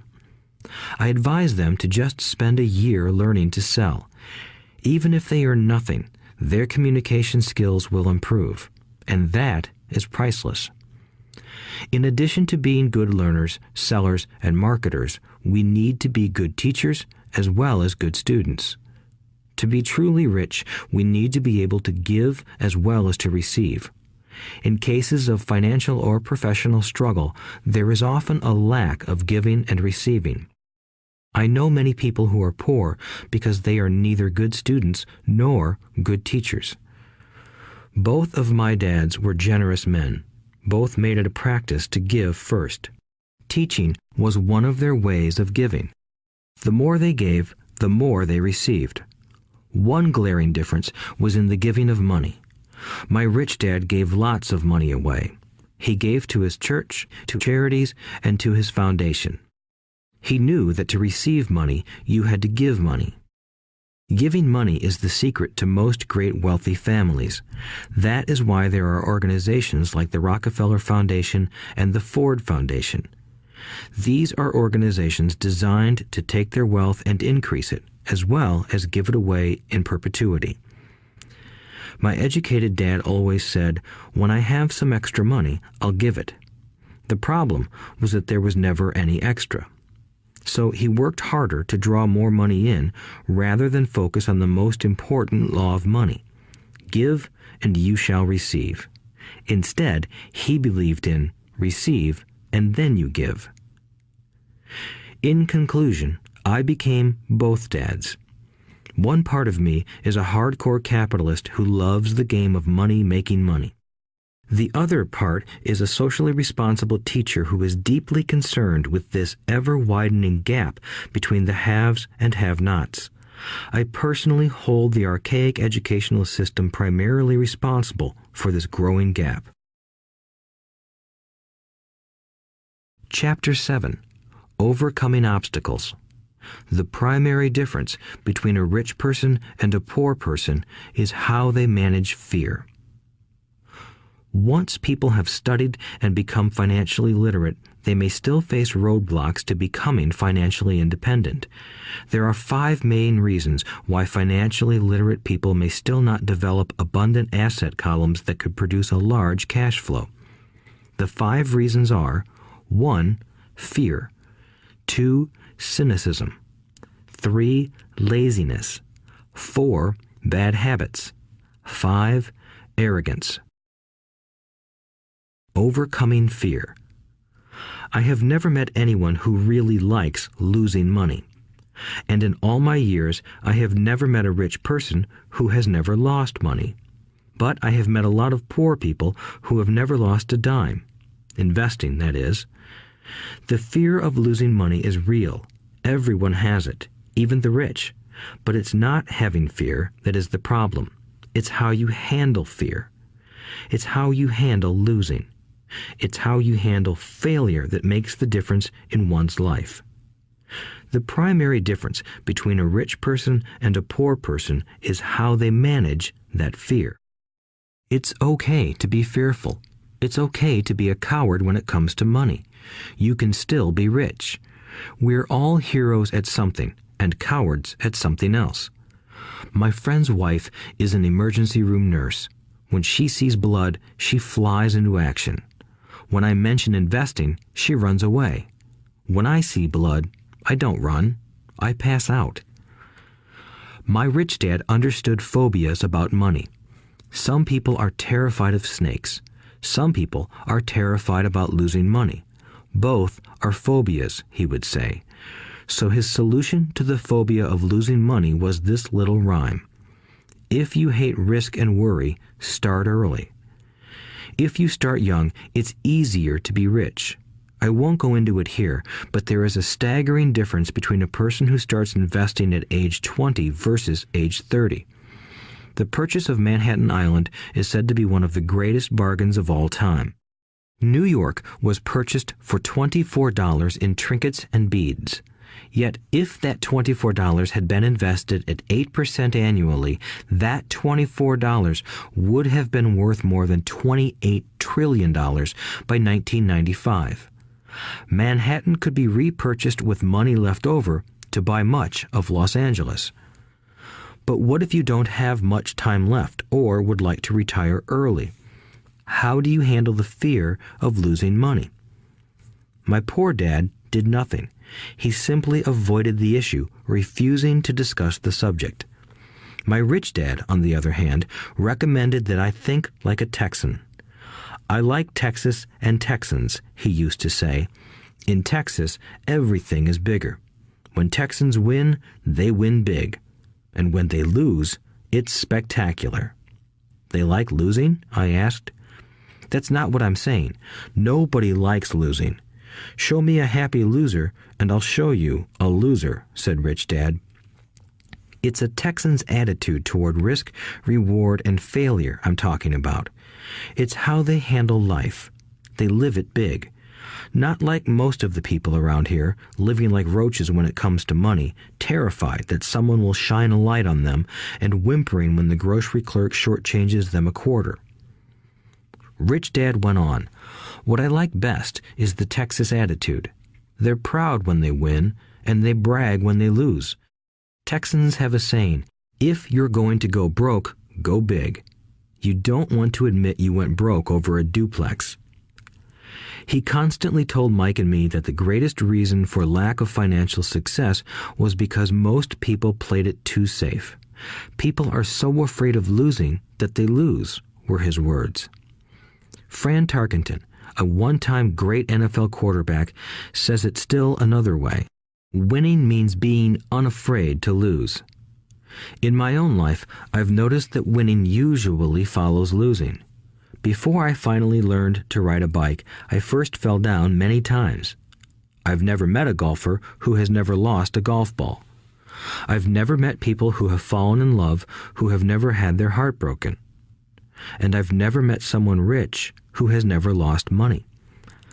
So for most people, the reason they don't win financially is because the pain of losing money is far greater than the joy of being rich. Another saying in Texas is, everyone wants to go to heaven, but no one wants to die. Most people dream of being rich, but are terrified of losing money, so they never get to heaven. Rich Dad used to tell Mike and me stories about his trips to Texas. If you really want to learn the attitude of how to handle risk, losing, and failure, go to San Antonio and visit the Alamo. The Alamo is a great story of brave people who chose to fight, knowing there was no hope of success. They chose to die instead of surrendering. It's an inspiring story worthy of study. Nonetheless, it's still a tragic military defeat. They got their butts kicked. So, how do Texans handle failure? They still shout, "Remember the Alamo." Mike and I heard this story a lot. He always told us this story when he was about to go into a big deal and he was nervous. After he had done all his due diligence and it was time to put up or shut up, he told us this story. Every time he was afraid of making a mistake or losing money, he told us this story. It gave him strength, for it reminded him that he could always turn a financial loss into a financial win. Rich Dad knew that failure would only make him stronger and smarter. It's not that he wanted to lose. He just knew who he was and how he would take a loss. He would take a loss and make it a win. That's what made him a winner and others losers.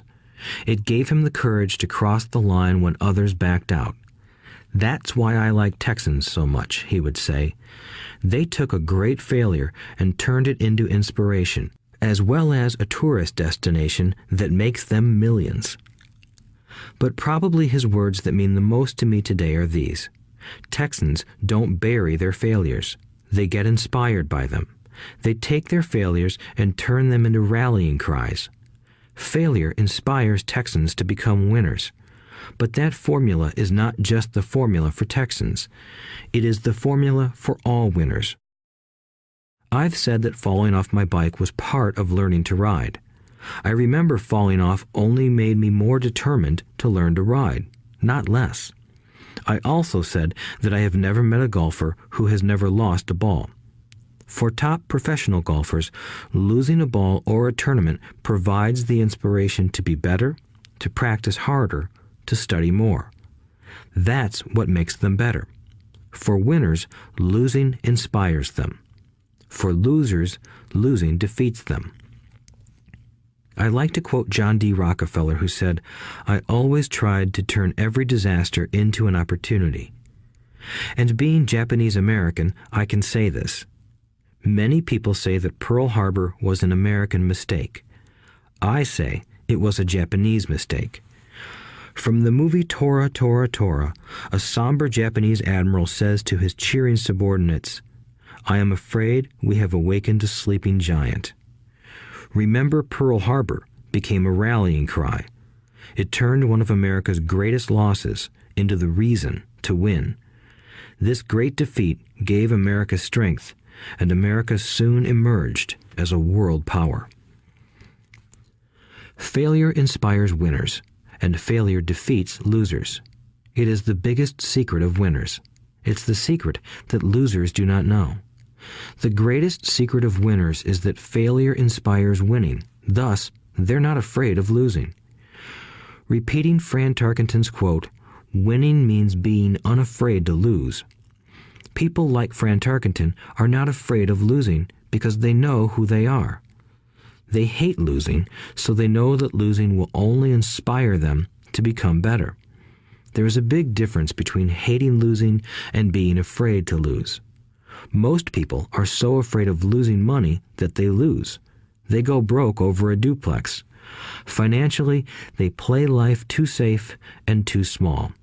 They buy big houses and big cars, but not big investments. The main reason that over 90% of the American public struggles financially is because they play not to lose. They don't play to win. They go to their financial planners or accountants or stockbrokers and buy a balanced portfolio. Most have lots of cash in CDs, low-yield bonds, mutual funds that can be traded within a mutual fund family, and a few individual stocks. It is a safe and sensible portfolio, but it is not a winning portfolio. It is a portfolio of someone playing not to lose. Don't get me wrong, it's probably a better portfolio than more than 70% of the population has, and that's frightening. It's a great portfolio for someone who loves safety. But playing it safe and balanced on your investment portfolio is not the way successful investors play the game. If you have little money and you want to be rich, you must first be focused, not balanced. If you look at any successful person, at the start they were not balanced. Balanced people go nowhere. They stay in one spot. To make progress, you must first go unbalanced. Just look at how you make progress walking. Thomas Edison was not balanced. He was focused. Bill Gates was not balanced. He was focused. Donald Trump is focused. George Soros is focused. George Patton did not take his tanks wide. He focused them and blew through the weak spots in the German line. The French went wide with the Maginot Line, and you know what happened to them. If you have any desire to be rich, you must focus. Do not do what poor and middle-class people do, put their few eggs in many baskets. Put a lot of your eggs in a few baskets and focus. Follow one course until successful. If you hate losing, play it safe. If losing makes you weak, play it safe. Go with balanced investments. If you're over 25 years old and are terrified of taking risks, don't change. Play it safe, but start early. Start accumulating your nest egg early because it will take time. But if you have dreams of freedom, of getting out of the rat race, the first question to ask yourself is, how do I respond to failure? If failure inspires you to win, maybe you should go for it, but only maybe.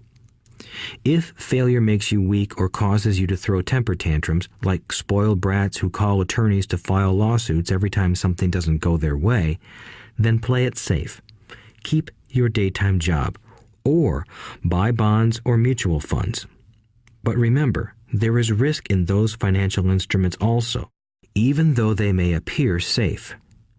I say all this, mentioning Texas and Fran Tarkenton, because stacking the asset column is easy. It's really a low-aptitude game. It doesn't take much education. Fifth-grade math will do. But building your asset column is a game in which attitude plays a major role. It takes guts, patience, and a great attitude toward failure. Losers avoid failing, and failure turns losers into winners. Just remember the Alamo. Overcoming cynicism. The sky is falling. The sky is falling. Most of us know the story of Chicken Little, who ran around warning the barnyard of impending doom. We all know people who are that way. There's a Chicken Little inside each of us.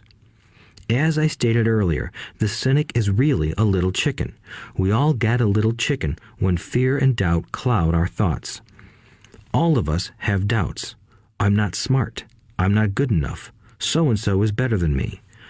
Our doubts often paralyze us. We play the what-if game.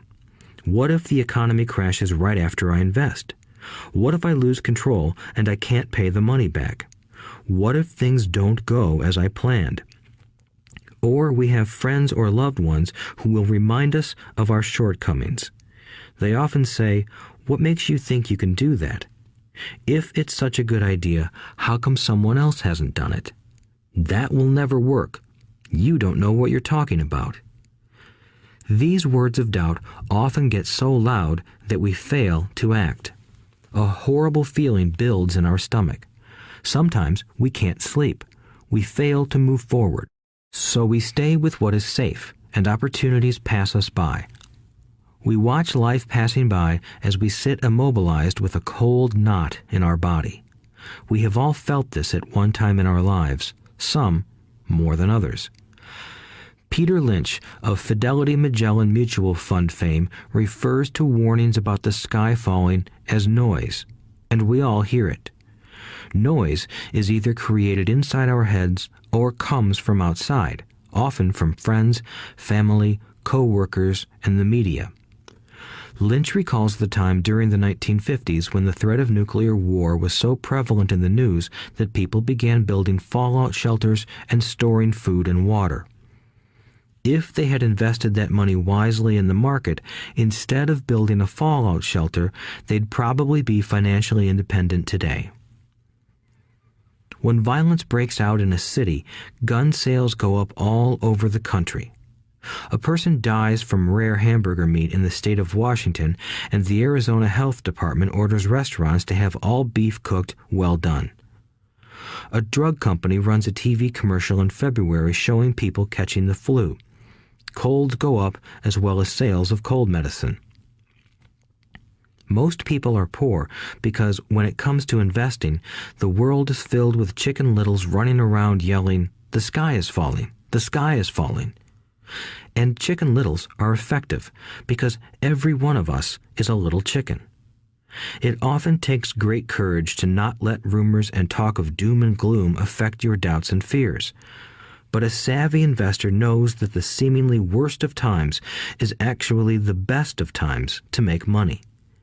When everyone else is too afraid to act, they pull the trigger and are rewarded. Some time ago, a friend named Richard came from Boston to visit Kim and me in Phoenix. He was impressed with what we had done through stocks and real estate. The Phoenix real estate prices were depressed. We spent 2 days showing him what we thought were excellent opportunities for cash flow and capital appreciation. Kim and I are not real estate agents. We are strictly investors. After identifying a unit in a resort community, we called an agent who sold it to him that afternoon.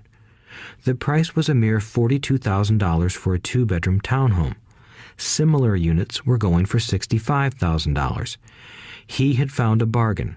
Excited, he bought it and returned to Boston. 2 weeks later, the agent called to say that our friend had backed out. I called immediately to find out why. All he said was that he talked to his neighbor, and his neighbor told him it was a bad deal. He was paying too much. I asked Richard if his neighbor was an investor. Richard said he was not. When I asked why he listened to him, Richard got defensive and simply said he wanted to keep looking. The real estate market in Phoenix turned, and a few years later, that little unit was renting for $1,000 a month, $2,500 in the peak winter months. The unit was worth $95,000. All Richard had to put down was $5,000, and he would have had a start at getting out of the rat race. Today, he still has done nothing.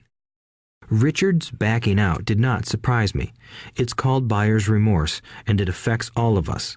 The little chicken won, and a chance at freedom was lost. In another example, I hold a small portion of my assets in tax lien certificates instead of CDs. I earn 16% per year on my money, which certainly beats the interest rates banks offer on CDs. The certificates are secured by real estate and enforced by state law, which is also better than most banks. The formula they're bought on makes them safe.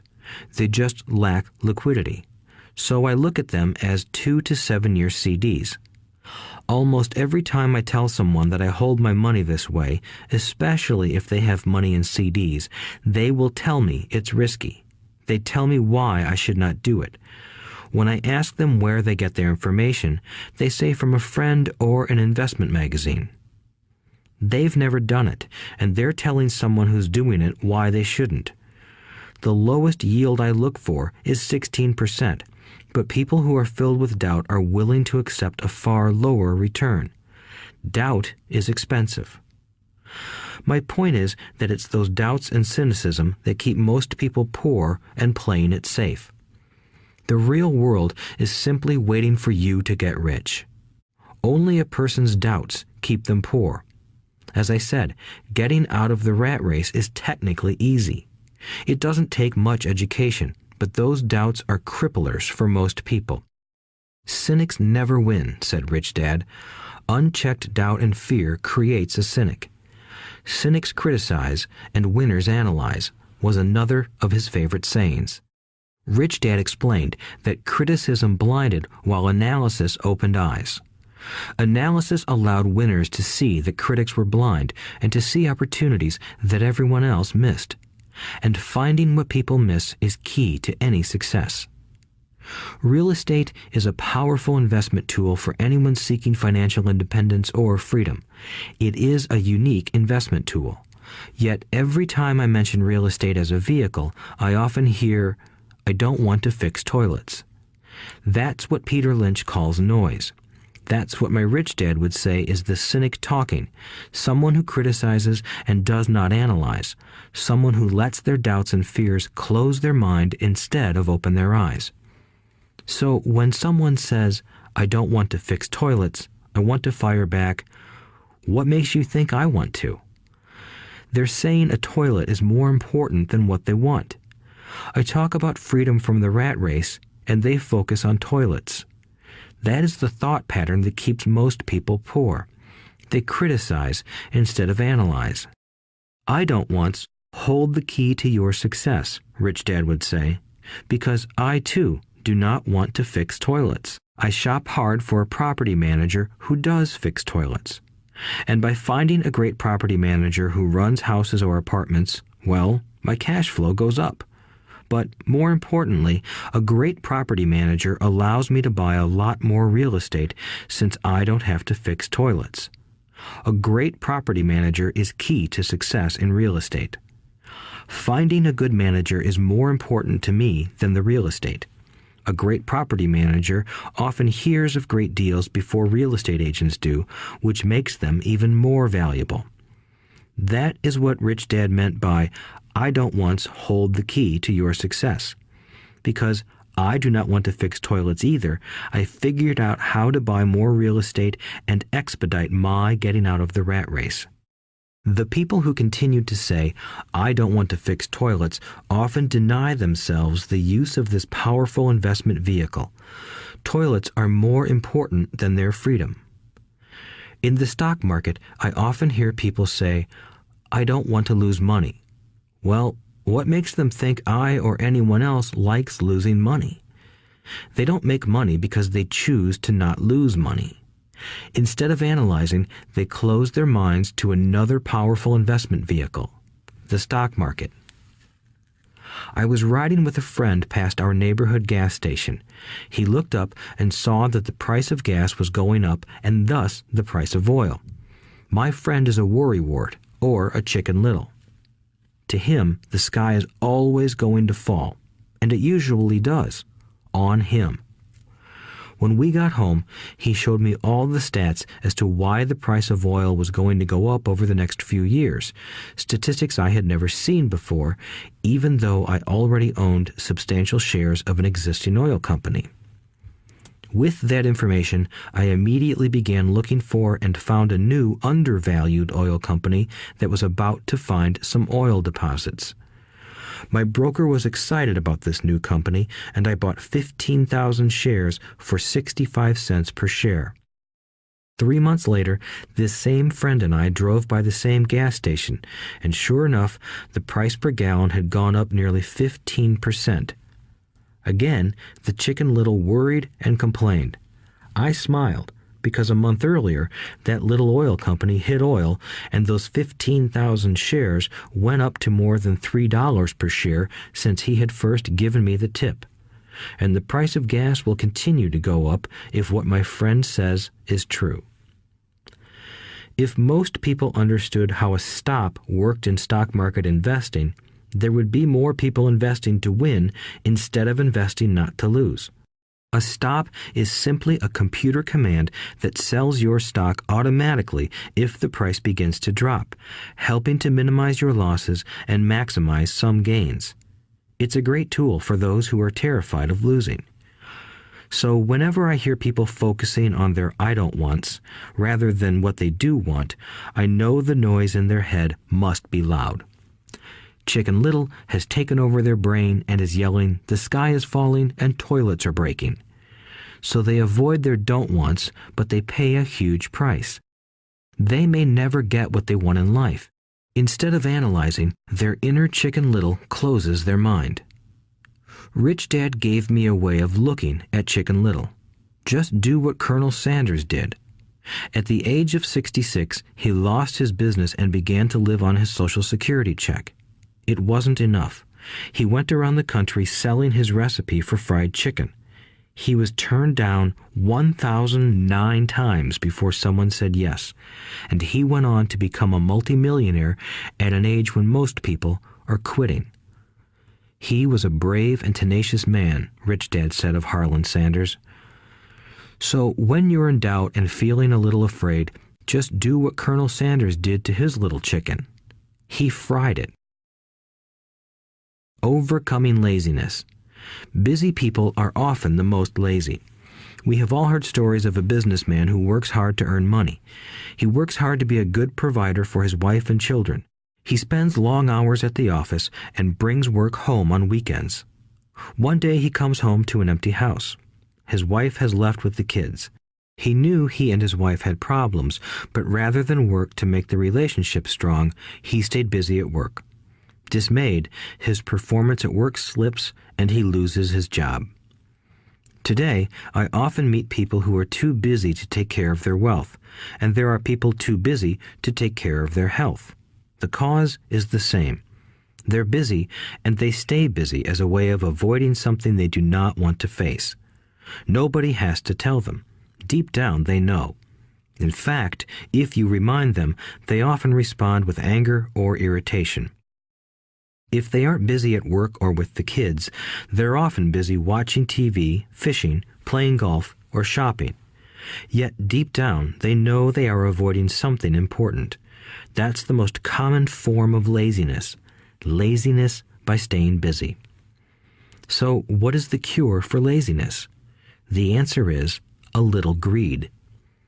For many of us, we were raised thinking of greed or desire as bad. Greedy people are bad people, my mom used to say, yet we all have inside of us this yearning to have nice, new, or exciting things. So to keep that emotion of desire under control, often parents find ways of suppressing that desire with guilt. You only think about yourself. Don't you know you have brothers and sisters? Was one of my mom's favorites. You want me to buy you what? Was a favorite of my dad. Do you think we're made of money? Do you think money grows on trees? We're not rich people, you know. It wasn't so much the words, but the angry guilt trip that went with the words that got to me. Or the reverse guilt trip was the I'm sacrificing my life to buy this for you. I'm buying this for you because I never had this advantage when I was a kid. I have a neighbor who is stone broke but can't park his car in his garage. The garage is filled with toys for his kids. Those spoiled brats get everything they ask for. I don't want them to know the feeling of want are his everyday words. He has nothing set aside for their college or his retirement, but his kids have every toy ever made. He recently got a new credit card in the mail and took his kids to visit Las Vegas. I'm doing it for the kids, he said with great sacrifice. Rich Dad forbade the words, I can't afford it. In my real home, that's all I heard. Instead, Rich Dad required his children to say, how can I afford it? He believed that the words, I can't afford it, shut down your brain. It didn't have to think anymore. How can I afford it opened up the brain and forced it to think and search for answers. But most importantly, he felt the words, I can't afford it, were a lie, and the human spirit knows it. The human spirit is very, very powerful, he would say. It knows it can do anything. By having a lazy mind that says, I can't afford it, a war breaks out inside you. Your spirit is angry, and your lazy mind must defend its lie. The spirit is screaming, come on, let's go to the gym and work out. And the lazy mind says, but I'm tired. I worked really hard today. Or the human spirit says, I'm sick and tired of being poor. Let's get out there and get rich. To which the lazy mind says, rich people are greedy. Besides, it's too much bother. It's not safe. I might lose money. I'm working hard enough as it is. I've got too much to do at work anyway. Look at what I have to do tonight. My boss wants it finished by morning. I can't afford it also causes sadness, a helplessness that leads to despondency and often depression. How can I afford it opens up possibilities, excitement, and dreams. So Rich Dad was not so concerned about what we wanted to buy as long as we understood that how can I afford it creates a stronger mind and a dynamic spirit. Thus, he rarely gave Mike or me anything. He would instead ask, how can you afford it? And that included college, which we paid for ourselves. It was not the goal, but the process of attaining the goal that he wanted us to learn. The problem I see today is that there are millions of people who feel guilty about their desire or their greed. It's old conditioning from their childhood. While they desire to have the finer things that life offers, most have been conditioned subconsciously to say, I can't have that, or I'll never be able to afford that. When I decided to exit the rat race, it was simply a question of how can I afford to never work again? And my mind began to kick out answers and solutions. The hardest part was fighting my real parents' dogma. We can't afford that. Stop thinking only about yourself. Why don't you think about others? And other similar sentiments designed to instill guilt to suppress my greed. So, how do you beat laziness? Once again, the answer is a little greed. It's that radio station WIIFM, which stands for What's in it for me? A person needs to sit down and ask, what would my life be like if I never had to work again? What would I do if I had all the money I needed? Without that little greed, the desire to have something better, progress is not made. Our world progresses because we all desire a better life. New inventions are made because we desire something better.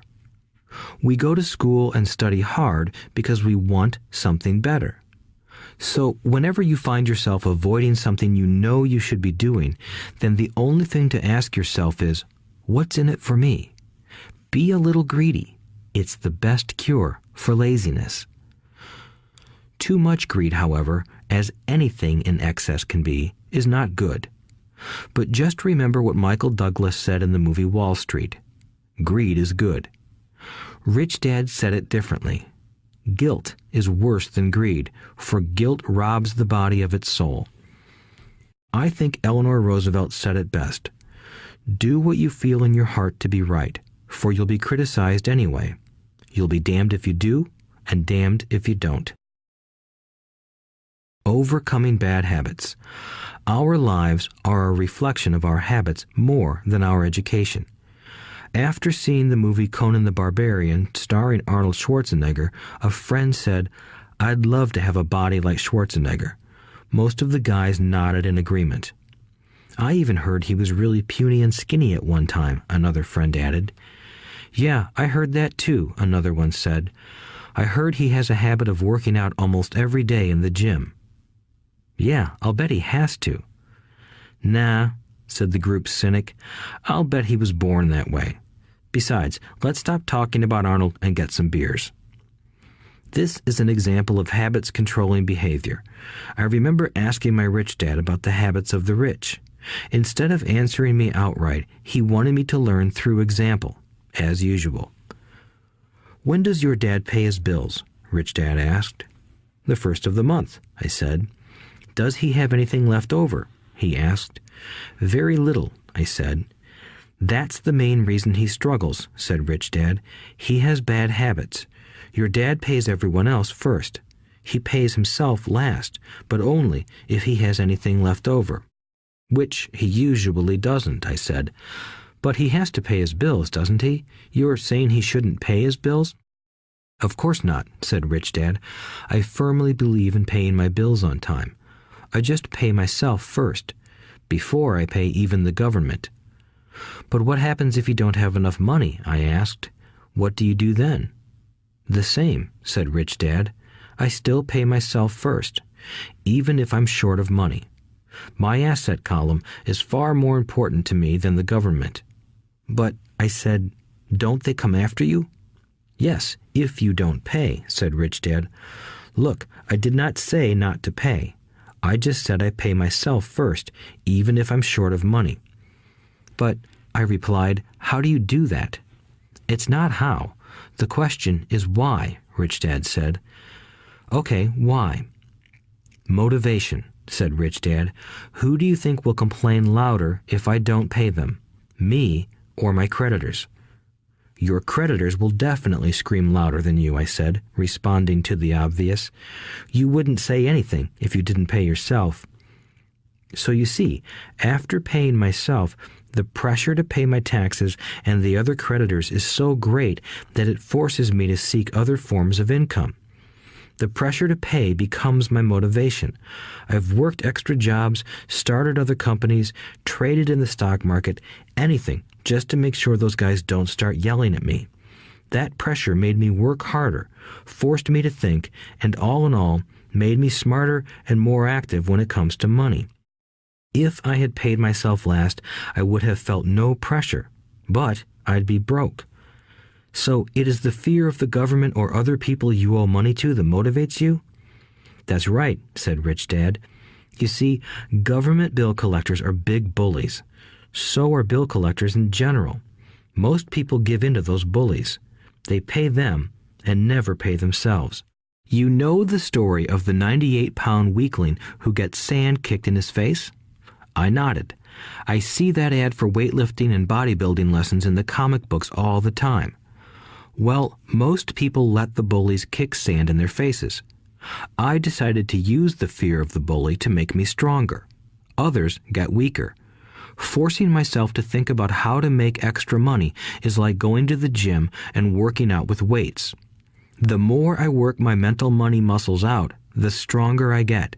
Now, I'm not afraid of those bullies. I liked what Rich Dad was saying, so if I pay myself first, I get financially stronger mentally and fiscally. Rich Dad nodded. And if I pay myself last, or not at all, I get weaker. So people like bosses, managers, tax collectors, bill collectors, and landlords push me around all my life just because I don't have good money habits. Rich Dad nodded, just like the 98-pound weakling. Overcoming arrogance. What I know makes me money. What I don't know loses me money. Every time I have been arrogant, I have lost money. Because when I'm arrogant, I truly believe that what I don't know is not important, Rich Dad would often tell me. I have found that many people use arrogance to try to hide their own ignorance. It often happens when I am discussing financial statements with accountants or even other investors. They try to bluster their way through the discussion. It is clear to me that they don't know what they're talking about. They're not lying, but they are not telling the truth. There are many people in the world of money, finances, and investments who have absolutely no idea what they're talking about. Most people in the money industry are just spouting off sales pitches like used car salesmen. When you know you are ignorant in a subject, start educating yourself by finding an expert in the field or a book on the subject. Chapter 8. Getting Started. There is gold everywhere. Most people are not trained to see it. I wish I could say acquiring wealth was easy for me, but it wasn't. So in response to the question, how do I start, I offer the thought process I go through on a day-to-day basis. It really is easy to find great deals. I promise you that. It's just like riding a bike. After a little wobbling, it's a piece of cake. But when it comes to money, it takes determination to get through the wobbling. That's a personal thing. To find million-dollar deals of a lifetime requires us to call on our financial genius. I believe that each of us has a financial genius within us. The problem is that our financial genius lies asleep, waiting to be called upon. It lies asleep because our culture has educated us into believing that the love of money is the root of all evil. It has encouraged us to learn a profession so we can work for money, but failed to teach us how to have money work for us. It taught us not to worry about our financial future because our company or the government would take care of us when our working days are over. However, it is our children, educated in the same school system, who will end up paying for this absence of financial education. The message is still to work hard, earn money, and spend it. And when we run short, we can always borrow more. Unfortunately, 90% of the Western world subscribes to the above dogma, simply because it's easier to find a job and work for money. If you are not one of the masses, I offer you the following 10 steps to awaken your financial genius. I simply offer you the steps I have personally followed. If you want to follow some of them, great. If you don't, make up your own. Your financial genius is smart enough to develop its own list. While in Peru, I asked a gold miner of 45 years how he was so confident about finding a gold mine. He replied, "There is gold everywhere. Most people are not trained to see it." And I would say that is true. In real estate, I can go out and in a day come up with 4 or 5 great potential deals.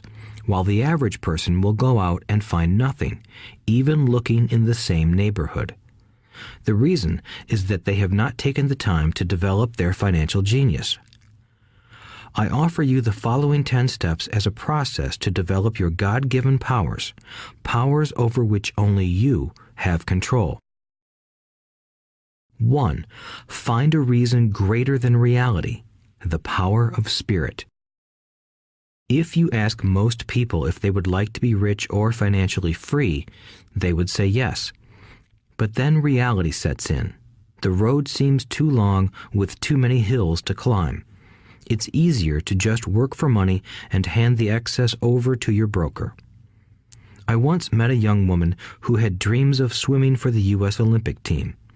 The reality was that she had to get up every morning at 4 o'clock to swim for 3 hours before going to school. She did not party with her friends on Saturday night.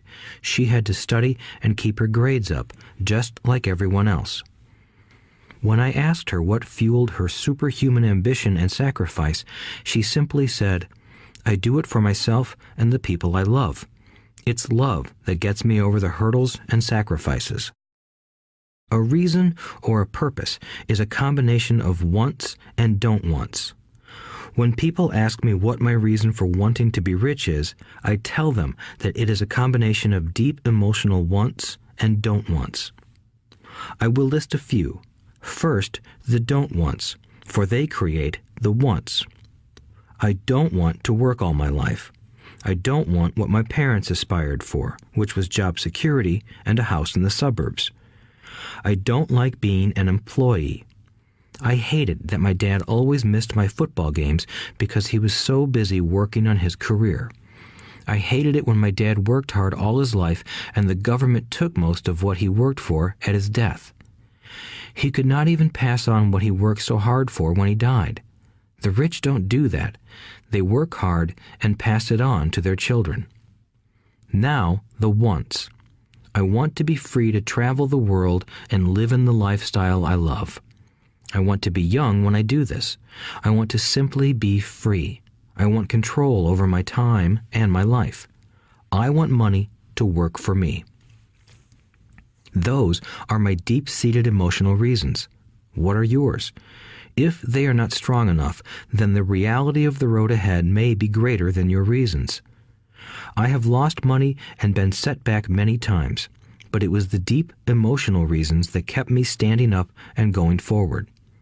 I wanted to be free by age 40, but it took me until I was 47, with many learning experiences along the way. As I said, I wish I could say it was easy. It wasn't, but it wasn't that hard either.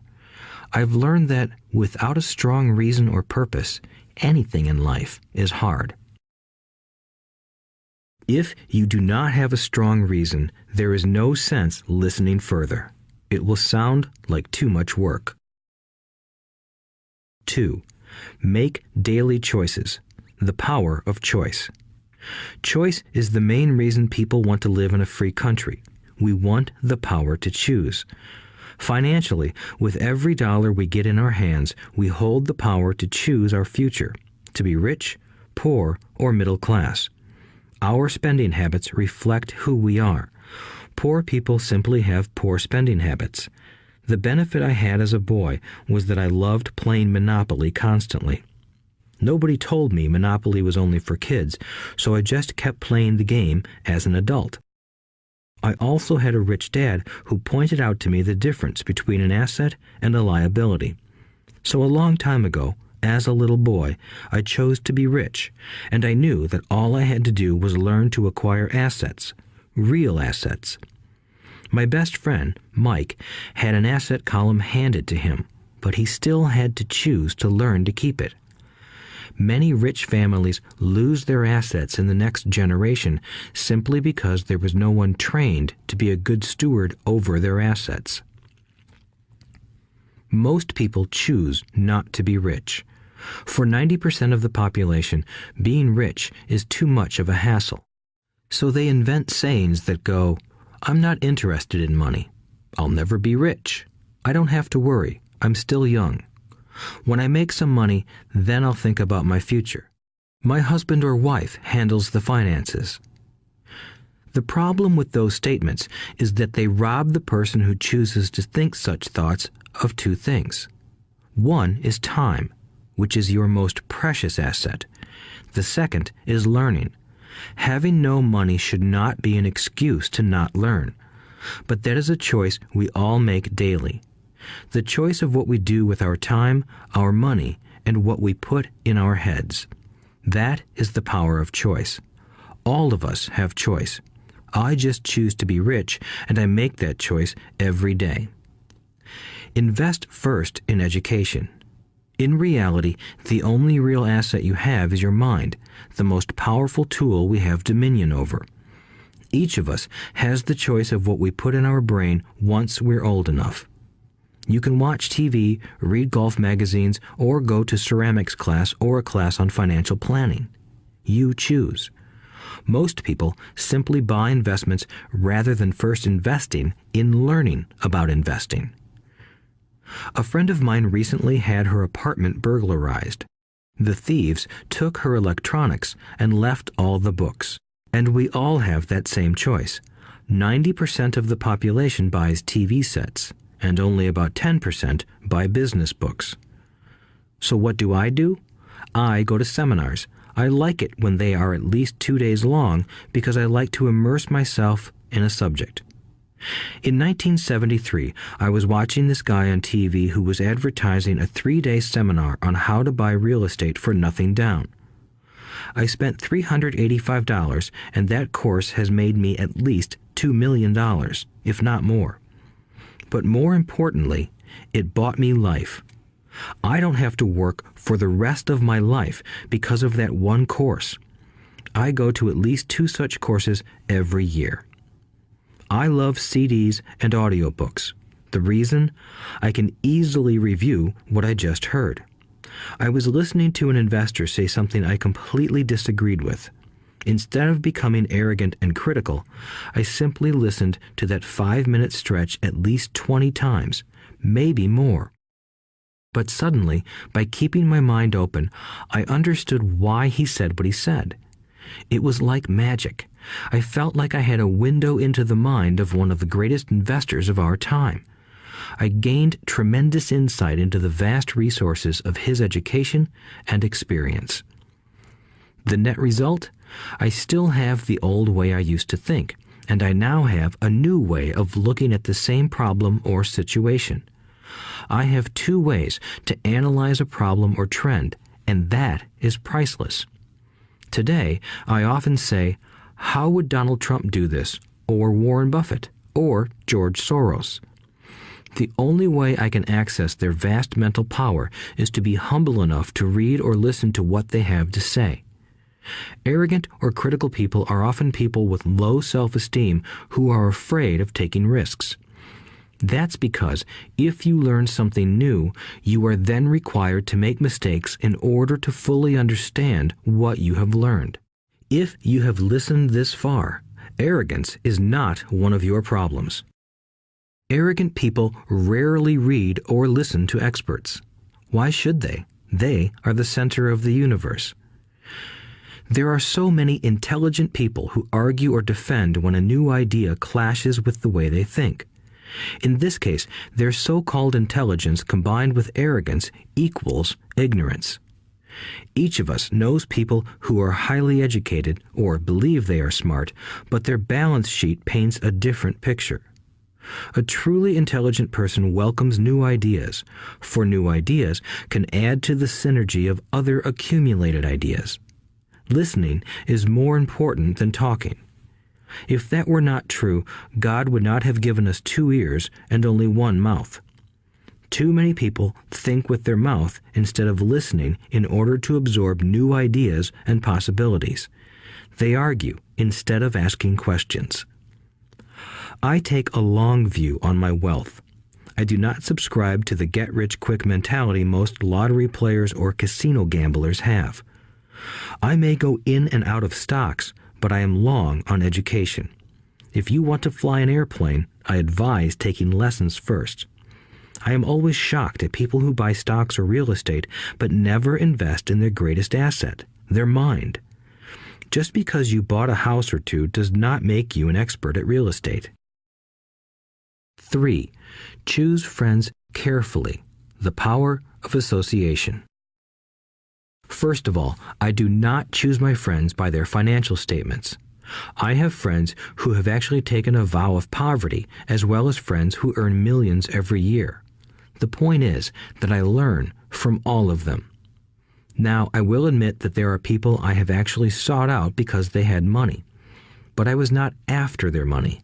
I was seeking their knowledge. In some cases, these people who had money have become dear friends. I've noticed that my friends with money talk about money. They don't do it to brag. They're interested in the subject. So I learn from them, and they learn from me. My friends who are in dire financial straits do not like talking about money, business, or investing. They often think it rude or unintellectual. So I also learn from my friends who struggle financially. I find out what not to do. I have several friends who have generated over $1 billion in their short lifetimes. The 3 of them report the same phenomenon. Their friends who have no money have never come to them to ask them how they did it, but they do come asking for one of 2 things, or both, a loan or a job. Warning: don't listen to poor or frightened people. I have such friends, and while I love them dearly, they are the Chicken Littles of life. To them, when it comes to money, especially investments, it's always the sky is falling, the sky is falling. They can always tell you why something won't work. The problem is that people listen to them. But people who blindly accept doom and gloom information are also Chicken Littles. As that old saying goes, birds of a feather flock together. If you watch business channels on TV, they often have a panel of so-called experts. One expert will say the market is going to crash, and the other will say it's going to boom. If you're smart, you listen to both. Keep your mind open, because both have valid points. Unfortunately, most poor people listen to Chicken Little. I have had many close friends try to talk me out of a deal or an investment. Not long ago, a friend told me he was excited because he found a 6% certificate of deposit. I told him I earned 16% from the state government. The next day, he sent me an article about why my investment was dangerous. I have received 16% for years now, and he still receives 6%. I would say that one of the hardest things about wealth building is to be true to yourself and to be willing to not go along with the crowd. This is because, in the market, it is usually the crowd that shows up late that is slaughtered. If a great deal is on the front page, it's too late in most instances. Look for a new deal. As we used to say as surfers, there is always another wave. People who hurry and catch a wave late usually are the ones who wipe out. Smart investors don't time the markets. If they miss a wave, they search for the next one and get themselves in position. This is hard for most investors because buying what is not popular is frightening. Timid investors are like sheep going along with the crowd. Or their greed gets them in when wise investors have already taken their profits and moved on. Wise investors buy an investment when it's not popular. They know their profits are made when they buy, not when they sell. They wait patiently. As I said, they do not time the market. Just like a surfer, they get in position for the next big swell. It's all insider trading. There are forms of insider trading that are illegal, and there are forms of insider trading that are legal. But either way, it's insider trading. The only distinction is, how far away from the inside are you? The reason you want to have rich friends is because that is where the money is made. It's made on information. You want to hear about the next boom, get in and get out before the next bust. I'm not saying do it illegally, but the sooner you know, the better your chances are for profits with minimal risk. That is what friends are for, and that is financial intelligence. 4. Master a formula and then learn a new one. The power of learning quickly. In order to make bread, every baker follows a recipe, even if it's only held in their head. The same is true for making money. Most of us have heard the saying, "You are what you eat." I have a different slant. I say, "You become what you study." In other words, be careful what you learn, because your mind is so powerful that you become what you put in your head. For example, if you study cooking, you then tend to cook. If you don't want to be a cook anymore, then you need to study something else. When it comes to money, the masses generally have one basic formula they learned in school, and it's this: work for money. The predominant formula I see in the world is that every day millions of people get up, go to work, earn money, pay bills, balance checkbooks, buy some mutual funds, and go back to work. That is the basic formula, or recipe. If you're tired of what you're doing, or you're not making enough, it's simply a case of changing the formula via which you make money. Years ago, when I was 26, I took a weekend class called How to Buy Real Estate Foreclosures. I learned a formula. The next trick was to have the discipline to actually put into action what I had learned. That is where most people stop. For 3 years, while working for Xerox, I spent my spare time learning to master the art of buying foreclosures. I've made several $1 million using that formula. So after I mastered that formula, I went in search of other formulas. For many of the classes, I did not directly use the information I learned, but I always learned something new. I have attended classes designed for derivative traders, commodity option traders, and chaologists. I was way out of my league, being in a room full of people with doctorates in nuclear physics and space science. Yet, I learned a lot that made my stock and real estate investing more meaningful and lucrative. Most junior colleges and community colleges have classes on financial planning and buying traditional investments. They are good places to start, but I always search for a faster formula. That is why, on a fairly regular basis, I make more in a day than many people will make in their lifetime. Another side note, in today's fast-changing world, it's not so much what you know anymore that counts, because often what you know is old. It is how fast you learn. That skill is priceless. It's priceless in finding faster formulas, recipes, if you will, for making dough. Working hard for money is an old formula born in the day of cavemen. 5. Pay yourself first. The power of self-discipline. If you cannot get control of yourself, do not try to get rich. It makes no sense to invest, make money, and blow it. It is the lack of self-discipline that causes most lottery winners to go broke soon after winning millions. It is the lack of self-discipline that causes people who get a raise to immediately go out and buy a new car or take a cruise. It is difficult to say which of the 10 steps is the most important, but of all the steps, this step is probably the most difficult to master if it is not already a part of your makeup. I would venture to say that personal self-discipline is the number one delineating factor between the rich, the poor, and the middle class.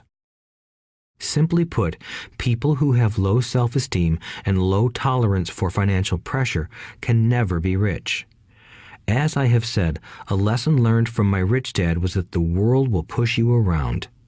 The world pushes people around, not because other people are bullies, but because the individual lacks internal control and discipline. People who lack internal fortitude often become victims of those who have self-discipline. In the entrepreneur classes I teach, I constantly remind people to not focus on their product, service, or widget, but to focus on developing management skills.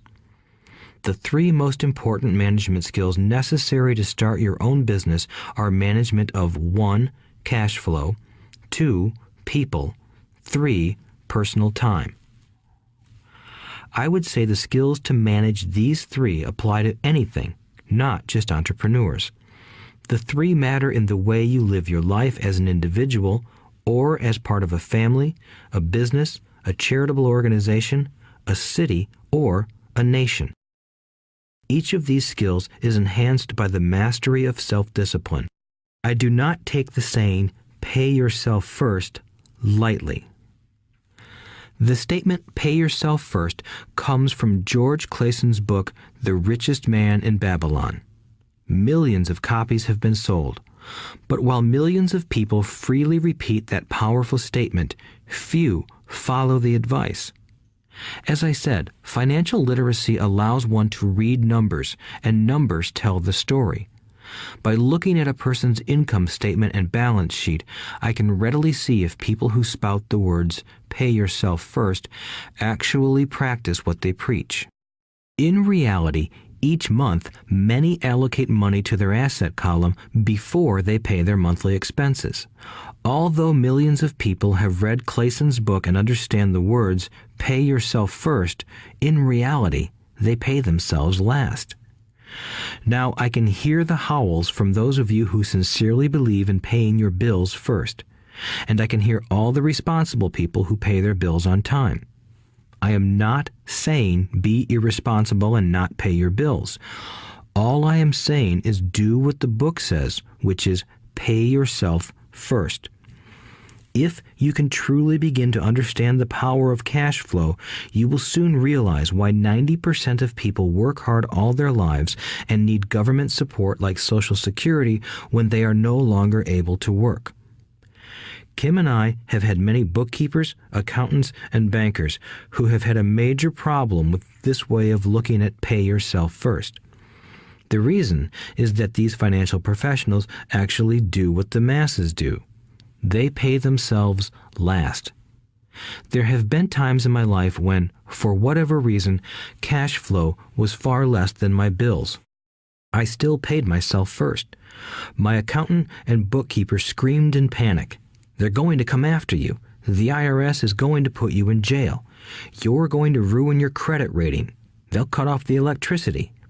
I still paid myself first. Why, you ask? Because that's what the story, The Richest Man in Babylon, was all about. The power of self-discipline and the power of internal fortitude. As my rich dad taught me the first month I worked for him, most people allow the world to push them around. A bill collector calls and you pay or else. A sales clerk says, "Oh, just put it on your charge card." Your real estate agent tells you, "Go ahead. The government allows you a tax deduction on your home." That is what the book is really about. Having the guts to go against the tide and get rich. You may not be weak, but when it comes to money, many people get wimpy. I am not saying be irresponsible. The reason I don't have high credit card debt and doodad debt is because I pay myself first. The reason I minimize my income is because I don't want to pay it to the government. That is why my income comes from my asset column through a Nevada corporation. If I work for money, the government takes it. Although I pay my bills last, I am financially astute enough to not get into a tough financial situation. I don't like consumer debt. I actually have liabilities that are higher than 99% of the population, but I don't pay for them. Other people pay for my liabilities. They're called tenants. So rule number 1 in paying yourself first is don't get into debt in the first place. Although I pay my bills last, I set it up to have only small, unimportant bills that are due. When I occasionally come up short, I still pay myself first. I let the creditors and even the government scream. I like it when they get tough. Why? Because those guys do me a favor. They inspire me to go out and create more money. So I pay myself first, invest the money, and let the creditors yell. I generally pay them right away anyway. Kim and I have excellent credit. We just don't cave into pressure and spend our savings or liquidate stocks to pay for consumer debt. That is not too financially intelligent. To successfully pay yourself first, keep the following in mind. 1. Don't get into large debt positions that you have to pay for. Keep your expenses low. Build up assets first. Then buy the big house or nice car. Being stuck in the rat race is not intelligent. 2. When you come up short, let the pressure build and don't dip into your savings or investments. Use the pressure to inspire your financial genius to come up with new ways of making more money and then pay your bills. You will have increased your ability to make more money as well as your financial intelligence. So many times I have gotten into financial hot water and used my brain to create more income while staunchly defending the assets in my asset column. My bookkeeper has screamed and dived for cover, but I was like a good soldier defending the fort. Fort assets. Poor people have poor habits. A common bad habit is innocently called dipping into savings. The rich know that savings are only used to create more money, not to pay bills. I know that sounds tough, but as I said, if you're not tough inside, the world will always push you around anyway. If you do not like financial pressure, then find a formula that works for you. A good one is to cut expenses, put your money in the bank, pay more than your fair share of income tax, buy safe mutual funds, and take the vow of the average. But this violates the pay yourself first rule.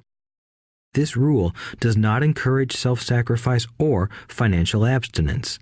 It doesn't mean pay yourself first and starve. Life was meant to be enjoyed.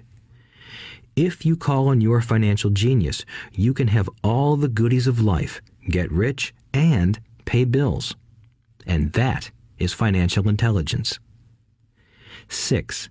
Pay your brokers well. The power of good advice. Sometimes I see people posting a sign in front of their house that says, "For sale by owner." Or I see people on TV claiming to be discount brokers. My rich dad taught me to take the opposite approach. He believed in paying professionals well, and I have adopted that policy also. Today, I have expensive attorneys, accountants, real estate brokers, and stockbrokers. Why? Because if, and I do mean if, the people are professionals, their services should make you money. And the more money they make, the more money I make. We live in the information age.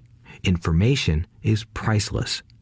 A good broker should provide you with information as well as take the time to educate you. I have several brokers who do that for me. Some taught me when I had little or no money, and I am still with them today. What I pay a broker is tiny in comparison with what kind of money I can make because of the information they provide.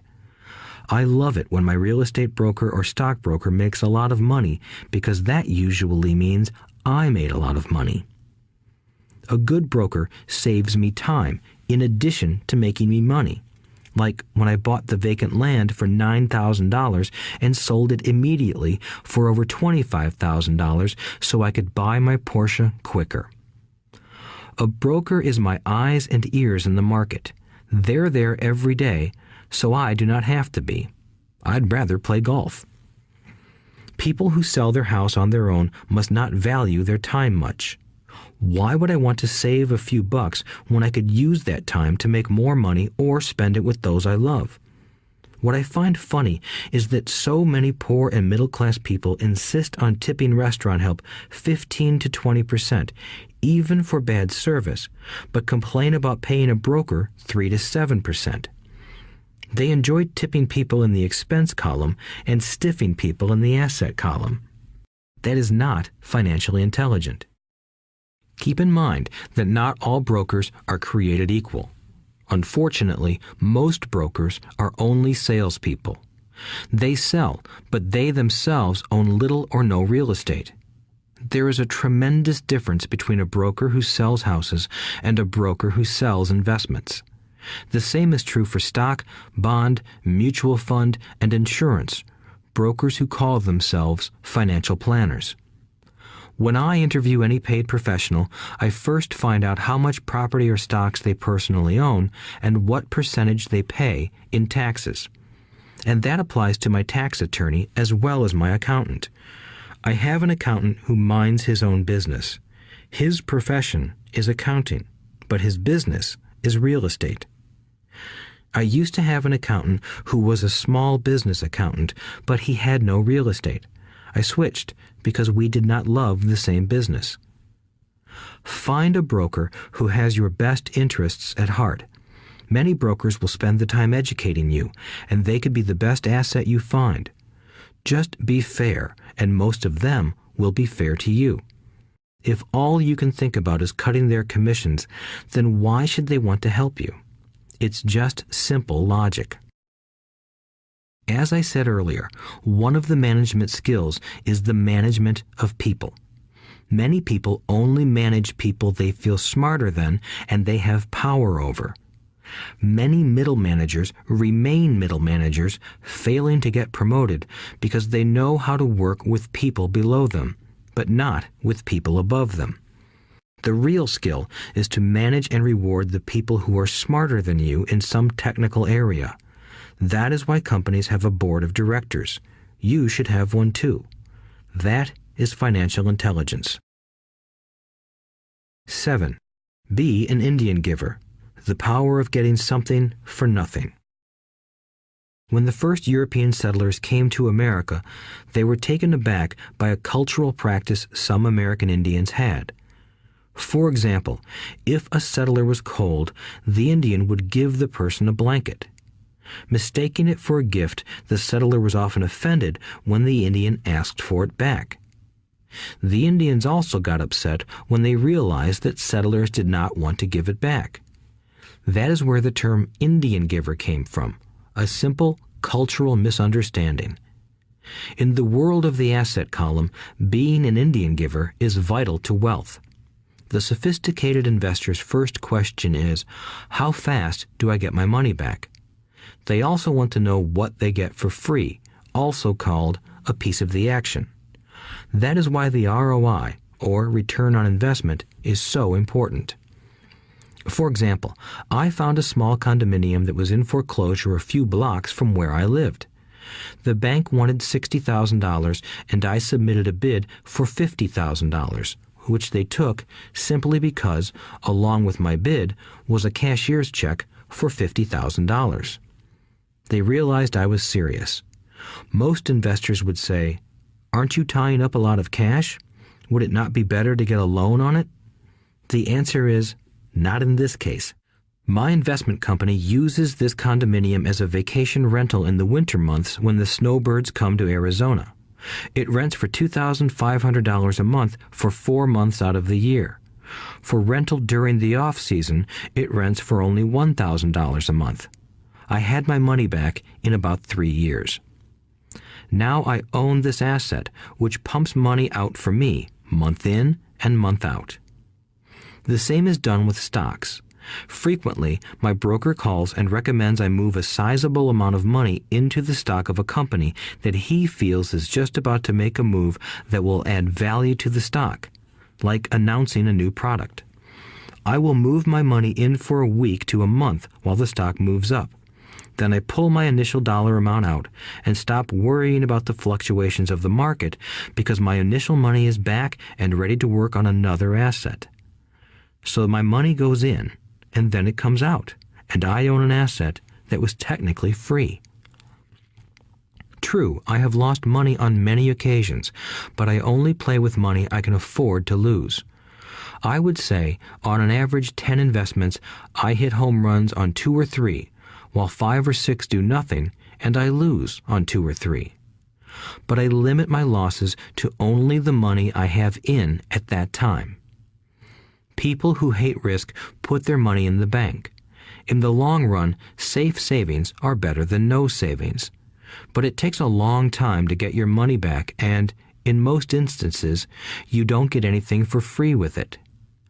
On every one of my investments, there must be an upside, something for free, like a condominium, a mini storage, a piece of free land, a house, stock shares, or an office building. And there must be limited risk or a low-risk idea. There are books devoted entirely to this subject, so I will not talk about it here. Ray Kroc, of McDonald's fame, sold hamburger franchises, not because he loved hamburgers, but because he wanted the real estate under the franchise for free. So wise investors must look at more than ROI. They look at the assets they get for free once they get their money back. That is financial intelligence. 8. Use assets to buy luxuries. The power of focus. A friend's child has been developing a nasty habit of burning a hole in his pocket. Just 16, he wanted his own car. The excuse? All his friends' parents gave their kids cars. The child wanted to go into his savings and use it for a down payment. That was when his father called me and then came to see me. Do you think I should let him do it, or should I just buy him a car?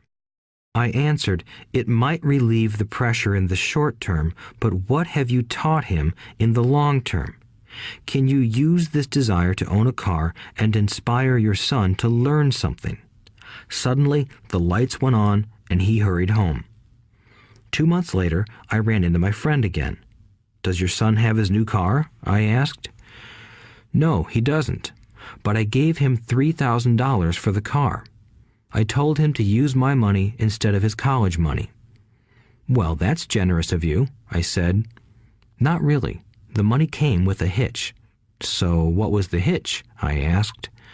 Well, first we played your cash flow game. We then had a long discussion about the wise use of money. After that, I gave him a subscription to the Wall Street Journal and a few books on the stock market. Then what? I asked. What was the catch? I told him that $3,000 was his, but he could not directly buy a car with it. He could use it to find a stockbroker and buy and sell stocks. Once he had made $6,000 with the $3,000, the money would be his for the car, and the $3,000 would go into his college fund. And what are the results? I asked. Well, he got lucky early in his trading, but lost everything a few days later. Then he really got interested. Today, I would say he is down $2,000, but his interest is up. He has read all the books I bought him, and he's gone to the library to get more. He reads the Wall Street Journal voraciously, watching for indicators. He's only got $1,000 left, but his interest and learning are sky high. He knows that if he loses that money, he walks for 2 more years. But he does not seem to care. He even seems uninterested in getting a car because he's found a game that is more fun. What happens if he loses all the money? I asked. We'll cross that bridge when we get to it. I'd rather have him lose everything now than wait till he's our age to risk losing everything. And besides, that is the best $3,000 I've ever spent on his education. What he is learning will serve him for life, and he seems to have gained a new respect for the power of money.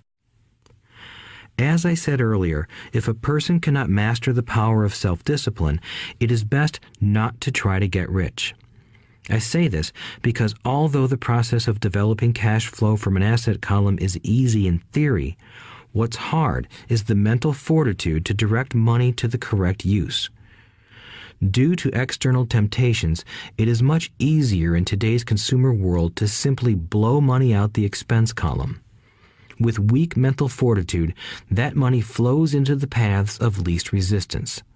That is the cause of poverty and financial struggle. The following example illustrates the financial intelligence needed to direct money to make more money.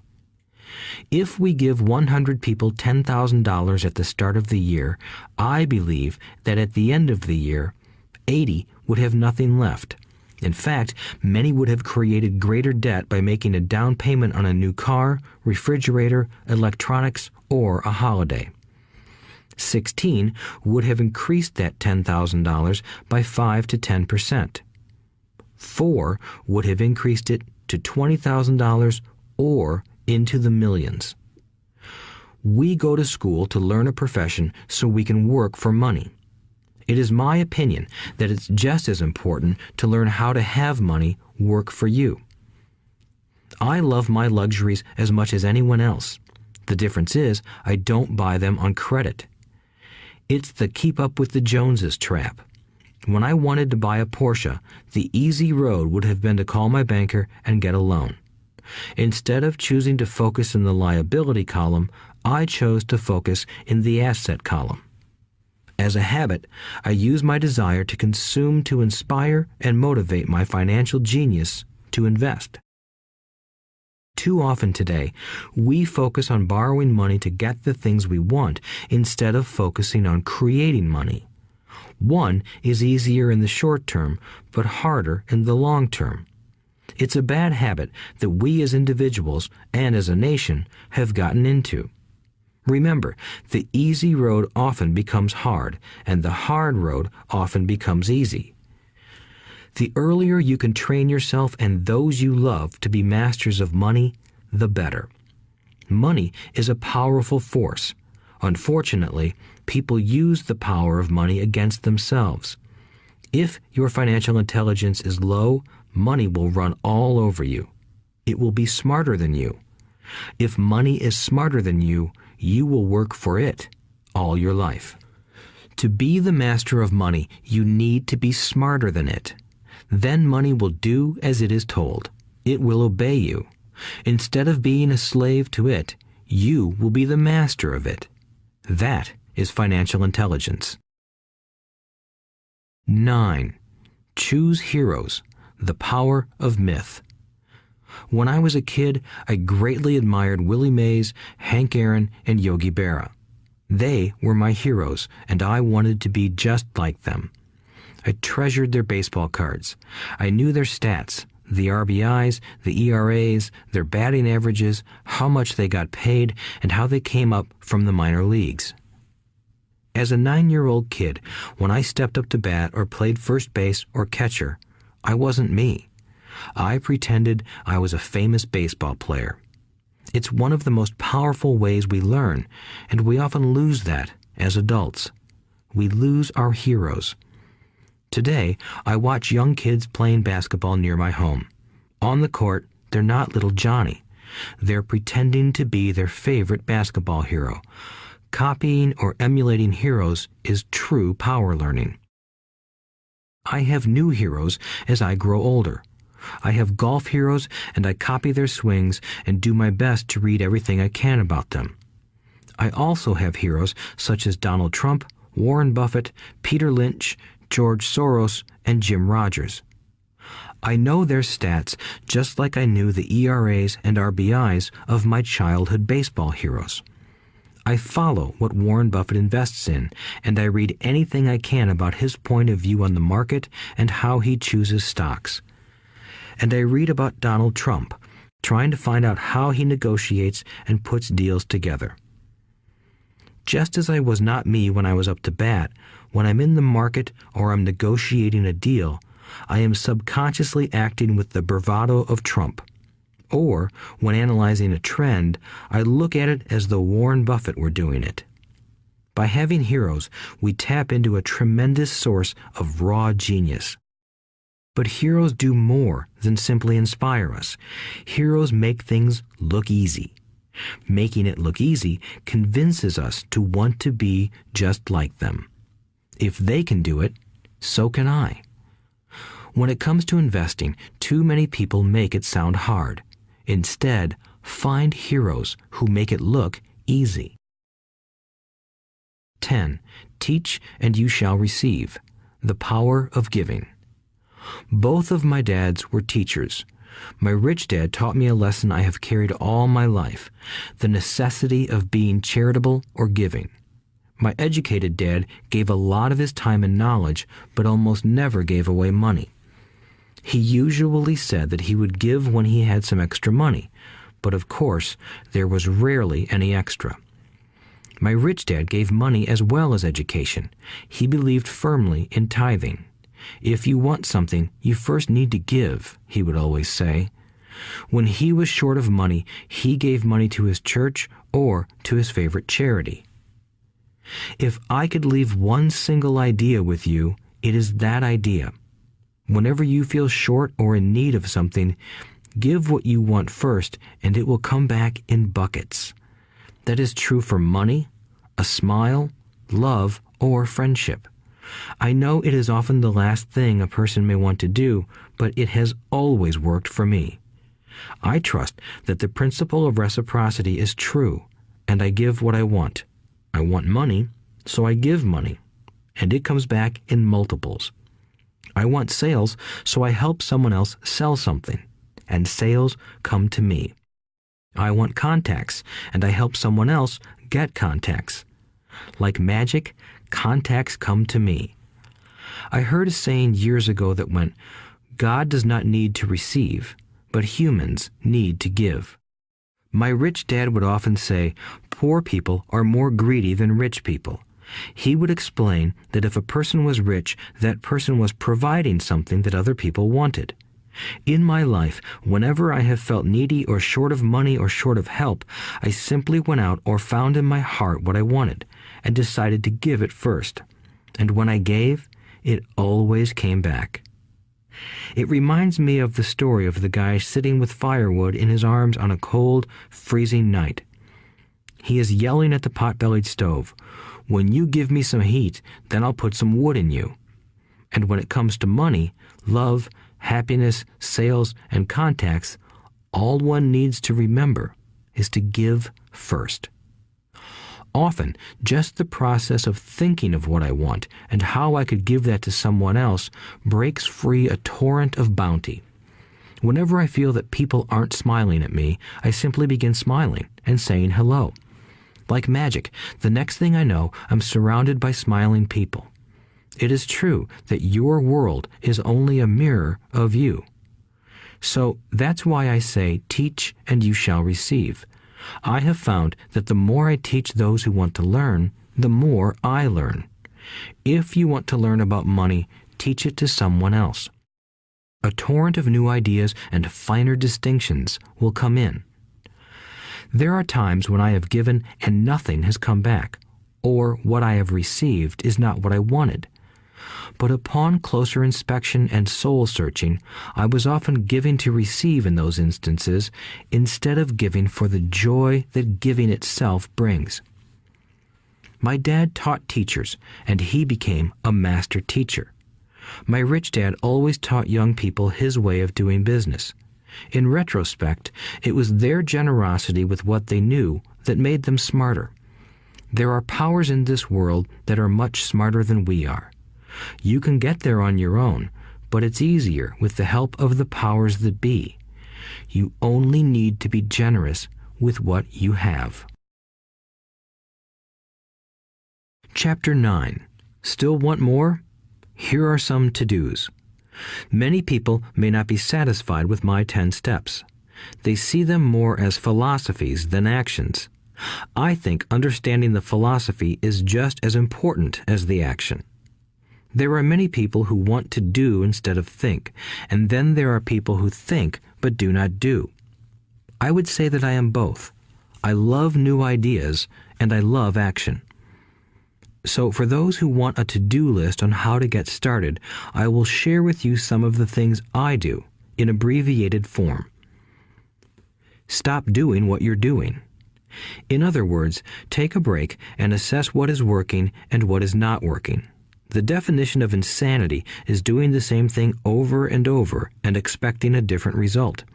Stop doing what is not working and look for something new. Look for new ideas. For new investing ideas, I go to bookstores and search for books on different and unique subjects. I call them formulas.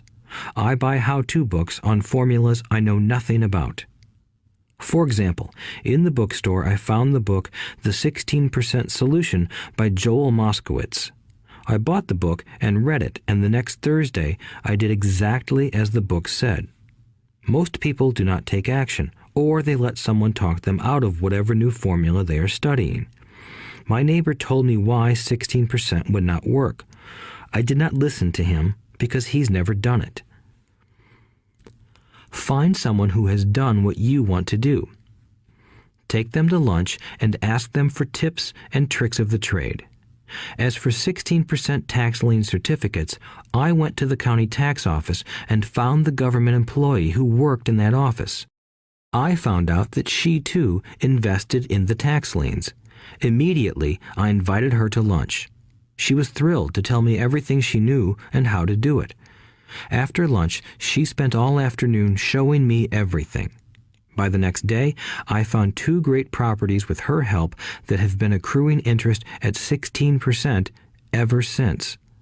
It took a day to read the book, a day to take action, an hour for lunch, and a day to acquire 2 great deals. Take classes, read, and attend seminars. I search newspapers and the internet for new and interesting classes, many of which are free or inexpensive. I also attend and pay for expensive seminars on what I want to learn. I am wealthy and free from needing a job simply because of the courses I took. I have friends who did not take those classes who told me I was wasting my money, and yet they're still at the same job. Make lots of offers. When I want a piece of real estate, I look at many properties and generally write an offer. If you don't know what the right offer is, neither do I. That is the job of the real estate agent. They make the offers. I do as little work as possible. A friend wanted me to show her how to buy apartment houses. So one Saturday, she, her agent, and I went and looked at 6 apartment houses.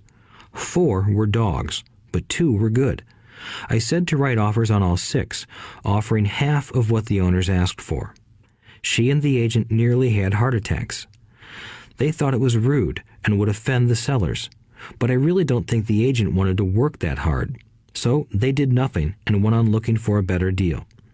No offers were ever made, and that person is still looking for the right deal at the right price.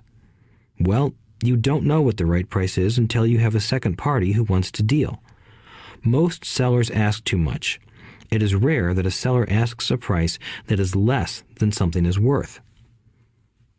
Moral of the story: make offers. People who are not investors have no idea what it feels like to try to sell something.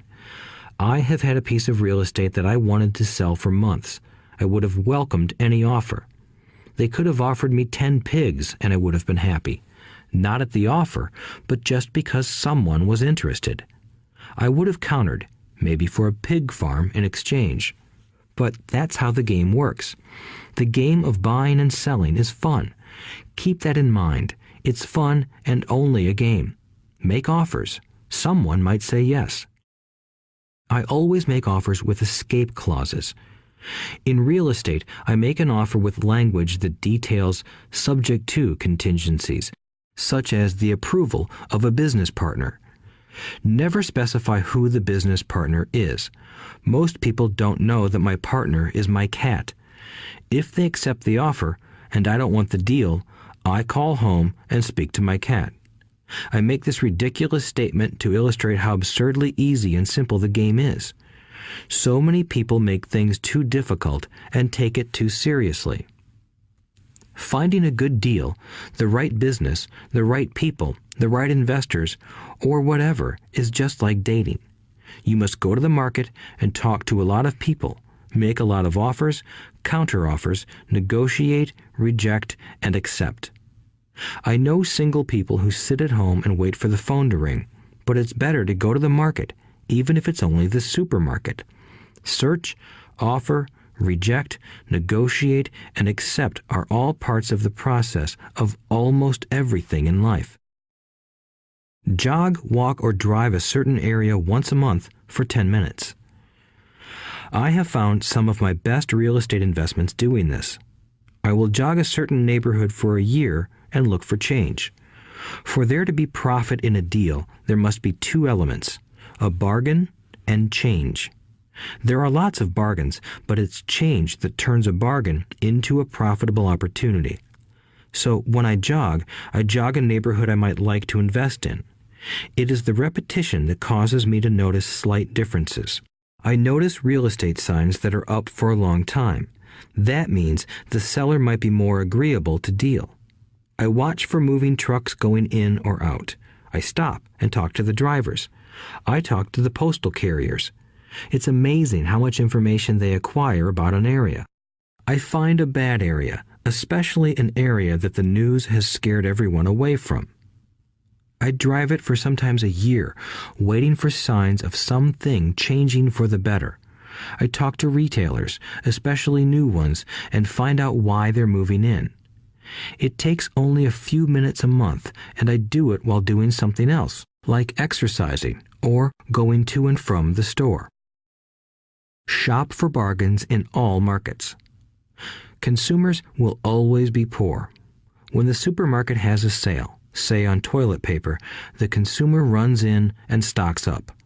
But when the housing or stock market has a sale, most often called a crash or correction, the same consumer often runs away from it. When the supermarket raises its prices, the consumer shops somewhere else. But when housing or the stock market raises their prices, the same consumer often rushes in and starts buying. Always remember, profits are made in the buying, not in the selling. Look in the right places. A neighbor bought a condominium for $100,000. I bought the identical condo next door for $50,000. He told me he's waiting for the price to go up. I told him that profit is made when you buy, not when you sell.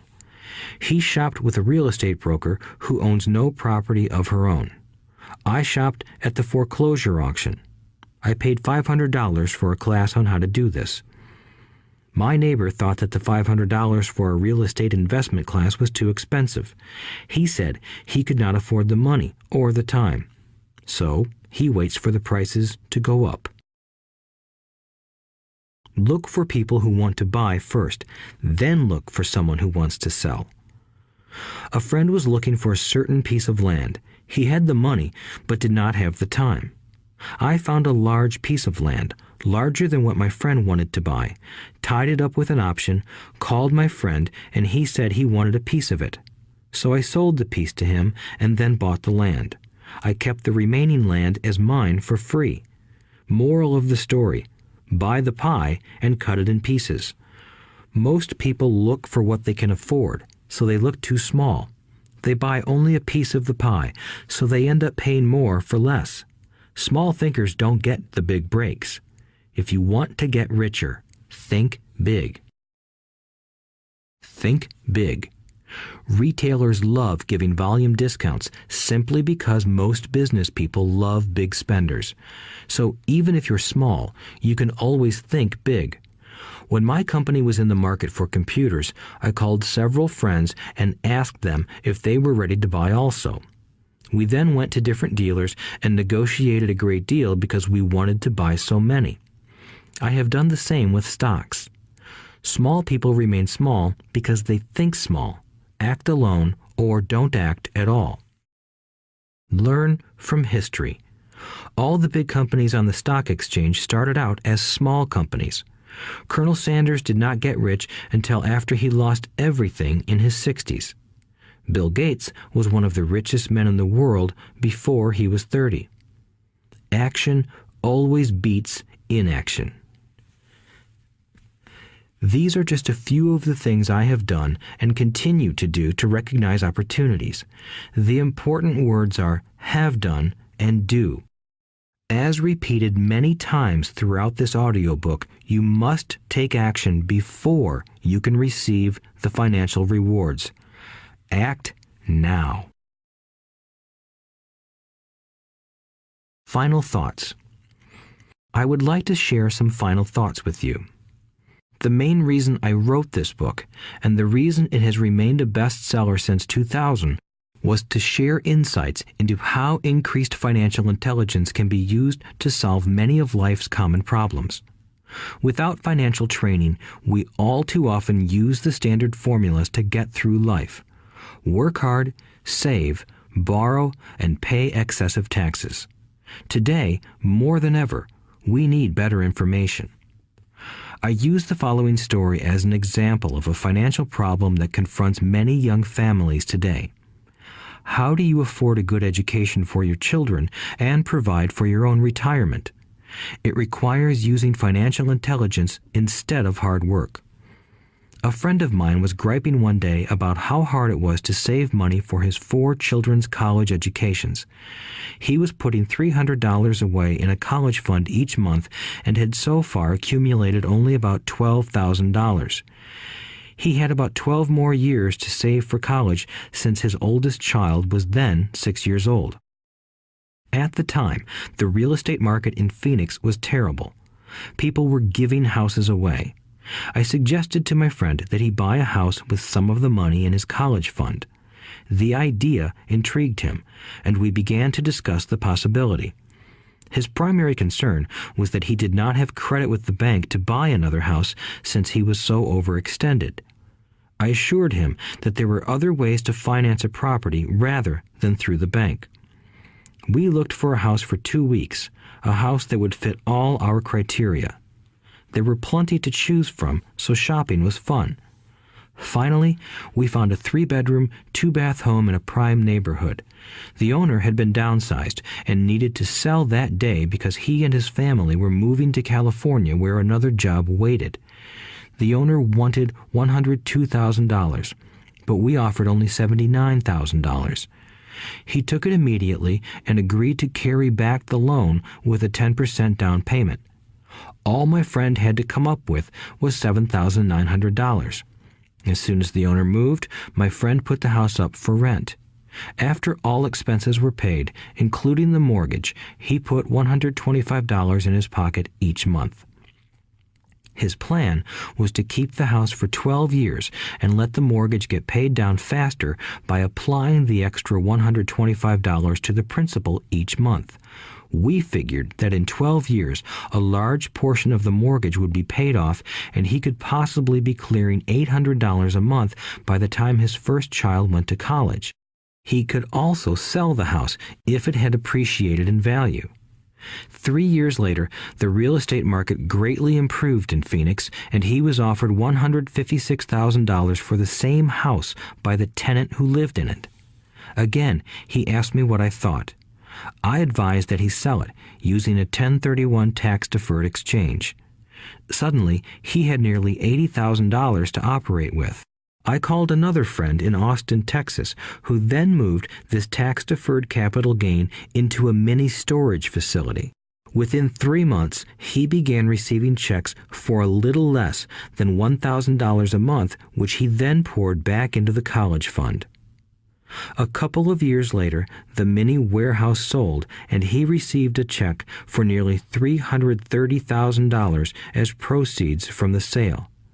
He rolled those funds into a new project that would now generate over $3,000 a month in income, again going into the college fund. He is now very confident that his goal will be met easily. It only took $7,900 to start and a little financial intelligence. His children will be able to afford the education they want, and he will then use the underlying asset, wrapped in his legal entity, to pay for his retirement. As a result of this successful investment strategy, he will be able to retire early. Thank you for listening to this audiobook. I hope it has provided some insights into utilizing the power of money to work for you. Today, we need greater financial intelligence to simply survive. The idea that it takes money to make money is the thinking of financially unsophisticated people. It does not mean that they're not intelligent.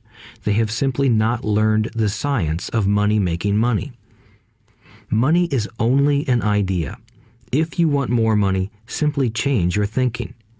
Every self-made person started small with an idea and then turned it into something big. The same applies to investing. It takes only a few dollars to start and grow it into something big. I meet so many people who spend their lives chasing the big deal or trying to amass a lot of money to get into a big deal. But to me, that is foolish. Too often, I have seen unsophisticated investors put their large nest egg into one deal and lose most of it rapidly. They may have been good workers, but they were not good investors. Education and wisdom about money are important. Start early. Buy a book. Go to a seminar. Practice. Start small. I turned $5,000 cash into a $1 million asset, producing $5,000 a month cash flow in less than 6 years. But I started learning as a kid. I encourage you to learn because it's not that hard. In fact, it's pretty easy once you get the hang of it. I think I have made my message clear. It's what is in your head that determines what is in your hands. Money is only an idea. There is a great book called Think and Grow Rich. The title is not Work Hard and Grow Rich. Learn to have money work hard for you, and your life will be easier and happier. Today, don't play it safe. Play it smart. The 3 incomes. In the world of accounting, there are 3 different types of income. 1. Ordinary earned. 2. Portfolio. 3. Passive. When my poor dad said to me, "Go to school, get good grades, and find a safe, secure job," he was recommending I work for earned income. When my rich dad said, "The rich don't work for money, they have their money work for them," he was talking about passive income and portfolio income. Passive income, in most cases, is income derived from real estate investments. Portfolio income is income derived from paper assets such as stocks and bonds. Portfolio income is the income that makes Bill Gates the richest man in the world, not earned income. Rich Dad used to say, the key to becoming wealthy is the ability to convert earned income into passive income or portfolio income as quickly as possible. He would say, taxes are highest on earned income. The least taxed income is passive income. That is another reason why you want your money working hard for you. The government taxes the income you work hard for more than the income your money works hard for. In my second book, Rich Dad's Cash Flow Quadrant, I explain the 4 different types of people who make up the world of business. They are E, employee, S, self-employed, B, business owner, and I, investor. Most people go to school to learn to be an E or an S. The cash flow quadrant is written about the core differences of these 4 types and how people can change their quadrant. In fact, most of our products are created for people in the B and I quadrants. In Rich Dad's Guide to Investing, book number 3 in the Rich Dad series, I go into more detail on the importance of converting earned income into passive and portfolio income. Rich Dad used to say, all a real investor does is convert earned income into passive and portfolio income. If you know what you're doing, investing is not risky. It's just common sense. The key to financial freedom. The key to financial freedom and great wealth is a person's ability to convert earned income into passive and/or portfolio income. My rich dad spent a lot of time teaching Mike and me this skill. Having this ability is the reason my wife Kim and I are financially free, never needing to work again. We continue to work because we choose to. Today, we own a real estate investment company for passive income and participate in private placements and initial public offerings of stock for portfolio income. We also went back to work to build a financial education company so that we can continue to create and publish books and games. All of our educational products are created to teach the same skills my rich dad taught me, the skills of converting earned income into passive and portfolio income. The games we create are important because they teach what books cannot teach. For example, you would never learn to ride a bicycle by only reading a book. Our cash flow games for adults and cash flow for kids game are designed to teach players the basic investment skills of converting earned income into passive and portfolio income. They also teach the principles of accounting and financial literacy. These games are the only educational products in the world that teach people all of these skills simultaneously. Cash Flow 202 is the advanced version of Cash Flow 101 and requires the game board from 101 as well as a full understanding of 101 before it can be played. Cash Flow 101 and Cash Flow for Kids teach the principles of fundamental investing. Cash Flow 202 teaches the principles of technical investing. Technical investing involves advanced trading techniques such as short selling, call options, put options, and straddles. A person who understands these advanced techniques is able to make money when the market goes up, as well as when the market comes down. As my rich dad would say, a real investor makes money in an up market and a down market. That is why they make so much money. One of the reasons they make more money is simply because they have more self-confidence. Rich Dad would say they have more self-confidence because they are less afraid of losing. In other words, the average investor does not make as much money because they are so afraid of losing money.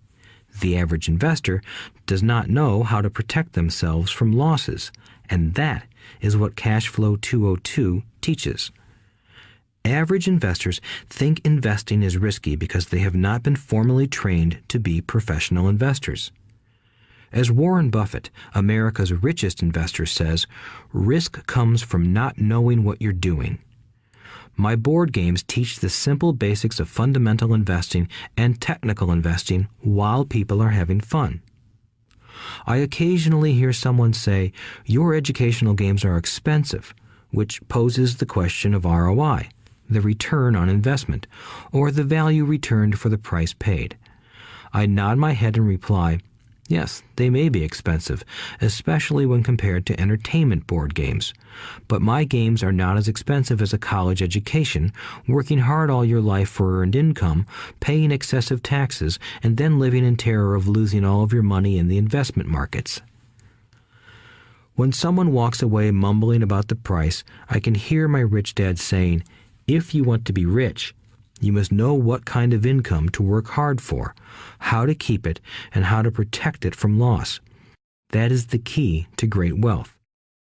Rich Dad would also say, if you do not understand the differences in those three incomes and do not learn the skills on how to acquire and protect those incomes, you will probably spend your life earning less than you could and working harder than you should.